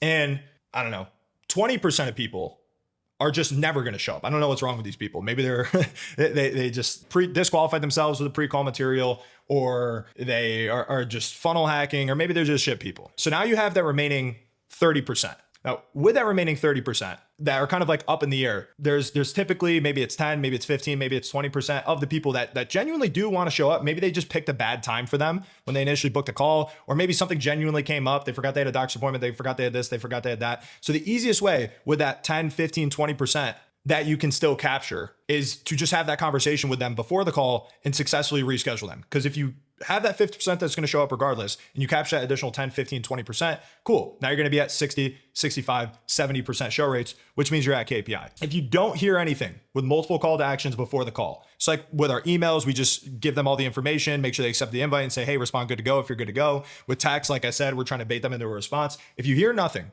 no response on any platforms, and the invite is not accepted, just call them the day of. It's going to help you tremendously with rescheduling as many of those people that were going to be rescheduled anyways, and doing it successfully. Cool. So let's get into the rest of the sales KPIs. So I talked about show rate a lot, cold traffic 60% plus, inbound 80% plus. If this is below KPI, the lever you pull is working on the process above. So just rewind the video a little bit, make sure you're doing all those things I mentioned. Offer rate, 70 to 80% plus is where you want to be. Now, if you share pricing, plan to share pricing, can work with this person in any capacity, that is an offer. Even if you booked a follow-up call, the person didn't show up, the person didn't get pitched, that is still an offer. So it's a little bit weird. You may be saying, Dan, like, what if I didn't make an offer to a person, but I could have? Yes, that is still an offer. The reason why we track it that way is because it's really more of a marketing metric than a sales metric. Because if you don't track it this way, what's going to happen is you or your salespeople are sometimes going to withhold an offer to protect your own ego. Right? And this is why we value close rate. It's going down here. Close rate is just closed over live calls over offer close rate, which is closed over offers. So it's really just marketing metric, doesn't have much to do with sales performance. If this is below KPI, if you are missing this, you need to do more pre-call qualifying. You shouldn't be getting on that many calls with people that could not be a client in any capacity. So the main thing here is just track it correctly. This is where most people mess it up. They're like, I didn't get all the way through the pitch, Dan, so it's not an offer. That's not true. If you could work with this person in any way, shape, or form, that is an offer, because it's really more of a marketing metric, but it's an important part of the sales process, right? So if you're not hitting it, do more pre-call qualifying. Offer close rate, which is just closes over offers. This should be 40 to 50% plus. On both sales teams I run, we did 50% and 58% respectively in October. And if this is below KPI, you know these people are qualified because you could work with them. So the lever you need to pull is really just diving deep into call reviews AI research. So I talked about that in previous videos, but just using something like Claude and connecting your recording software into there and just saying, hey, what are the most common reasons that people aren't buying? What are the most common objections? How high of a resolution rate do I have with each of those questions? Just be analytical, watch the game tape, do mock calls, tweak your discovery, tweak your pitch, and objection handling and closing. Like this is all real on-call performance because you know that these people could close. So you'd want to be at 40 to 50% here. Now with close rate, this is one of the golden metrics. Like I talked about, close rate, cash collected, more important than everything else. Shoot for 33% plus. Both of the sales teams I run, the ones I mentioned above, did 37% and 43% respectively. And ironically, the team that had a higher close rate and offer close rate gets more of their leads from cold traffic than the team that has a larger share of their leads coming from organic. And the real difference, you may be saying that, well, that makes no sense. But the difference is that I've had that team for close to 2 years at this point. Most of the people on that team, we've had really low turnover, have been with us for over a year. And these things that I'm talking about, these caller reviews, just consistently iterating, finding the broken link, fixing it, we've been doing it for that long. So it's really just time in the game, guys. This is just living proof that this stuff really, really does work. Now, if you're below KPI here, you need to make sure that your offer rate is not too far off KPI. Then all the other things that you work on for your offer close rate, right? Because this also includes people that did not receive an offer. It's just closes over live calls. That simple. It's really just offer rate and then everything I mentioned with the offer close rate above. Now, cash collected, this is the second golden metric. The KPI for this is simply just more than you did last month. I know you look at these 16-year-olds that make 100K a month, whether that's true or not, and you're like, dude, I'm just not moving quick enough. The reality is, if you can grow your business 5, 10, 2% month over month, and you're in this game for long enough, you're going to make a lot of money. You're going to be successful. So don't stress too much about needing to be at 10K a month, 2 months in, or 30K a month, 5 months in. Just make sure that you're beating yourself the previous month. It's that simple, right? You need to understand, and this is the reason why I like tracking cash collected as opposed to just LTV, which I'm going to talk about in a little bit. You need to understand that people do not have an infinite amount of cash. If you can help them, you should be collecting as much of that cash up front as possible. Because if you don't, they will find other dumber ways to spend the money, right? And also by collecting more of that cash up front, you can make your offer more valuable by doing more work. And by the time they make a decision as to whether they want to pay you again, odds are they will have seen value beforehand. So I'm going to circle back to the LTV, more cash collected, more valuable offers in a second here. But people don't have an infinite amount of money. If they've got cash, if you can help them, try to keep increasing your cash collected, right? And this is total cash collected. This is not like average cash collected on call. This is really just like, am I making more money from sales calls this month? Now, this will apply to 70% of you guys. Check out my full guide on skyrocketing your sales conversions. I think I actually put a different name on that document, but it's in my last video. Dives deep into every single tactic that I'm sharing today, basically showing you discovery, objection handling, follow-up strategies I've used to get to over a 40% close rate. So that was in my last video, step-by-step guide. Click the link below, grab it for free, going to transform your sales games. Now, let's just get into the last final critical step. So you've tracked everything perfectly, right? Going back up to this, you know what your inputs are, you know what your outputs are, you're getting some leads, maybe one content channel is working really well for you. On the sales side, you're hitting that offer rate, you're hitting that show rate, you're hitting that close rate. Awesome. First off, congratulations, right? But how else could you mess this up, right? So in this situation, you're humming along. You're climbing the 30K a month, you're booking 50 calls a month, your show rate is 70%, meaning you had 35 live calls. Your offer rate is 80%, meaning you made 28 offers. And you closed 12 new clients. So you got a 34.3% close rate above that 33% that I mentioned. You've got a 42.9% offer close rate above that 40% that I mentioned. And you collected more cash than you ever have before. At this point, you've got a better sales process than 99% of other companies out there. Genuinely. Only way you can fuck this up and be heading in the wrong direction is if your LTV is too small or your margins suck. So let's just talk about what that means. The concept of lifetime value is super important, but you can't always just increase lifetime value by being one of those people. And this was very famous on Twitter a couple years ago, who's just like, just charge more, bro. And the reason why is because you need to be providing, as a service provider, value to your clients in excess of what you're charging them. And if you're charging just more for the sake of charging more, at some point your offer is not going to be good and your business won't be good. You'll have negative word of mouth. It's just going to backfire, right? The reason why I said you should aim to collect as much cash as possible up front is because by doing that, you can do more work for the client after their initial payment, right? Which is going to give them a better chance of seeing real value before they decide whether they want to pay you or not. But at the end of the day, LTV is more important than sticker price. LTV is more important than the initial cash collection. Both are important, but it's a balance. Like you need to be providing a lot of value. So you can't just be a, yo, just charge more type of guy. But at the same time, more cash collected, good, more LTV, good. The easiest ways to increase your LTV is to have more stuff to sell to your existing clients. And by providing enough value to keep them for longer. So more offers your existing clients, more valuable so they stay for longer. Pretty simple. Now, LTV is great, but if your margins suck, you're not taking home any cash. And if you're doing all the work yourself, if you're one of those people who's scaling up 30K a month and you're getting leads through organic and outbound, odds are is that you are in la la land, right? This is a place where everything looks great when we're talking about numbers like this. Your margins are going to be insanely good here because your costs are lower than they ever will be because you're the one who's doing all the work and you're also getting leads from very cheap channels, right? Like you did not get in the business to do all the work yourself. So don't give yourself too much of a pat on the back if you get here and your margins are great. So keeping in mind the goal here to run a massive business where you have people doing the work for you, you're not doing it all yourself, ask yourself, will I be able to hire a team with this offer that can do this work for me? And also a sales team to close deals for me and stay above a 50% margin. That's a really good goal for a B2B service-based business like this. And it's pretty simple to increase your margins. You either got to get more from your clients or you got to lower your costs. Awesome. Now, let's say you're conscious of your LTV. It's going up. Your margins are solid. Even if you build in a team, you'll stay above that 50% here. Now, you want to focus on your LTGP, your lifetime gross profit per customer, to customer acquisition costs in that ratio. Because if you're at a 3-to-1 or greater with this ratio, meaning I make 3 times the amount of profit from a client versus what I actually have to spend to acquire another client, you're golden. you're going to have a lot of fun. You're going to make a lot of money. The only thing you need to do at this point is just get more aggressive. Don't think it's small. Pour gas in the fire. So once again, going back to 30K a month, if you're below that, you're likely still in la la land. But at some point, you're going to start signing clients with paid media. And it's likely going to cost you about $3,000 plus or minus $1,500 if you're targeting a small, medium-sized business, let's say under 100 employees inside of the United States. This isn't coming from me. I mentioned Alex Hormozi already multiple times. He, on his 59-hour webinar or whatever it was talking to Alex Becker, who's the founder of Hyros, legend in the space. And Alex was asking him, hey, Alex, kind of confusing both Alex, how can somebody double their ROAS, which is like a very beginner friendly, like broad question that Hormozi's asking for the masses. And Alex Becker basically responded, and it wasn't like, coming up with, this new offer or this new creative or leveraging labor from, this type of place. It was very simple. He was just like, if you want to double your ROAS, you should just focus on increasing your LTV, because I've seen hundreds of thousands of ad accounts, and the cost to acquire one of these businesses who hundreds and thousands and really hundreds of thousands of businesses target, like the small and medium-sized business in the US, the customer acquisition cost is actually pretty commoditized.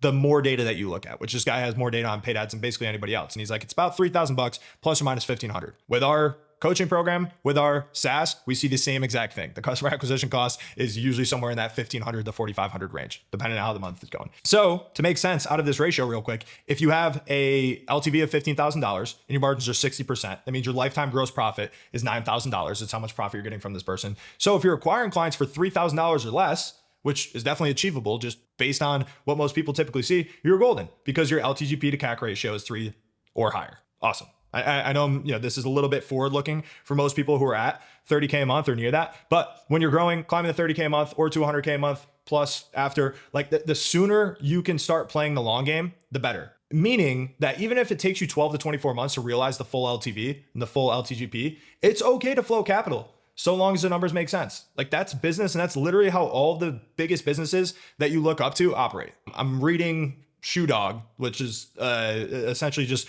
an autobiography by Phil Knight talking about how he built Nike. And basically every single chapter is like, I can't get enough money from the bank. We need to grow. We need to keep winning. I just view business and life as like, I can't do anything else but, and all he's stressing about is how he can get more money. So like if you have these numbers, even if you're not making that, full LTV, that full LTGP up front, and you have to float some capital, so long as the numbers make sense, if you're in this for the long game, realize it is okay to float capital in order to be able to achieve these things, because that's literally how business operates. So that's it from now. Even with solid tracking, guys, you obviously still need to know how to close cold traffic, or none of the numbers will look pretty. So stick around for another video where I broke down how to turn more of your cold leads into paying clients. Click the link to watch now. That one's called How to Close 40% of Your Cold Traffic Leads. It has that step-by-step guide that I mentioned earlier on in the video. Peace. What's going on, guys? In this video, we're going to be going over how to build a sales team that closes deals without you. Even while you sleep, those Stripe notifications are still coming in. Now, most business owners can't scale past a certain point because they are closing every deal themselves. And when you're at this point, there are a few better feelings in business. There are a few more rewarding things in business than finally being able to build out a sales team that crushes it without you needing to step in all the time. If you're new here, my name is Dan Crowley. I'm one of the co-founders at Ascension and Listgate, where my sales teams are currently doing over $1 million a month combined. I've taken thousands of sales calls myself, built killer sales teams, and helped founders remove themselves from founder-led sales and all the chaos that comes along with it. And it all starts with hiring that first closer successfully. So that's what we're going to be breaking down today. Now, my first point is that founder-led sales is only going to get you so far. And when people are having trouble removing themselves from sales, it's usually because they're in this weird founder-led sales paradox. And what that founder-led sales paradox is the founder relies and benefits massively from doing founder-led sales to get to where they're at today. Then they get to a point where they need to keep doing founder-led sales to keep up sales velocity. And this typically happens when they really do need to keep selling at a very high level to sustain growth and outsell churn. I've been there. I was on every call, grinding 80-hour weeks, stuck thinking no one else can close these deals, so I need to do it. At the same time, they're at a point where the amount of time they're spending in the sales process is a bottleneck for the business within itself. So they think they need to keep selling themselves, but them doing all the selling is preventing them from growing the business. So they get stuck. Seems like an impossible situation, right? But here's why this isn't really a paradox. It's delusion. It's a fugazi. It's a fugazi. It's a woozy. It's a wazi. It's a fairy dust. Or whatever Matthew McConaughey says in the movie. I'm just going to go over a couple of common misconceptions. First off, I'm the only one that can sell this. That is only true if you have a bad sales process and a bad offer. Eventually, a closer can sell just as well, if not better, because this is their sole focus. If they're not immediately closing at the same rate as me, I should fire them. Also a bad mindset to come in with this. It's your company. You have years of experience. It's going to take time to get them to your level, but that is time well spent. This is a battle worth fighting when you're looking at all of the time that you will get back if you remove yourself successfully. But Dan, there's no better way to spend my time than closing deals. That's often true, but only up to a certain point. Once you're at the point where people have to book a meeting too far out to even talk to you, you can't follow up properly, or your business is lacking basic things like another offer to increase your LTV, which you need to do, or more lead flow to outsell your churn and hit the goals that you ultimately have, your time is now better spent elsewhere. Now, you really have no other choice, right? You can only take so many calls a day. Therefore, you can only close so many clients. It's just math. If you have goals that exceed what you can do with the math when you're looking at it objectively, you need to do this. And if your plan is to grow a multi-million-dollar business, like I said, you're going to need to cross this bridge at some point. And because of the potential growth that it can unlock if you do it right, I'd recommend doing it as soon as you can responsibly. And I'll talk about what that looks like in a minute. If you don't do this, the more you scale, you're going to realize that you've built yourself a very demanding job with a capped income, not a promising business. And eventually you're going to get burnt out. Selling is already tiring. If anybody here has been on 5, 6, 7 sales calls in a day, it is fucking draining. I've done physical manual labor jobs myself. It is really just as tiring. It's a completely different type of tired, but man, it's exhausting. And one of the main reasons I'll see people fall into slumps is solely because they are burnt out, not taking care of themselves. I was at a Cole Gordon boardroom event a couple years ago. And one of his old guys that ran the whole sales team said something that really opened my eyes. And it was that his sales team, which was like 40, 50 closers, the number one reason somebody falls into a slump has nothing to do with process. It's all physiological. So he started talking to them about what they're doing, how their personal life is going. Are they taking care of themselves? He could just see when people weren't feeling right physically. And I would have never thought with those things, but it's been true with my closers as well. So doing this exhausting activity while also running a business for an extended period of time, it's just a recipe for burnout. I personally hit a wall with our agency when I was doing all the sales and did it all the way up to 100K a month while I was still running the sales team at our coaching program, which was also doing 6 figures a month. And I really couldn't take it anymore. But the messed up thing is when you're at this point, it's exhausting, but it's also comfortable because it's all you've ever done. So I became this complacent zombie, just like very resistant to change. So if you don't want to become this complacent zombie, do the work to get out of it as soon as you possibly can. Now, like I said, you need to be able to do this responsibly. So if you want to get into a position to successfully hire your first closer, which is my second point, here's what it's going to take. First off, just quick, hard truth. Most of you aren't there yet. Even if you're doing 80K a month, 100K a month, most of you aren't in a good position to do that. But here's how you can quickly get into that position. Now, before going out to hire a closer, you need 3 things. First thing is the lead flow. Now, I'm a big proponent of hiring full-time sales reps. I always believe that there's another person to follow up with. And the more that you just dedicate yourself to this, even if the lead flow isn't massive, you're going to be doing more call reviews. You're just going to be more invested, right? You notice the best sales guys are always on. They're looking at their HubSpot notifications. They see somebody opens up an email, they're calling them right away. And the ones who are 1 foot in, 1 foot out, when things get tough, they usually, when that first bump in the road comes, they jump to the other thing. And I always think it's preferable to hire somebody, I value specialization, that can just close over a full cycle sales rep who has to also set calls and close. So lead flow is really important. Obviously, you have to confirm their calls, get them to show up and follow up like a madman as well, outside of just taking the calls. Now, the second thing that you need outside the lead flow is the sales process. If your sales process is not already converting at a rate that you're happy with from the same traffic sources your closer would be taking calls from, do not hire one. And emphasis on this, from the same traffic sources your closer will be taking calls from, because a lot of people just start ramping up ad spend and they've only ever taken calls through inbound or referral. And that's what their process works for, which like anybody's process can work for that. And they keep taking those calls through inbound or referral, giving their closer the people from cold traffic only. And then they're wondering why their closer can't close. It's because their process doesn't yet work for cold traffic. So make sure your process works on the same traffic sources as well. Now, it is extremely, extremely rare that a closer comes in and fixes a broken sales process. I've almost never seen it happen. What happens more often is they come in, shit the bed, and the founder ends up losing money because of it. Or they come in, they close people by overselling or not explaining the service correctly, refunds pile up, and guess what? The founder ends up losing money. Outside of the lead flow in the sales process, you need a clear onboarding process and clear expectations. If you don't have a system to get them to prepared to sell and expectations you guys both agree to in the interview process, as soon as they do start selling, your new closer is destined to fail before they even get started. Now, diving deeper into each thing, lead flow, shoot for 15 to 25 calls per week. If you're not there yet, but you're still the bottleneck, saying like, I'm only taking 10 calls a week, but this is still a problem. I know I need to focus on other things in the business. That is okay. But just be prepared to invest in your lead gen to get to a point while they're in the onboarding process before they get on the phone, essentially, so they can have 15, 20 calls right off the bat. I'm a big proponent as well of just throwing these people into the deep end and just giving them full lead flow as opposed to very slowly ramping them. Like, you're going to find out if they're going to work quicker that way.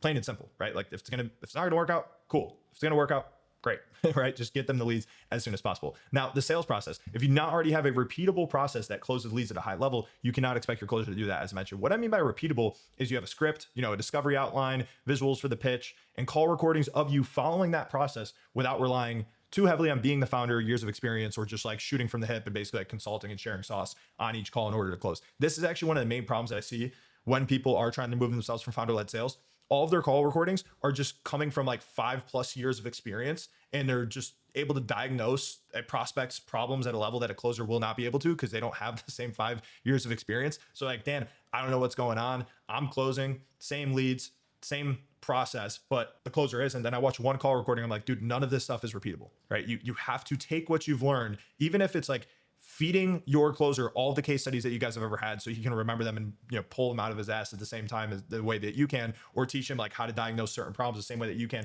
It needs to be repeatable, right? And with clear onboarding expectations, your script, call recordings, and meeting cadence will be the backbone of your onboarding process. Outside of that, you're going to need information about your company, your offer, your success stories, as I just talked about, and assets for what people ask about on the calls.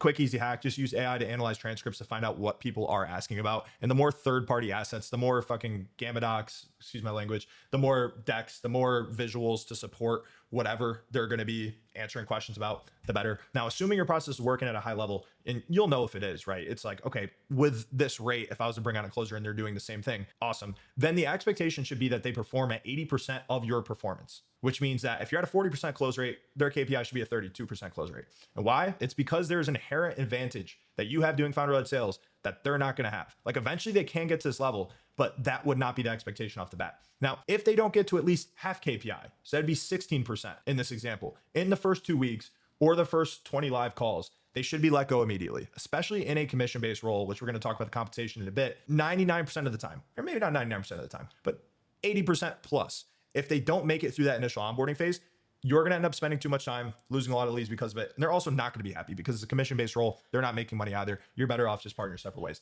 at that point. And this should be communicated up front. This is something I tell people in the onboarding process or in the interview process. Like, hey, this is where we need to get to make sure that we want to continue on this road. And then we'll work to get up to full KPI immediately. And obviously, if they can't get up to full KPI, you pip them, they don't respond, you fire them. Now, once they make it past the initial onboarding phase, like I said, you're scaling the full KPI, which is in this example, 32% close rate and similar cash collected numbers that you're seeing. You have to have a cash collected KPI as well, just to ensure that they're not slinging super small deals just to boost their close rate. Quick pause in the action. If you're a business owner doing more than 30K a month and you're tired of doing founder-led sales, I've got the fix. My Olympia program is designed to help you scale your company to multiple 6 figures a month and have sales teams and know how to build a sales team that is required to do so. And that's what I personally help with. My partner, Daniel Fazio, he helps with the paid media strategy. My partner, Andre Hakel Jr., he helps with the fulfillment. And we've helped dozens of founders at this point. Program's less than a year old. Scale to 100K a month plus in this mastermind. Click the link below if you want to get the free case study on how Olympia transforms businesses. Now, let's get back into how we can build this dream team right here. Compensation, right? And this is going to be just showing you how to structure your compensation process and how you can scale with a 100% commission-based team.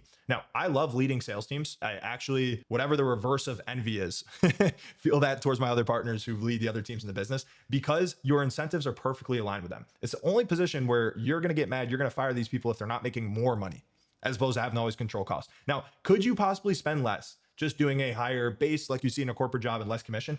Absolutely. But assuming you're a small business, let's say sub 10 million a year, and you're dealing with an unpredictable budget, this is the best way to make sure that your team is always being paid out, because unless you're mismanaging the business, their income is going to scale with yours, and they can be a contractor in this way, which is nice to not deal with all the headaches that come around with just hiring a full-time W-2 employee. Now, that said, I'm not a fan of just straight up flat commission and nothing else.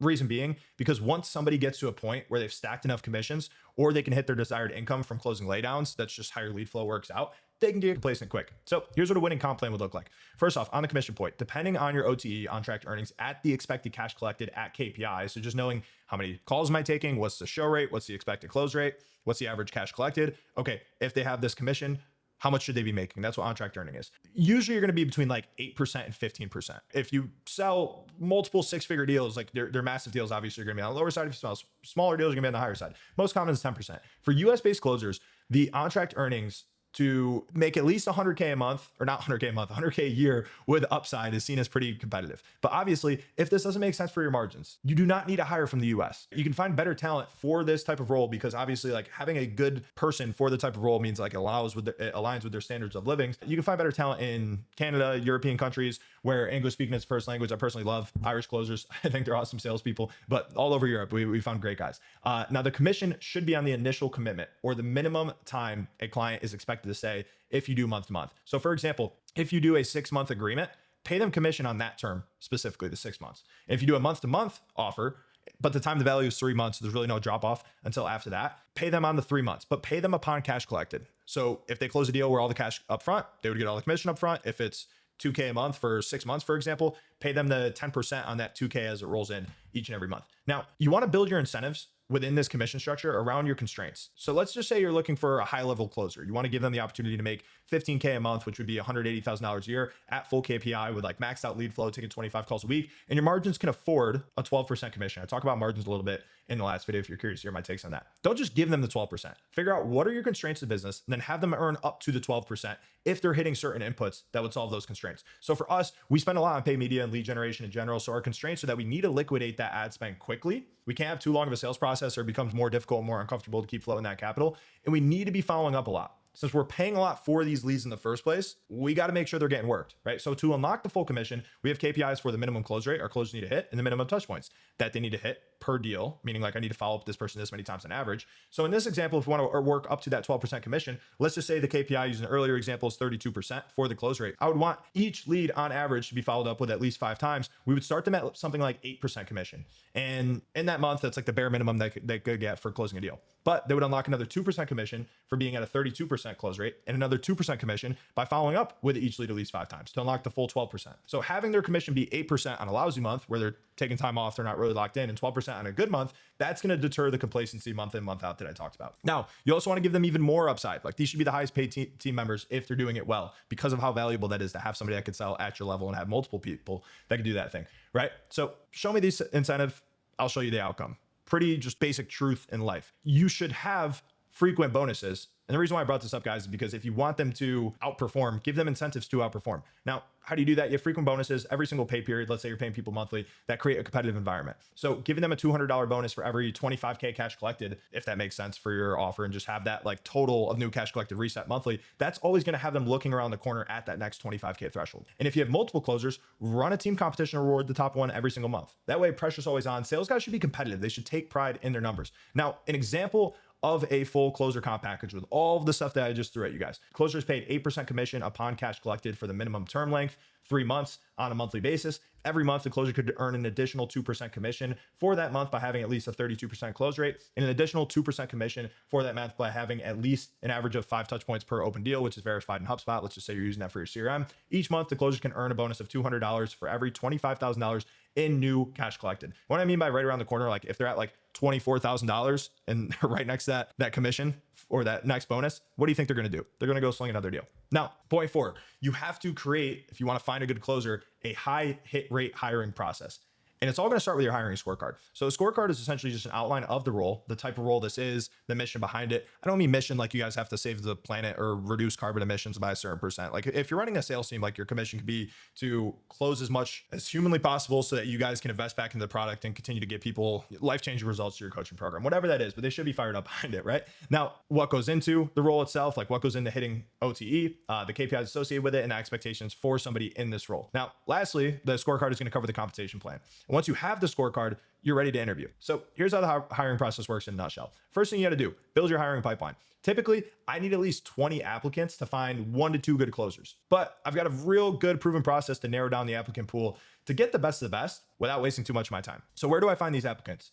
In this order. First place is our network. I'm very blessed to have partners that have a good personal brand, and we're just connected to a lot of people. We run a community. We have great team members who we're going to our team members, asking them if they have anybody in mind for the role. I have a lot of friends in business just after doing this for a long enough time. And even our clients, like our happy clients, will sometimes go to them and ask if they have anybody in mind for this role and just blast that application anywhere else. Second would probably be trained communities and staffing agencies or recruiting agencies. A lot of times with like these sales communities, we just happen to know these people, but even if you don't, you can oftentimes just share a role. And if it seems like a good role, they're happy to share it with their people because they're providing value to the closers that they're training by having a way for them to get a new commission-based role if they're in the market for that. Now, job postings like traditional, Indeed, LinkedIn, that's probably the third. I almost always get enough from network or the trained communities to never really have to go here. And this is really nice because like if you're utilizing your network and telling people what you're looking for, you're using a trained community, you're almost always going to get people that have some experience. And that's my next point, which is I can't stress this enough. You need to have an effective application. So for a closer, experience should be a requirement. Can you ascend a closer that has no experience, make them a killer? Sure. Is the most effective way to go about it? No, especially if you don't have good internal sales team training. It's a lot easier to just find somebody who's already been through sales training. So what should your application ask about? Their sales training, cash collected, close rate numbers, because there's pretty like standard numbers in industry where you can look at people and kind of compare them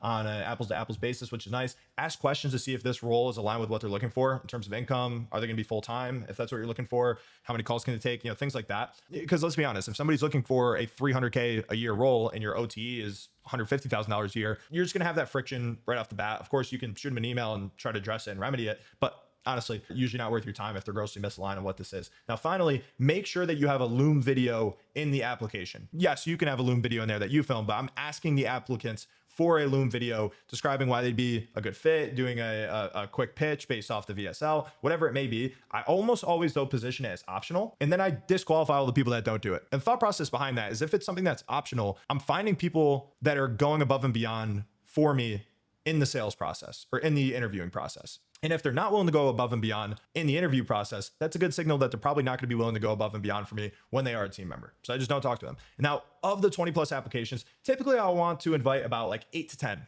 to an interview, just because we're getting our people from our network and trained community staffing agencies that are usually pretty solid in the first place. This is a pretty high hit rate. So like 20 is like a low conservative number. But with those 8 to 10 that I invite to the interview, here's what the first interview looks like. It's essentially just fit. Are they a good fit for the role to work with us? Are they qualified for it? Alignment. Does this align with what they're looking for, with what I'm looking for in that person? And then just vibes. Like, is this somebody that I want to work with? Personally, I enjoy running our companies. A lot of it is because I enjoy the people that I work with. It sounds like a pretty miserable life working with people that you don't like, that you have to hold your tongue around. So find people that are a good fit culturally as well. And this first call is just your typical interview. It's about 30 minutes. You're questioning them on their experience, why they're interested in the role, what makes them think they'd be a good fit. You're giving them a couple hypotheticals. Don't ask dumb questions. Like, give them something that actually requires them to use their brain. And then just introducing the scorecard. And by the end of that call, you want to see if this is a role that they would be interested in, and if they are somebody that you would be interested in working with. If yes, invite them to the second call. And usually from like that 8 to 10 on the first interview, about 5 or 6, so a little bit more than 50%, just because I'm picky with the applications in the first place, get invited to that second call. Now, second call is a mock call. And this is necessary 100% of the time. People always ask me, hey, Dan, is this really necessary to do the mock call? I really like this guy for the first one. Yes. And the reason why is because shitty sales reps are still going to be good at the first call. They naturally like talking to people. Like they know how to converse. They probably had a good Loom video. That's why you had them on the first call in the first place. You need to be able to see if they can sell. You need to be able to see if they're going to be able to do their homework and actually put in some work before they start working with you, right? So giving them some prep material like the VSL and the script, that's going to be a good way to see, okay, how serious is this person about this opportunity? And with those 5 to 6 candidates, this is almost always proven because usually 1 or 2 are going to bow out. maybe just because they didn't want to do the work associated with it, or they're like, hey, I actually don't think it's a fit. Cool, saving us both time. Now I'm left with 3 to 5 mock calls completed. And having at least this much volume is great for comparison, because your sales process, the first go around when you're hiring a closer, it's not going to be perfect. But with 3 to 5 mock calls under your belt, you're going to be able to see where the candidates are at in relation to the other candidates, which is going to be really helpful. You're probably going to see one emerge as a winner. Now, after that, it's decision time. I'm almost always in a situation after 3 to 5 mock calls, because I did the first 2 calls correctly, where there's one clear winner. And if I'm lucky, I have 2 candidates that I'm fired up about. Now, if you have the lead flow for 2, great, bring them both on. If not, I'm usually a fan of just bringing on one guy. I don't like the 2 people competing for like a very limited amount of leads, because then it's just hard to go through the testing phase. But yeah, absolutely. If you want to have a competitive environment, you have the lead flow, bring on 2 at the same time, have them compete against each other and have them, learn together. It's nice to have somebody to go through the onboarding process with. Now, when I make my decision, it's pretty simple. I just call up the candidate, reiterate the expectations, share the timeline for the onboarding, ask if they're ready to go. And if they are, cool, send them over the contractor agreement and the next steps for the onboarding, literally on that call right away. Now, first ever 100% CTA. This applies to everybody that's on this video today. It's very, very simple. I'm going to be coming to you with legitimate, real, uncut, profound value every single week. And I don't want you to miss it. So if you're getting value from this, hit that subscribe button. I'll wait. Part of sales is being very comfortable with silence.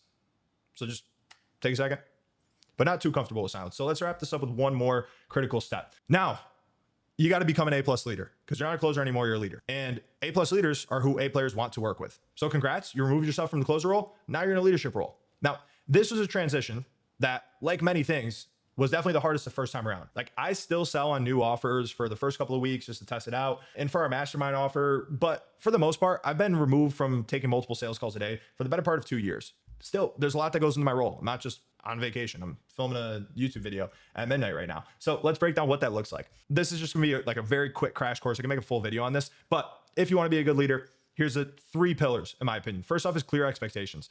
Unspoken expectations are premeditated resentments. I love that quote. Think about that again. Unspoken expectations are premeditated resentments. If you have all these expectations of what a high performing closer should be doing, and you did not establish that, that is on you. You premeditated this. This is all your fault. So this is not just about having clear KPIs and making sure that your team always knows where they're at in relation to their KPIs. This is also about having those expectations about what you expect out of that closer in the first place. Now, if you do have clear expectations about how you should show up every day, and you show up the same way that you want your team to, that's going to start to build culture. Now, second thing is just having an effective meeting cadence. So for teams of 3 or less, I typically meet with them 3 times a week for 30 minutes a meeting or so. And for teams of 4 or more, I meet every single day. I just find that it's enough time. Like, if you just kind of boil it down and making sure that like each closer, it doesn't always work this way, because a group calls are getting at least like 30 minutes of attention themselves per week from me. Now, what do we discuss in these meetings? KPIs, wins, going over call reviews, updates to the company, sales process, projections, like who are you going to close this week based on a lead flow? How many people are you projecting to close from follow-ups? Give me the names. We'll hold you accountable at the end of the week. How many from new calls, all that good stuff. Mock calls, troubleshooting common objections, new training, a lot of stuff to go through. You should never have an unproductive meeting. Usually unproductive meetings are because you're being lazy before the meeting. And you can just look at this list, write down what you could be talking about, and have a real good meeting. And if you're out of stuff to say at 25 minutes and it's a 30-minute meeting, just get off the phone. Let them go back to calling people. Now, culture and consistency is the last one. It's very easy to lead through easy times. Like, basically the only way that you can mess it up is by taking your foot off the gas and abandoning the work that got you there. But through tough times, you have to preach ownership, especially with sales. Like, it can never be a lead quality issue. It can never be a fulfillment issue. Like, even if that's actually the case, if it's lead quality and fulfillment that's messing things up, you always have to tell your team, like, guys, even if it's delusional, this is the mindset that serves you. And you have to also show that yourself, right? Obviously behind the scenes, you're going to talk to your founder, or, you're going to, figure out the marketing and the fulfillment stuff yourself, but you got to be able to preach ownership. You got to show that to the team that you're on the same page as them. You got to roll up your sleeves, problem solve with your team. And you got to foster that competition on a daily basis. Last but not least, have fun. Sales guys like to celebrate. There's a reason why sales guys are often pictured as degens, is because, maybe we kind of are, but like, celebrate those wins. Make sure that the guys in the good times are having a great time. And, when it's a bad time, like I said, roll up your sleeves, figure it out, take ownership of it. But once those wins start pouring in again, make sure that you guys are having a good time. There you have it. You've got a clear roadmap to build a sales team that closes without you, even while you sleep. But here's the catch. Without tracking the right numbers, you're going to miss what's really driving your team's success. So watch the next video where I break down the key sales metrics you need to scale to 30K a month. Click now, stop guessing, start scaling. See you there. That's it for this one. Keep selling, guys. Peace. What's going on, guys? My name is Dan Crowley, and in this video, I'm going to be talking about what makes a $10,000 plus offer, a real high ticket offer, easy to sell. And I'll be honest, this free video is going to be better than the vast majority of paid trainings out there on offers that you'd pay hundreds or thousands of dollars for. So if you do get some value out of this, hit that subscribe button. For context, I've scaled 3 separate businesses to over 6 figures a month plus, an agency business, a coaching business, and a SaaS business. So this is advice from somebody who has done it, who's currently doing it, and currently helping hundreds of other clients do it right now. And I want to start off by saying that yes, a great offer is an absolute cheat code for your business. At the same time, if you don't incorporate these things I'm going to be talking about into your sales process, you're not going to see the type of growth that you're looking for. I've seen a lot of people with great offers not be able to scale because they don't know how to sell. And I've seen a lot of people with pretty commoditized offers be able to reach crazy heights because they have a really good sales process. So if I had to choose one of the two, great offer, great sales process, I would choose great sales process. That said, when you can combine both, great offer and great sales process, that's where you're going to see that nuclear parabolic growth you're looking for. So I structured this video in 2 parts. Things that you can spawn, even if you're at zero. So essentially like what goes into making a great offer. And then what do you need to work on? What do you need to incorporate into your sales process to make that great high ticket offer easy to sell? So let's just jump into it. First things first, sell an offer that has active substantial demand.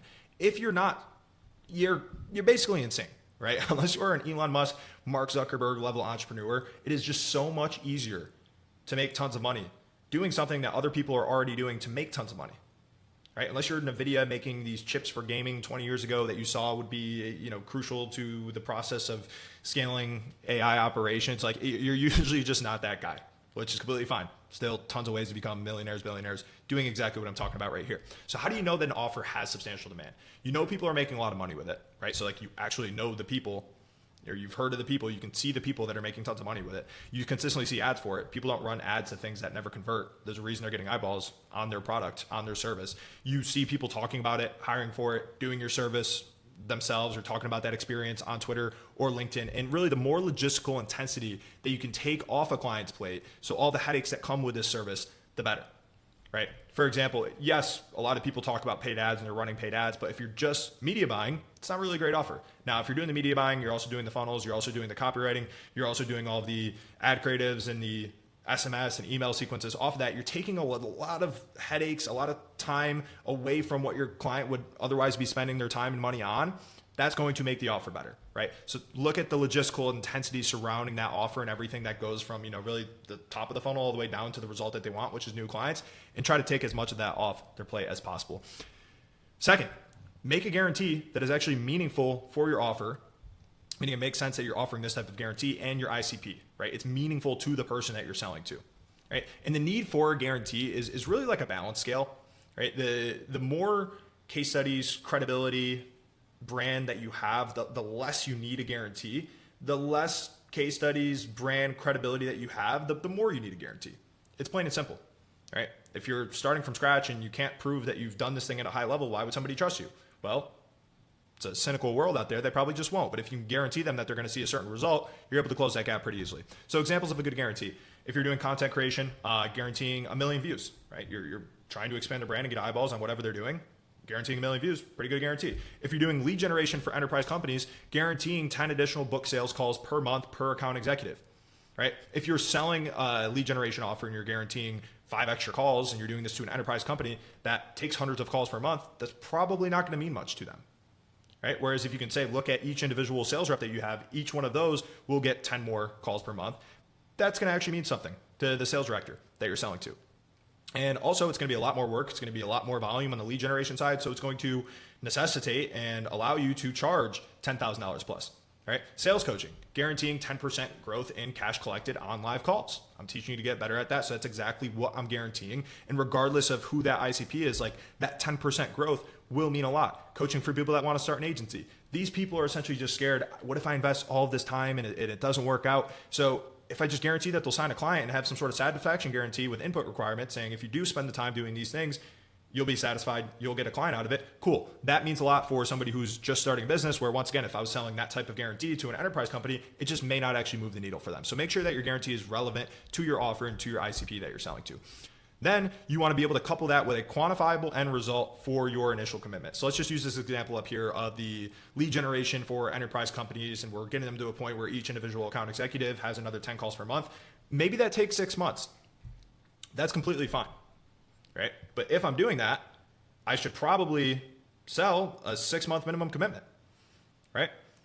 And that's also going to allow me to charge much higher ticket. As you guys can start to see, this all kind of pieces together. So first you need to map out what your time to value is. Like how long does it take for your client to see real tangible results? Which most of the time isn't, if you're doing lead generation, it's not pipeline value or, SQLs. It's like real calls booked, real opportunities, and real clients that are coming through the door. Then you should align your minimum commitment and your offer around those tangible results. As I mentioned, if you do that, it's going to mean more to the client. It's also going to allow you to charge much higher ticket. Now, this has multiple benefits, right? It sets proper client expectations. It guarantees good LTV, or higher than you may if you were to just do month to month and people have to pay you again and again and again before they actually see results. And it allows you to have a conversation with the prospect through the lens of, this is the investment to get this result. I'm confident I can deliver this result, or I have a guarantee that guarantees that you get that result. So it's not just, hey, it's $10,000 for lead generation. It's, hey, if you're able to deliver this, is that worth $10,000? And most of the time you're able to break that down live on a call to show them that it's worth much more than that, right? And that's where the good high ticket offer can start to formulate, right? You also want to give your prospect the opportunity to get a deal. So never underestimate how much people love the feeling of getting a good deal. I love feeling like, I got the best of this person. Now, if you structure your offer in a way that you have no wiggle room on terms because you made a shitty offer, for lack of a better term, you can't do this. But if you have a good minimum 3-month commitment, because that's your time to value, and you can also say, hey, it's typically $3,500 a month, but if you pay up front, it's only $9,000. Like, okay, that person feels like they're getting a deal. They're going to be committing for 3 months anyways. Great. Or if I'm doing content creation, for example, and I'm charging $10,000 plus, and I know that I have some wiggle room in my margins there. And one of the pains that people have is having to buy the mic and the camera to get set up initially. And I could take that off their plate, and I know like, okay, this is going to be good for me anyways because they're going to have a nice setup that I know how to work with. Like, yeah, offer to just give them the tech setup as some sort of bonus that they can get to feel, once again, like they're winning the deal. Whereas if you structure your deal in a way where you have no margin, you really have no flexibility, it's tough because people are going to ask for the deal anyways, right? So if I already know in the back of my head what I can give up, and I can be the one driving that ship so they can feel like they won, but I know in the back of my head I was comfortable doing this anyways, perfect. That should be built in to your offer. Visuals to support your method for delivery, right? This is something you can make from scratch even if you have 0 case studies. And I wrote this down, KISS, keep it simple, stupid. Like, just don't overthink it. Like, however you get your clients' results, create a visual for that. Like, whatever your unique mechanism is, like, have a way to showcase that on the call. Whatever the client's journey looks like to achieve their ultimate goal of, another 1 million views, another 10,000 followers, another $100,000 in revenue. Create a visual of what that would look like for them. Roadmap to your time to value, right? Like that minimum time commitment that we talked about, what they're going to be seeing in there, with the roadmap just highlighting, like even before they get value, just the quick wins that they'll see throughout the process. Create a visual for that. Using a lead generation example. Like, hey, the first day in onboarding, we're going to map out how we should position your offer to cold traffic based on what we've seen work best. And then we're going to curate a leads list of 10,000 of your best customers. And then we're going to be able to launch, and by week 3, we'll be doing 10x the amount of outreach that you guys are doing right now. We'll start to get feedback. We'll do a bunch of A/B tests. Like, all these things sound valuable. All these things sound like something the prospect should be doing otherwise. So on that roadmap, if it can seem like there's quick wins before they get that result that they're looking for, that's going to lower their friction and get them more excited about the onboarding process. And the reason why visuals are important is because everyone is a visual learner. How they talked about in school, like you're a visual or an auditory or whatever the other one was type of learner? They lied to you. It was one of the many things they lied to us about. Like when they said you'd use calculus in real life or cheating will get you nowhere, like then you see the people that were always habitually cheating are just running laps around everybody else. Like, this is another thing they lied to you about. And even if it was true, even if some people are more auditory learners, also hearing it while seeing a visual is just going to help them understand it better. Trust me on this.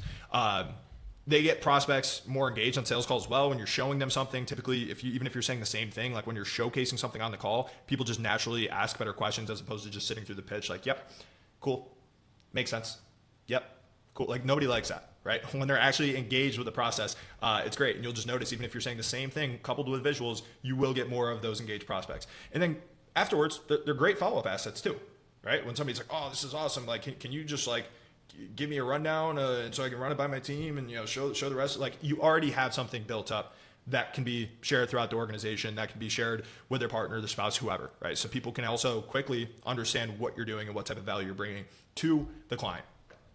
Video sales letter. If you're like me, if you're like the vast majority of our clients, no sale happens without a sales call. So the first sale is just selling them on the sales call. And that's exactly what a VSL does. And the reason why VSL is so powerful is because sales is exponentially easier if the call is not, hey man, like, tell me who you are and what you do.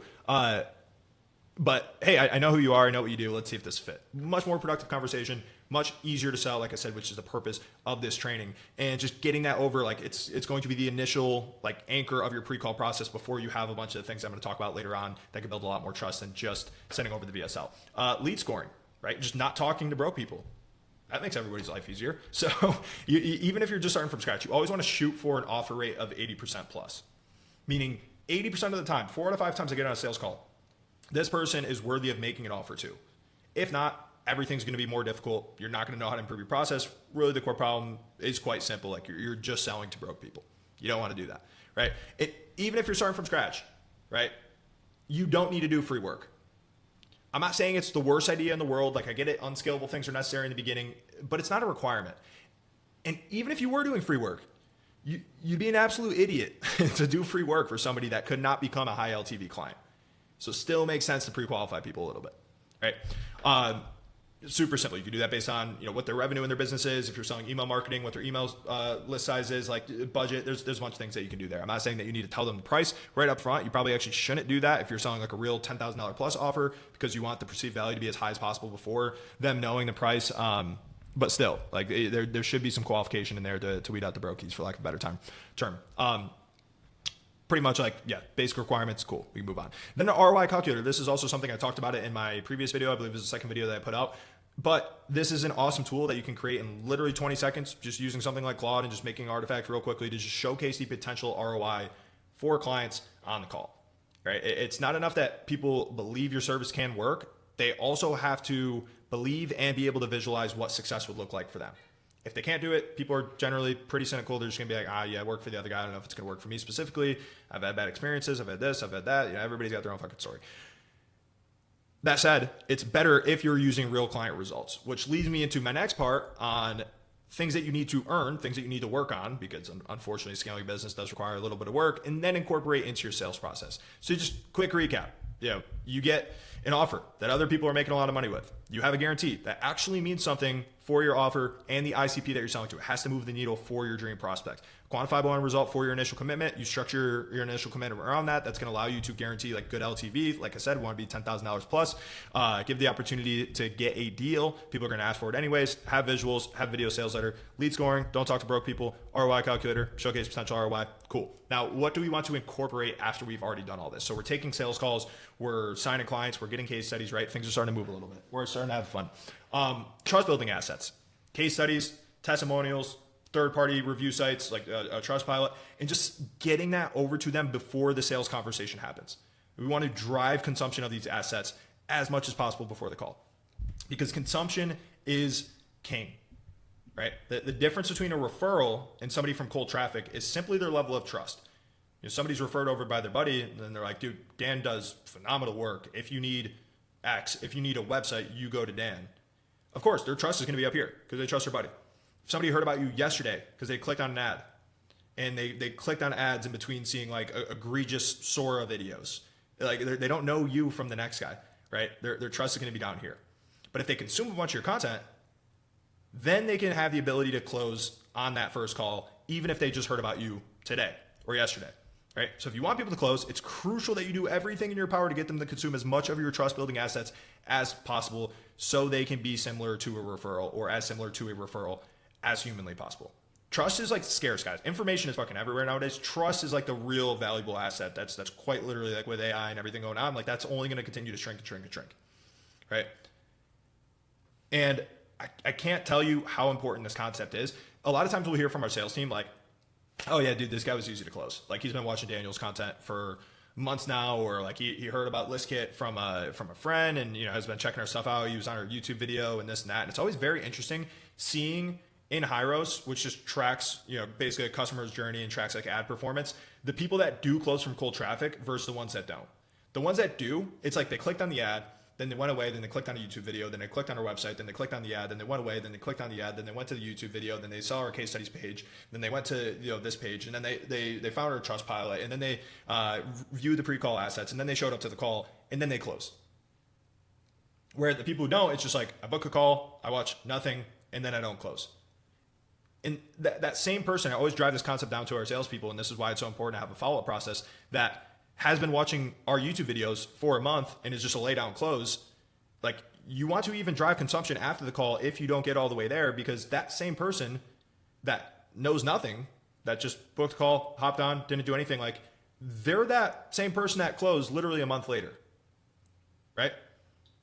Pretty simple, got to drive consumption. And you want to do that with trust building assets because like I said, trust is the scarce resource these days. Post-call booking page, that answers the frequently asked questions before the call. So I talked about this in my last video too, just talking about like how to find what people are asking about, because there's really not much new under the sun. Like people tend to ask the same questions over and over and over again, right? And trust is one thing that's super important that I just harped on. Understanding is another. Like if you want somebody to close on the first call, they need to trust you and understand your offer enough to do so. So if you just answer all these frequently asked questions before the call even happens, awesome. I've seen a lot of sales calls where somebody's like following along, they're excited, they're like, but dude, this is a lot.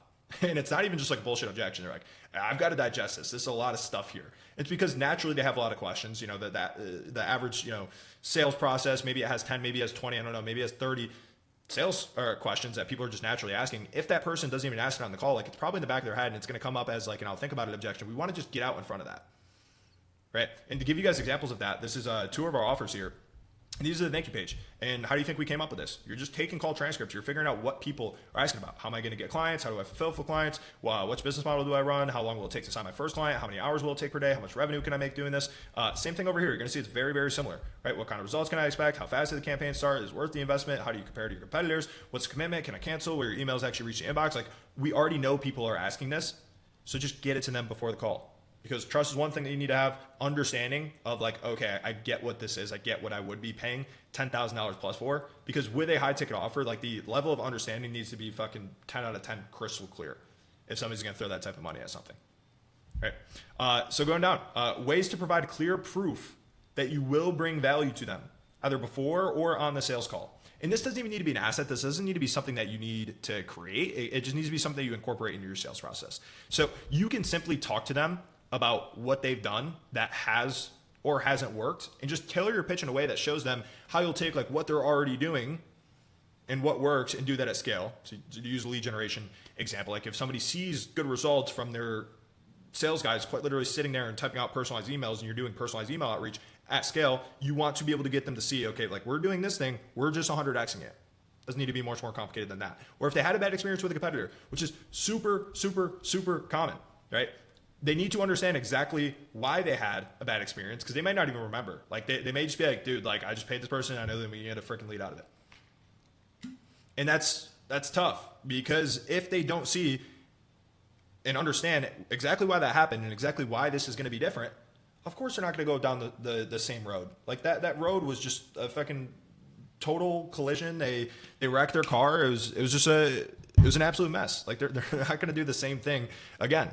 Some people are dumb. They're usually not that dumb. So if you can get them to understand why what they did previously doesn't work or didn't work and why this is different to ease that concern, cool. Like you're providing proof on the call that, okay, this is going to be different. I'm going to bring value, right? Other examples of that are pretty common, which is just like showing why this works, is like an audit process. So let's say you're selling to somebody that, it has an e-com brand, you're doing e-com email marketing. A lot of times in that sales process, you're between call 1 and 2, you're just getting access to that Klaviyo account, you're running a full audit and you're showing them right off the bat, hey, this is what I would do differently, right? Or if you have a way to just generate sample work easier, like this is all good stuff, this is what works.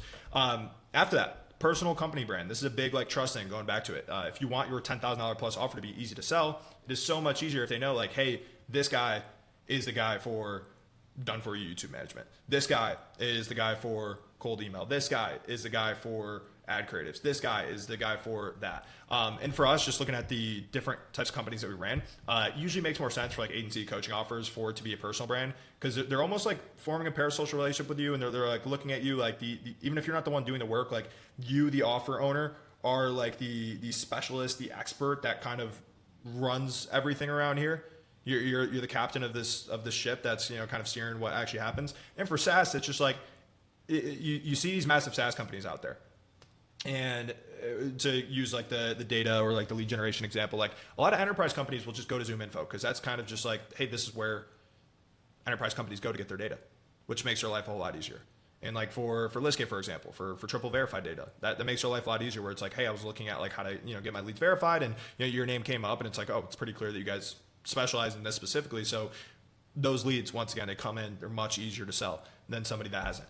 So having a strong brand, it takes time, but over time, it is probably the most valuable asset a business can have. And it's going to make any offer easier to sell. Just look at Hermosi with his brand of just like value, not really asking his audience for anything in return. When he finally does, because he built up so much trust, because he built up billions of dollars probably in goodwill, he's able to print $100 million on like a 12-hour webinar, right? It's insane. You can't just recreate that offer, but with brand, you can try to have similar effects in your business. A repeatable sales process that does not solely rely on your expertise. And this is a very common trap that I see with a lot of our clients who are doing founder-led sales. They rely on their expertise to sell. And then they fall in the trap of being like, well, nobody can sell like me, and they're never able to move themselves through the sales process.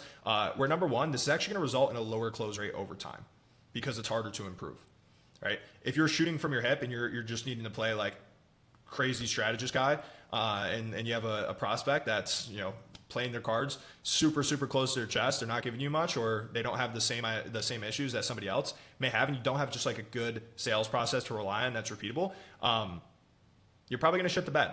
It's going to lead to way more variance in your close rate because every call can be so different. And like I said, it makes the process nearly impossible to get out of if you're doing founder-led sales. So one of the nice things, I mean, today even, and definitely up to this point that I've had is a lot of people will come in knowing Christian, knowing Daniel, maybe knowing Andre. Daniel's probably the main one. But they don't know me. They don't even necessarily know that I'm a founder. I a lot of times don't even mention it on the call because I want to make sure that our sales process stands on a strong enough foundation so that I don't need to rely on that. And I'm also just like, I have a script open in front of me. I'm not reading off of it, but it's just good structure because I know those call recordings for me are training material for our sales team. So if I do something that's completely unscalable, once again, that deviation I've seen usually is actually worse for results, but also it's impossible for me to transfer on that recording to be like real training material for our team. So don't fall into that trap. You're actually going to be worse off for it. And then you're also going to create like this prison that you're stuck in, which is just doing founder-led sales forever. Consistent reps. Even if you don't have consistent lead flow, there is no excuse to not getting consistent reps through mock calls. Once again, if you have a process and you're like, okay, I'm going to stick to the process, I'm going to iterate on the process here, the only way you can fail is if you don't have a feedback loop to improve, meaning you don't have calls. When we were starting our agency, we didn't have a lot of calls. We would probably get 3 sales calls a week, something like that. This is just starting from scratch. We're in college. We have no case studies. We have no personal brand. So everything is more difficult at this point. At the same time, we had a good like performance-based offer. That also goes into guarantees. Like working on performance is essentially an implicit guarantee. If we don't do anything for you, you're not going to pay us anything. We did mock calls every single weekend. Just me and my business partners. I was like, hey, this is the type of guy that I'm talking to. Play this person. Let's do it. And nowadays, there are different softwares out there where you can basically just tell the person or tell the AI what type of person you typically sell to, and it will just play a prospect for you, right? But you need reps. So if you don't have consistent lead flow, get it done through mock calls. Very important so you can build on that process that doesn't, once again, rely on your like founder expertise there. Creating leverage around constraints. This kind of goes into, okay, helping or having enough wiggle room to be able to make the prospect feel like they're getting a deal. But naturally, when you start doing this, when you're taking calls, when you're signing clients, you're just going to notice your sales process has these specific constraints. So if you have the freedom to build leverage into your offer to solve these constraints, you're going to be much better off for it, right? Example here is if prospects don't have tons of urgency to close on the call, create a fast action bonus. And if that comes in the form of like additional work or some sort of discount to get people to move quicker than they would otherwise, awesome. Like build that into our process and it's going to help massively. This is something that we've done at ListK, even just on the data demo side, was like we would give them some free credits if they were able to move forward quicker, because a lot of people would be I want to test this, but I'm on contract with this other company for a while, we we obviously use good sales fundamentals to get them to look at that as a sunk cost and get them to realize they should find a data provider that can help their lead generation issues, because them being under contract isn't going to solve any of their issues. Like if nothing changes. They still need to grow. They still need to find the solution that they're looking for. So you can get them pretty close, but still they're just running into that like, it's tough. Don't have tons of urgency. Where boom, if you can have a fast action bonus to get them to move forward quicker than they would otherwise, amazing. You're solving a big constraint in your sales process here. Or for example, if you're typically doing monthly and you're running with like a 3-month minimum commitment, like maybe you make a 6-month, a 12-month package. And, you know, you're able to kind of price anchor against a higher one and, you know, maybe offer just like the best terms if they move forward quicker or, you know, there's different things that are going to pop up. So it's hard to just come up with these all-encompassing examples, but that's what this is all about is you're going to be taking calls. You're going to be seeing the constraints that come up. So figure out how you can, you know, just build in some leverage to solve that constraint. And this is really like an end of call, like only break glass in case of emergency type of thing that you'd want to leverage, but super, super game changing to the people that have taught this to, that have actually incorporated it too. Last, I guess. I mean, people even say that. A follow-up system to always stay top of mind. Because oftentimes, prospects are just going to go with the last man standing, the company that's still on the top of their mind, still following up with them when they are ready to pull the trigger. And that's not always when they're taking calls. I don't know why people do this, but a lot of people will just like book 5-6 sales calls with a bunch of different companies because they're in that like buying mode where they're clicking on ads and they're like, oh yeah, I want to learn about this. Let's say it's for content creation, but they're not actually ready themselves because they're super busy till like the end of the year to pull the trigger on a content creation offer until, let's say, like first week of January. The person who is still top of mind, the person who has played the consumption game and built up enough trust so that when they are ready, they're right there in front of them. A lot of times they're going to get the deal for no other reason other than the fact that they're the last man standing. It's kind of a bad broken psychology example, but it's almost like the last girl that's in the bar. Like for some reason, guys are still going to her, and it's just because like, okay, well, they're still there when they're ready to pull the trigger. Bad example. But make sure you're using a CRM so that you can always stay in touch with prospects and build trust without doing all the work manually yourself. You don't want to drive yourself completely insane. Like I said, this is about making a $10,000 plus offer easier to sell, not about making your life miserable. So hopefully you got some value out of this. Just kind of recap from the top. We went over those, but make sure you're driving consumption with these trust building assets. Have that post-call booking page that just answer the FAQs. Have ways to provide clear proof that you're going to bring value. Those ROI calculators, sample work, audits, just letting them know why this thing that they're doing right now is going to work way better at scale, or when they're using a professional to do it 24/7 like yourself, or why what they didn't do previously, or why what they did previously that didn't work isn't going to bite them in the ass again here. Brand, super important, cheat code, repeatable sales process, consistent reps, creating some leverage around constraints. Like I said, that usually kind of goes hand in hand with like the ability to get a good deal, and you just formulate that based off seeing like what the common constraints are, and a follow-up system to stay top of mind. 30 minutes, we'll cut it there, but thank you guys. Subscribe if you did get that value that I talked about at the top of the call. Peace. All right, I guess I'm a YouTuber now. Welcome to the channel, guys. In this video, I'm going to be talking about exactly how I built 3 6-figure per month companies in the last 3 years as a sales guy. Now, I'm a business owner, entrepreneur, whatever you want to call it. At the same time, I don't see myself as your typical visionary or integrator. I'm just somebody who spent 90% of his time getting really good at sales, taking thousands of sales calls, building and leading sales teams, and ultimately making sure the sales process is where it needs to be, A to Z, for all of these companies. So in future videos, I want to get super tactical, super specific about all things sales. But to kick things off, I just want to talk about number 1, how did I get here? Number 2, what have I learned? And number 3, the 3 literal must-haves to making real money with sales. Now, if you already know me, what's up? Appreciate you watching. If you don't know me, the alarm bells are probably going off in your head because I know they usually do with mine. I'm like, oh, okay. Another guy talking about making money online. And they usually go off in the version of Conor McGregor's voice, just being like, who the fuck is this guy? So let me start there. Who am I and who is this for? First off, I'm the co-founder and head of sales at 2 companies called ListKit and Client Ascension. ListKit is a B2B lead generation platform, and Client Ascension is a coaching program for agencies, SaaS companies, consulting companies, really any type of B2B service provider. And these businesses are doing a combined over $1 million a month. They have been every single month of 2025. And who is this for? First and foremost, this is for myself. I'll just be honest. I feel like people just want authenticity these days, and anybody who tells you that starting a personal brand isn't for them is lying, right? If I was to psychoanalyze myself, this is probably on the Maslow's hierarchy of need and one of those top 2 tiers of esteem or self-actualization. And even though I love helping people, I get a lot out of that. So that's even self-serving in a way, right? And once again, like, be wary of anybody who's like, this isn't for everybody, this isn't for myself, and tries to act overly altruistic. I mean, the last guy who was super altruistic, who kind of failed the world, is this guy. Like, is this the guy that you want to trust? Probably not, right? I mean, just look at him. We all should have saw that coming. Now, I've learned a lot through trial and error, investing 100K plus in coaching, personally managing 20 team members myself, and I genuinely get fired up from hearing someone that, hey, I implemented something you taught me and I closed a deal, or I had a record month, or I got over a mindset issue that I've been dealing with for years, or I changed your life in some positive way, right?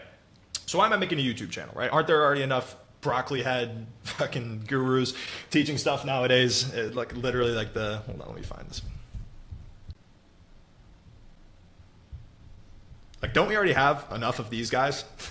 Maybe, but are you going to trust this guy or this guy, right? This is the clear answer, guys. But anyways, the reason why I'm making this YouTube channel, over the past 8 years, I've probably consumed 10,000 hours worth of business and personal development content. Some of it valuable, some of it not. And this isn't a brag, by the way, guys. This is not the Malcolm Gladwell 10,000 hours to achieve mastery at something. This is 10,000 hours where probably 90% of it is just mental masturbation, right? But I've listened to this stuff for over a decade at this point, and I've probably resonated with and taken action that's led to real progress from less than 5 people. So obviously I appreciate those people a ton. I mean, Hermosi, Taylor Welch, Jesse Itzler, there's other ones that I'm not thinking of right now, but dude, I owe those people a lot, in my opinion. And once again, it's not because only their content's valuable and everybody else is shitty. It's just like certain people are going to resonate with certain people. So if I can be one of those handful of people for someone that resonates with and actually gets real value from my stuff, that's a huge win for me. That's the goal. I've talked to so many people that are so similar to me, whether that's people that I've hired and worked with, people that I've coached, people that I've talked to on sales call with the same skill set, same ambition, same dissatisfaction with whether that if I make this channel a place where I simply put out content that I would fuck with and do not stop, I think it's literally impossible that I do not achieve that goal of being that person that somebody really resonates with, gets value from, and implements and comes back and says, hey, dude, this was awesome. This changed my life for the better. So based on where I was at 8 years ago, 1 year ago, and where I'm at now, since all of those versions of myself is really who the content is for, here's who's going to get the most value out of it, if I had to guess. Number one is going to be business owners that sell anything that requires a sales call, and sales guys. I'm guessing my audience is going to be 98% male, but of course, the ladies are welcome to learn too. And anyone that wants to work hard and get into entrepreneurship and sales. And those things go hand in hand because this is a field where you can literally work 23 hours a day and not run out of work, right? So if you're somebody who's just like, I just want to channel this into something, hopefully I can show you how I did it and you can draw some inspiration from it. So let's talk about how I got here. 2018. Senior in high school, I got a job as an SDR. And this was not tactical or there was no like plan that I had going into it. I was just working masonry in previous summers. And this summer I was like, dude, my best friend, my cousin, who I'm now business partners with, is working at this company and they've got a cool office with air conditioning and free coffee. Let me do that as opposed to sweat my ass off outside for another summer. So did that, got into cold calling. That was my introduction to sales and I actually liked it. And I thought it was super helpful for me starting with cold calling because it's a tougher version of sales. I'd say the only thing that's probably tougher is door to door. And I saw other people hate it, but immediately I liked the competitive nature of it. I liked the team aspect of it. And I was just like, okay, I mean, this is something that, I don't want to cold call forever, but I can sink my teeth into this field. Now, 2019, off to college, still an SDR, but I made my first dollar online. And anybody who's gone through this transformation where you've just been getting paychecks based on the hour primarily, and you make your first dollar online that you created, there's no feeling like it. Like it literally hits like crack. And the way that we were doing this, same cousin I'm going to talk about, we were doing Instagram loop giveaways, which is like when Kylie Jenner used to post with 50 Birkin bags and say, hey, in order to win one of these 50 Birkin bags, just follow one of the 40 people that I'm following right now. And we would sell slots to be one of those 40 people that she was following for that 24-hour period. And obviously somebody on her team would collect a huge commission check and just follow and unfollow those people for a period of time. So it's an easy way to get a ton of followers. Now, in 2020, moved back home, started my first company. This was a marketing agency. Once again, it kind of just shows how you fall into things because I worked at a lead generation agency, so I understood what the agency model was. Shout out to Don Draper. I was also into Mad Men at that point. So I'm like, yeah, let's start an agency. And it was very much so full service, no rhyme or reason. We'll do a website for this guy. We'll build a course for this guy. We'll do anything for anybody. And at the same time, Hermosi's $100 million offer is starting to come out and get popular. And we're like, okay, one offer, one audience, to $1 million. So we had an agency that was doing like 20, 25K a month. We ended up shutting that down, starting a new agency with one specific offer. And we started to see real traction pretty quickly. Like 2020 was slow, 2021 was slow. So I probably didn't take any money out of the business for the first 18 months. But then when it picked up, it started picking up really quickly. And when we got the latter half of the year to like $1 million run rate in 2021 with the agency, we launched a coaching program off of it, basically to help the previous version of ourselves and to show people how to start and run an agency. And you guys can look up that program today, Client Ascension. It's still running. And just in terms of coaching, there's a lot of suspect people in the space. You guys can look up the reviews online. You're not going to find a coaching program out there that has a better reputation than us. Now, 2022, agency hit 6 figures a month pretty quickly. Coaching program hit 6 figures a month. Things are kind of rocking and rolling. In 2023, things get a little crazier because we launched a SaaS company, Liskit.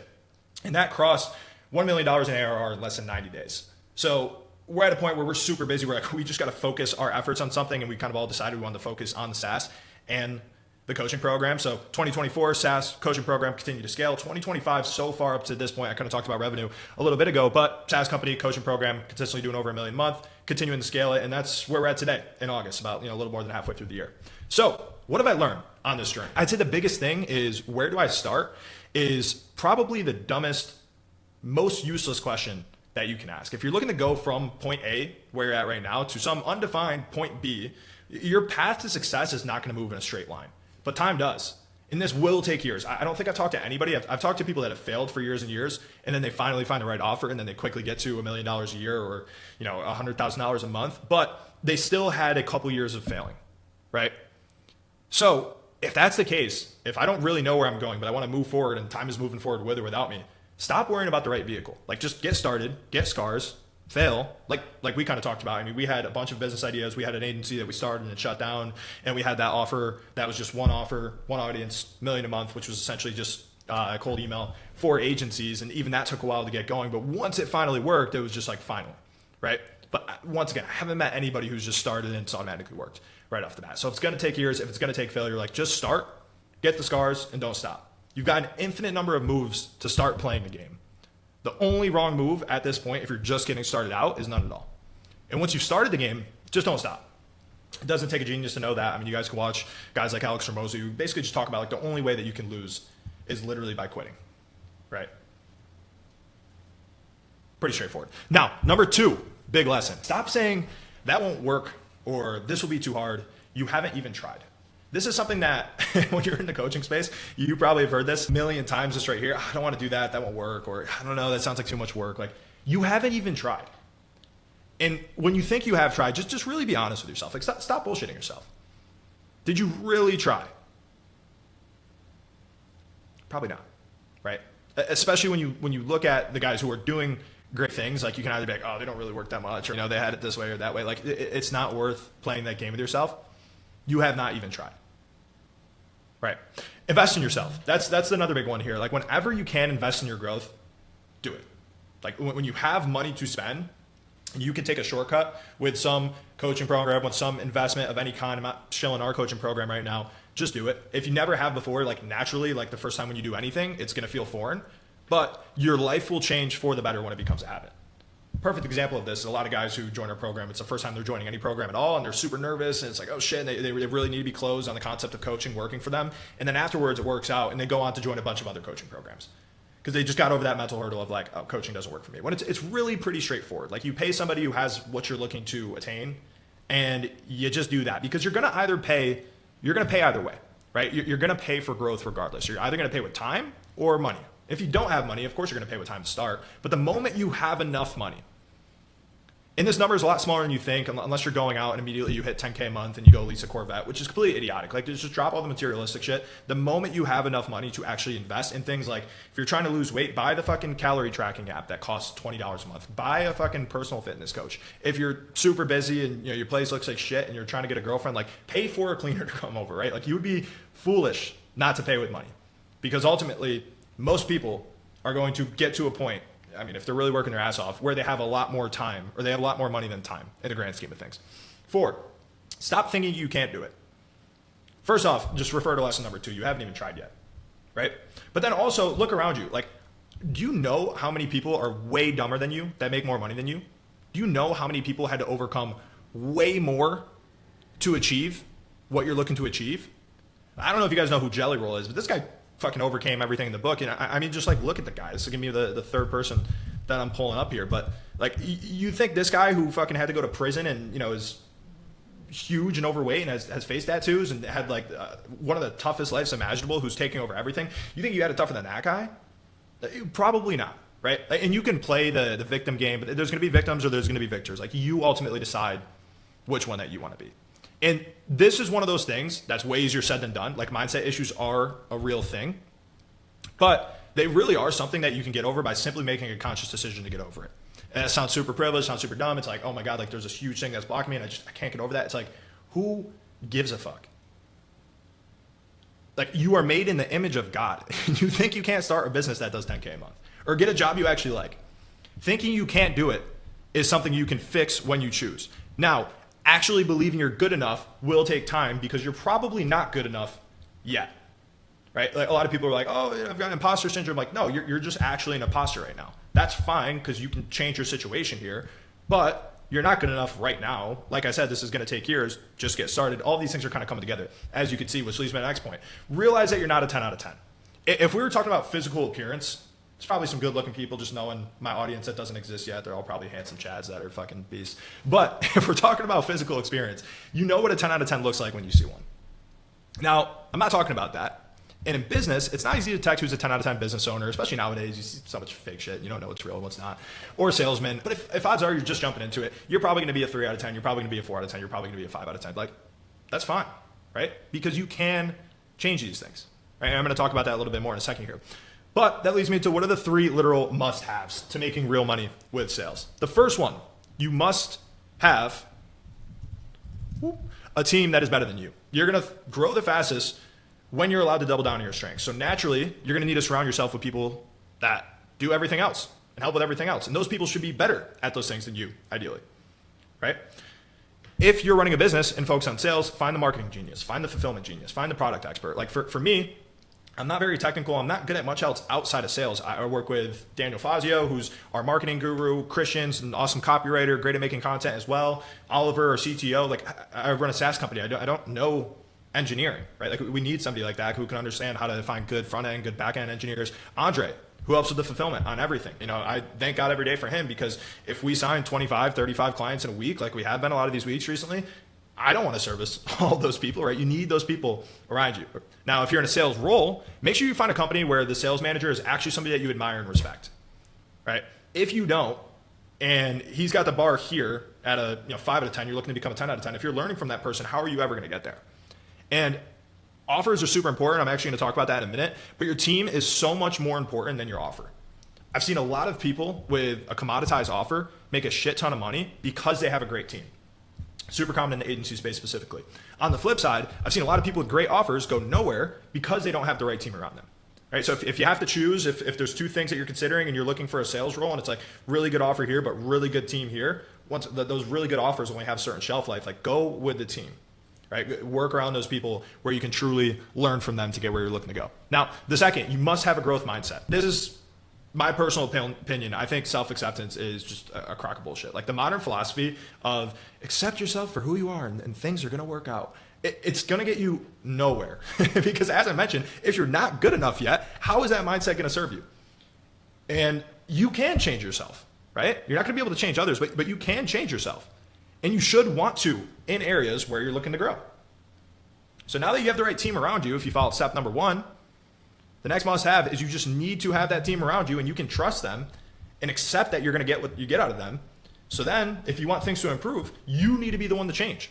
You need to believe that you control your own destiny. And even if that's not true, I don't want to hear the free will determinism. I don't control anything. Like, even if it's not true, it serves you better than any other mindset. For example, with sales, if I'm a sales guy and I have, a new offer that I'm selling right now, I'm just stepping into the role and, the show rate's a problem and the fucking prospects, the lead quality is not great. If I give power to those things and point the finger at that, I'm never going to get better unless I'm also running the marketing department. But if I say, hey, the show rate is completely something that I can control. I can have a better pre-call process than any other sales guy out there. I've seen this on my own sales teams. When the guy does have a better pre-call process than anybody else, he's going to have a better show rate.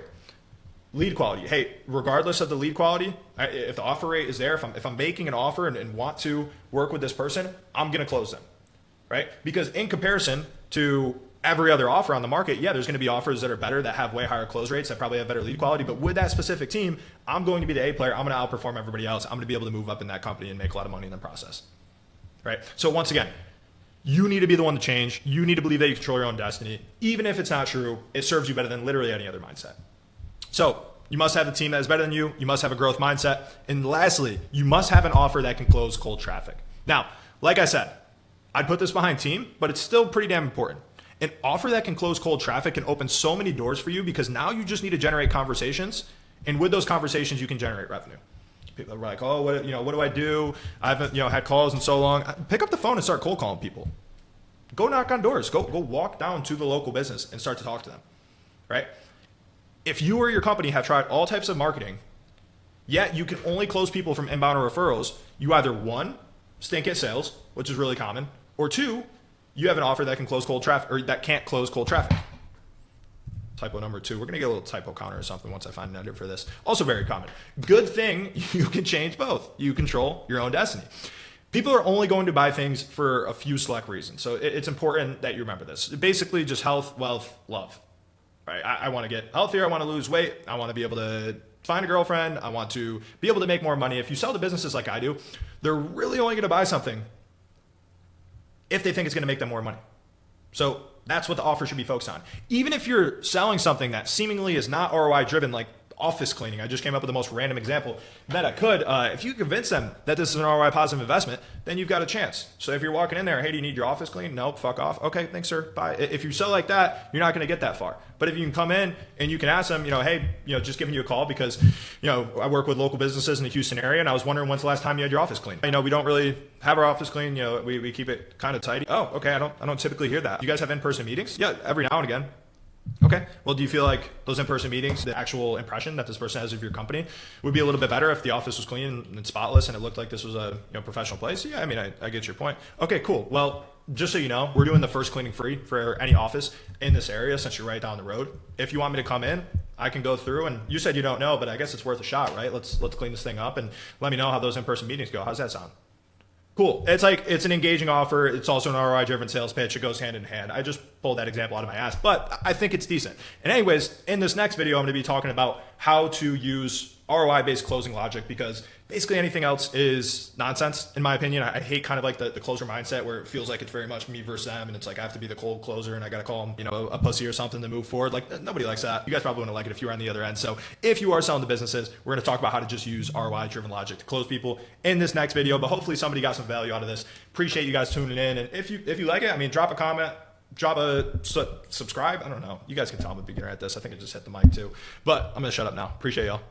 Awesome. If you powered through this entire training, you're clearly obsessed with taking your sales game to the next level, and I'm all for it. So props to you, man. And if you're sitting there on the other side of the screen thinking, these guys seem pretty smart, maybe they can help me take my company to the next level, book a call, find out. Yes, we help with sales, but we also help with framing your offer for cold traffic so it's easier to close people. Lead generation is perhaps what we're best known for, so you have tons of qualified people to talk to. Then the fulfillment side, we're showing people how to scale, leveraging AI at every corner so you can have higher profit margins, a smaller headcount, and spend less time in delivery while still getting your clients killer results. So once again, if you book a call, we're just going to build a strategy out for you, see if you get some value out of it. It's completely for free.